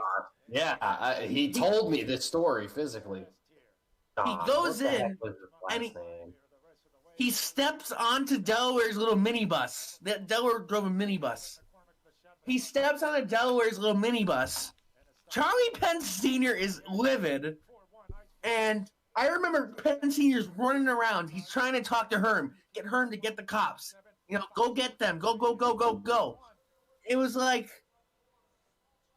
it was one of the wildest things seeing a head coach / owner of a hockey team try to get the police in such a frantic way that he did. Remember, he his got name was John. Yeah. He would call us once a week and just talk about how he couldn't stand Mentor. Didn't like Delaware because he asked for a free T-shirt and they didn't give it to him. That's why he went onto the bus. Oh my god! Oh my Asking for the T-shirt. Oh my god! Like just certifiable. He would show up at like 3:30. He would explain his whole thing. I remember that. to He me. comes to the NA3 games. He's like, That one day he went to the NA3 games. I took a bus, I took a train, and then I took a bus. I'm like, I don't really care. Well, that's great that you're here, man. Yeah, so glad that you're supporting us. Wow, what's going on there? Simba Cam. Simbacam. We need to do that next year. If we use that second camera we got. That's a good idea. They got. Sorry, I'm not there anymore now. Well, I still kind of am. I'm still actually on. I'm still on the payroll. Don't tell him that. Get I hope those her. 401k healthcare benefits still. No, I wish. What they paid me? No. For what I did, for what they paid me, not. Now I have to ask 102 because they're kind of storied. Is it true that their favorite person is Robbie? Yes, of all time, yes. So back in like 04, 05, he was coaching Flint, and I guess there was something happened or something like that, and they made a sign saying there are some cool people in Flint, Michigan. Whoever the mayor was, and Robbie Nichols was on there. And then I've shown you the sign, obviously, like Robbie, you don't have a heart attack, play 50-50 and have hot chocolate. I can tell you what And something then- else is wrong with Flint, but okay. Yeah, well, no, everyone in the world knows that. But also, they also go at Mahfouz. I think Mahfouz has become their favorite guy since Robbie. Yeah. Mahfouz is their favorite guy. I think of all time, it's Mahfouz, Robbie, and Richard Purcell, the old commissioner of the UHL. Oh, I'm sure he just loved after all the Trashers stuff. Just why did you allow a he did. monster to come in and take a team? I still can't Yeah, believe I've that's a real talked to story. AJ. Oh my gosh, dude! As a kid growing up, I didn't know what the hell was going on, but I knew it was crazy. Like I knew it was 10 times more different than like Bridgeport games I'd gone to. Ugh. The It was guy 10 allowed a times more different. 17-year-old son to run a team. Ugh. Nah, I mean, well, first off, AJ did a great job no matter what, and he's really, really cool. You know, I've gotten to talk to him since the pandemic. I got to talk to him on, the alumni night, which I think was the most fun night we had all season last year, Yeah, Jack. absolutely. And it was our biggest crowd all year too. The very last game. Mhm.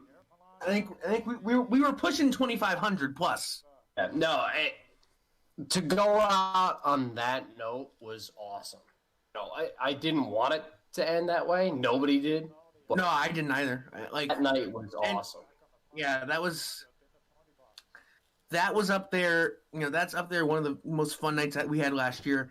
Any games where we had big crowds. So the last two Carolina games, the Delaware games, the game on the 14th of December against Watertown was fun because we had the Bedrock Band and they are awesome. They're great people too. The New York Sled. Yeah. Well, yes. Thank you, Ron, for that. One of our season ticket holders who's an actor. If you ever seen the Lester Patrick documentary kind of thing, like that shows sports stories, something like that. Oh, I haven't. He's the guy that plays Lester Pat. I watched it growing up on FSN, believe it or not. And Really? I would find out years later that the guy who played Lester Patrick has become one of my good hockey friends since then. Wow. And that's Ron Rigel, who's just awesome. He's a magician too, so he did our tricks for tricks. Is that what it was? Tricks for tricks. Tricks with tricks. Yeah.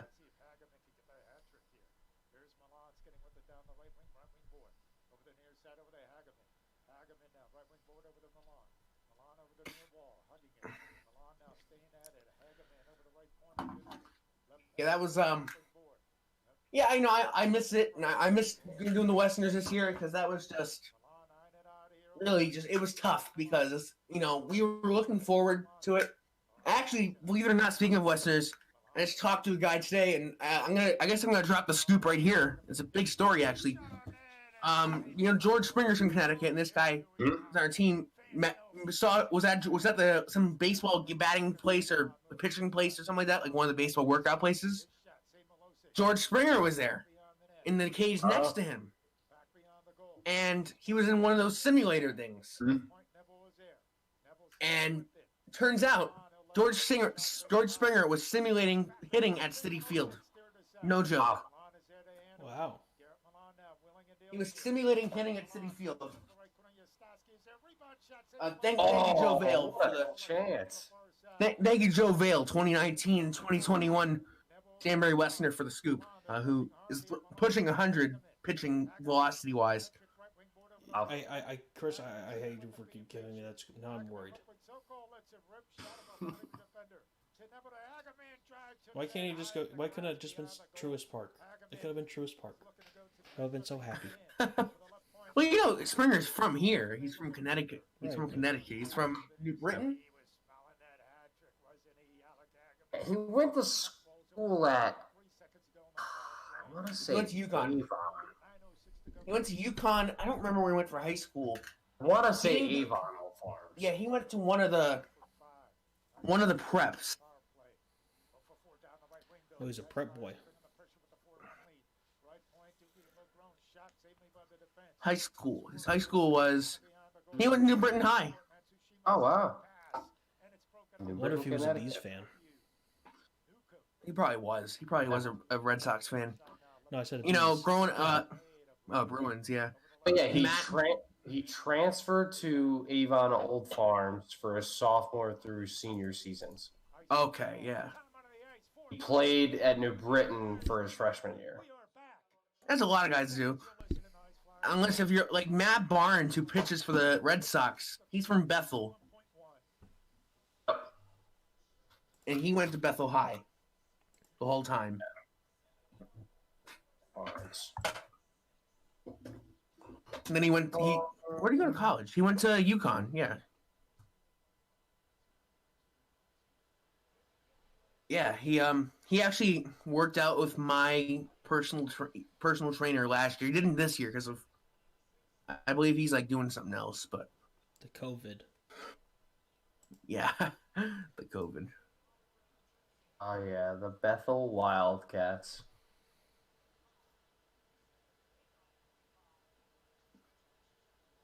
Bethel High.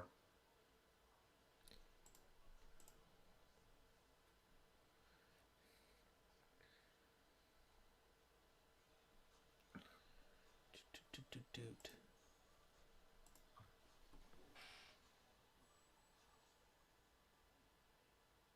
Paul Chestnut back with you is the Ice Flyers in their own end off the draw. We'll dump it all the way down deep. Oh, Huntsville zone over the right. chat about the game on hand. Haven't seen anything noteworthy from Yeah, this has been very. Huntsville to come back in this game. Yeah, Yeah, no, I agree. yeah. I'm Just a Huntsville fan. a lot of it's been, you know, been a Niscola placeholder. just holding down the fort. Coming to his right, it's Romano. Who knows? Watch this like the last 5 minutes. There's gonna be like 3 goals. Yeah, yeah. Up the center right. Over the near side, over the near wall.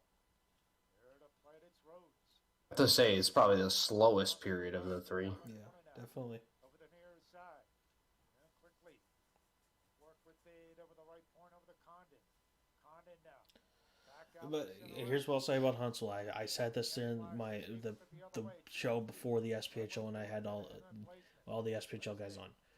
Huntsville does this every year. They have a terrible start, and then they get better, and better, and then all of a sudden, boom, they're in the playoffs, and it's great. You blow up, yeah. They got hot. Uh-oh, something happening? We got Rip Off Freak Daddy here. Friday, January 8th, our next broadcast, 7:35 face-off. Ice Flyers of Birmingham on Friday night, January the 8th, 7:35 face-off. We'll be on the air pregame show 7:30. Face-off, right wing circle. Puck rolls over the right corner. Swing it up over the far wall. Out the center right down the right wing board. Hold up and in deep over the right corner. And quickly. Feed it over the right corner now. Huntsville. Work with it. Dumping in over the left corner back behind the net. Oh, Good chance. yeah. Work with it.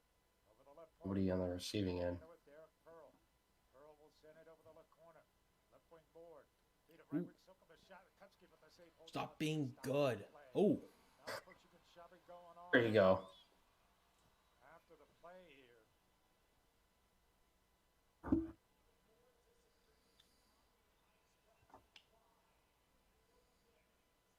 $6:49 to go.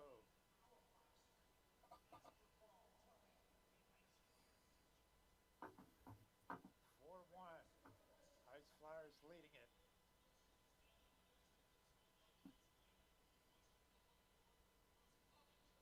The Ice Flyers not getting Milan. Jared Leach in the only goal in the game. Okay, can we get back to the hockey? Huntsville. Free shirt for you, sir. Free shirt. Yeah. Thanks for We only playing. did that once last year. Like we had a T-shirt cannon at one point last year. That How was much fun. how I much got is to a hit- t-shirt can now? I kind of want to buy one. I don't know. Don't know. Right, I don't everybody's know where gonna buy Bo. one I don't know. I don't know where Bo got most of this stuff last year. To be Yeah, honest, he's a genius when it comes to it. I think so. Yeah, I think he is one of the smartest guys to work. Oh, ever in that's Danbury. that's much Oh, yeah. more expensive. Yeah, just don't look at his $700. Twitter likes. $1,300, $700 seems the minimum. And I don't think anyone heard me because Rando was talking. So Oh, thank goodness. I heard I don't you. want to repeat what I said. I know you did, but I don't want to repeat what I said. So that was funny though. Come on, that was funny. Yeah, I laughed. It was funny. It's hilarious. Ah. ha, Huh. ha.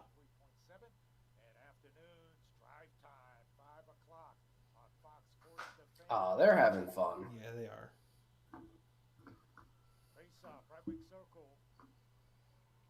I'm not having fun, but okay. And the Flyers in. Puck rolls over the right corner with the far side. And Backer is there. Come on, just do one chance. Drives to the net of the glove save. Made by Kupski. As he holds on to it. If Huntsville doesn't score soon, I'm just gonna do my Jar Jar Binks impression. For Huntsville. 6:15. Misa think you don't like this. Ice Flyers 6 minutes and 14 seconds away from winning their third straight game on the Not gonna lie, that was pretty white. last Saturday night. They battled back after a 3-0 deficit. Birmingham won 4-3. They won 6-1 with the home opener Wednesday night. And here they are leading a 4-1 against Huntsville. Yes. Face off right wing circle. Wow, the Tampa Bay, the I'm noticing with the ad for the Fox Sports station, the Y Tampa's just close. came off. Yeah, it started to become Tampa Ba. Tampa Ba. Built up in the Huntsville zone over the right corner. Messinger. Late pass it goes. Over the bows to his right. Running it I'm down. starting to sound like JFK. Fritz. Nothing bad ever happens to the Kennedys. Oh boy. Oh boy. You're not from Boston though. Come on. Brings up Montgomery paint. Boston. Boston. Right there. Yeah, you're Harvard. from up. You're up there. Yeah. So you're Harvard. from up there. Back behind the net. Harvard. Work it out on top. Right point. And over it's Brandrip. Dump it in over the right corner. 4-1 Ice Flyers leading it. 5:25. Jack, say I didn't mean to drive off the bridge and what's the name of the place? Bounce it ahead out the center right. I did not mean to drive Newport. off the bridge. My I didn't mean goodness. to drive off the bridge.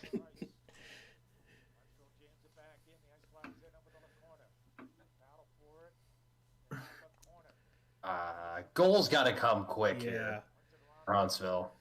it's got to be now or never. Oh, that was a chance. Good chance. The rebound, nice. Wait, one more. Boom.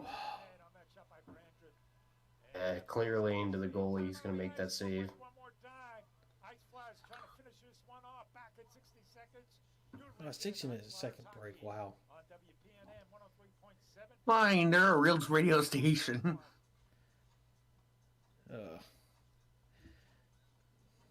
Are they? Well, looking at this cam, at least none of the players have done the floss yet. I still believe we need to go get those children, and re-educate them, make sure they don't do Fortnite dances. How often do they do that in Danbury? What? The Fortnite dances. I have no clue. I don't even remember. That's probably one thing. I Maybe some We- kids we- on the we- side, but like we would not highlight it. Good. yeah, we can only do just regular dancing. Like we had a playlist of like Pump Up the Jam and a bunch of other like usual there's dance one, there's songs that were. Ugh. I'm glad, Jack, you do have a Oh, standard. You do have a standard that no Fortnite dances. you know, allowed. you know what we were planning to do No for the Fortnite. mentor games though. We were planning to do Baby Shark. Well, that Yeah. makes sense because it's mentor, but still.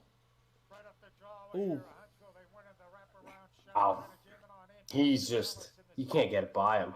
And there's the frustration coming You out. can't blame Max for this game either. Like, Oh, no, absolutely not. Yeah, defense kind of left him out to dry. That was my worry. That's as I said. Alec Hageman, that's the question here. Can Alec Hageman get the hat trick? Can they find a way here for a Paul, stop bullying me. I don't care what Turtle does. goal? So if he gets the next one, it will be He likes it. She's like, yeah. I. 2 goals here tonight. Scored 2 in the first game. A goal in the game, a short and a goal on Wednesday night in the home opener. Yeah, you do the math, that's 5 on the year. Here's a shot between the Come on. circles, blocked in front of me. Nice Flyers kick it out the center. And, almost Hageman. Almost got to it. And here comes Huntsville. They skate with it down the right wing. And the Havoc will dump it in over the right corner. Back beyond the goal, up over the near side, over the left point, there to play it. What happened to the other cam? Chiabo now. I don't know. In front, look out beyond the net. They have like a Oh. 4-camera setup. Yeah, maybe 5 because they got the ones on the jumbotron. Oh yeah, right. Elmira has those too. Are they ever gonna add more than this the one camera they're gonna add in Denver? That's my question. I think they're not, but either way, I Plan don't was know. 2. Yeah, The board. one for like Yeah, one a for mobile, Herm. a mobile one- cam, and then Yeah, a mobile cam, Herm and a game cam. cam. Mhm. Herm Cam. That's what I'm calling it. I'm calling it Herm Cam. Yeah, we need to add like penalty box cameras, like the Trashers used to do. They had like penalty box cams. I mean, do GoPros even live stream? If they are connected to something, yeah. Oh, this is a big power play for penalty. Huntsville. Yeah. Yeah, I think this is it for Huntsville. If they can't score anything, it's done.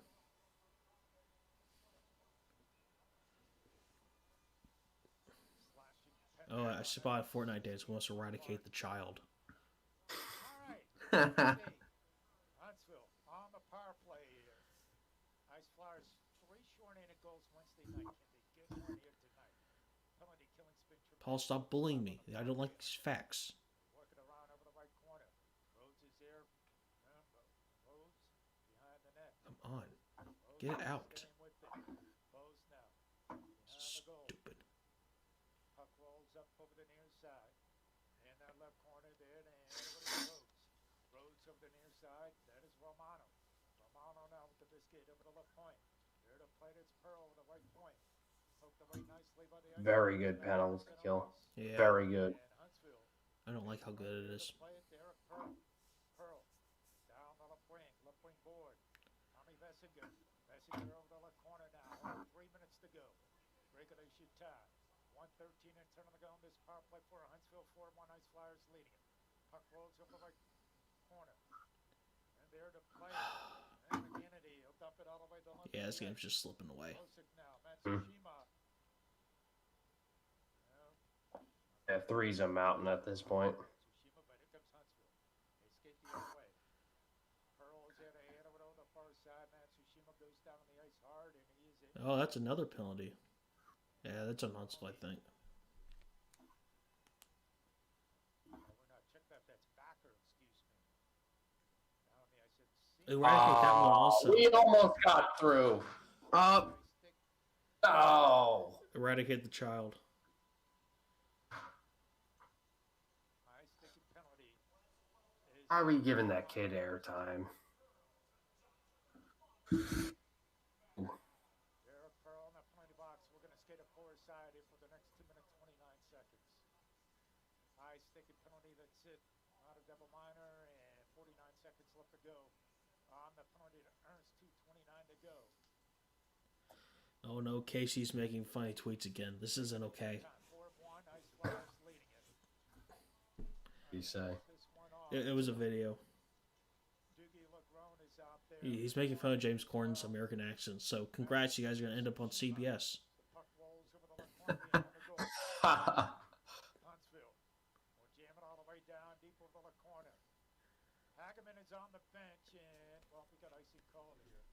Chris, how much merchandise did Danbury make off that HBO segment? I don't know. Well, Probably a lot. not. Yeah, but not all the money went to us. I mean, but still, that's a good chunk if it happened. And Hageman with 2 goals, the last 2 goals of this game. 4th and 5th, will he get the hat trick? Either way, it stimulated probably what. Oh, I hate this. boom, and boom goes the dynamite. Well, at least now we can have a OT comeback win tomorrow. Right by Milosik, Clark Custer, his first of the season. It's 5-1 Pain. Flyers. The puck was rolling too. You didn't see it. That guy. Yeah, they're excited, and I don't know how this dance came to be, where they just went up and down like that. Yeah, with the hands. Yeah, I saw it for the first time a couple years ago in Gwinnett.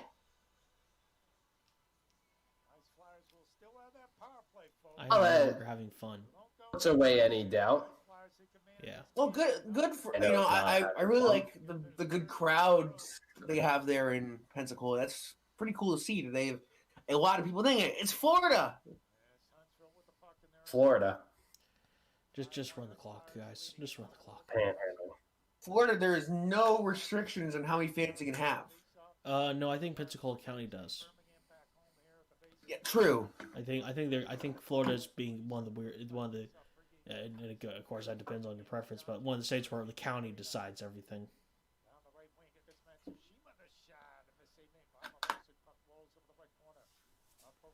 A rough night here for Rando. Death awaits me. I wanted sweet release. We're stuck at 211. Yeah. Randall's 0 for 2 in picks tonight. Yeah. Hey, Jack and I are 1 for 1. We're for Macon. Yeah, we were all off. Yeah. No, well we got Pensacola. Jack and I were going for Pensacola, so At least You got a point. You got a point out of the first game. 3 or 4.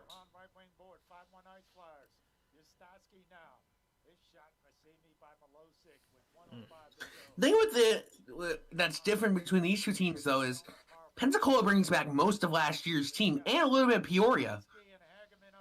Pensacola had a good team coming into the stretch, so I'm not Yes, surprised. and Huntsville. Here's the thing with them: they bring back a good portion of their team last year, but not as much as Pensacola. Yeah. Like you bring in some new guys like Dean Yakura, who obviously is a proven veteran in this league and in the Fed as well, even in Danbury. You know, and it goes to show that they're having a team that comes back almost all together is great. Mm-hmm. Well, 43 seconds till sweet release of death occurs. Come on, just run the clock.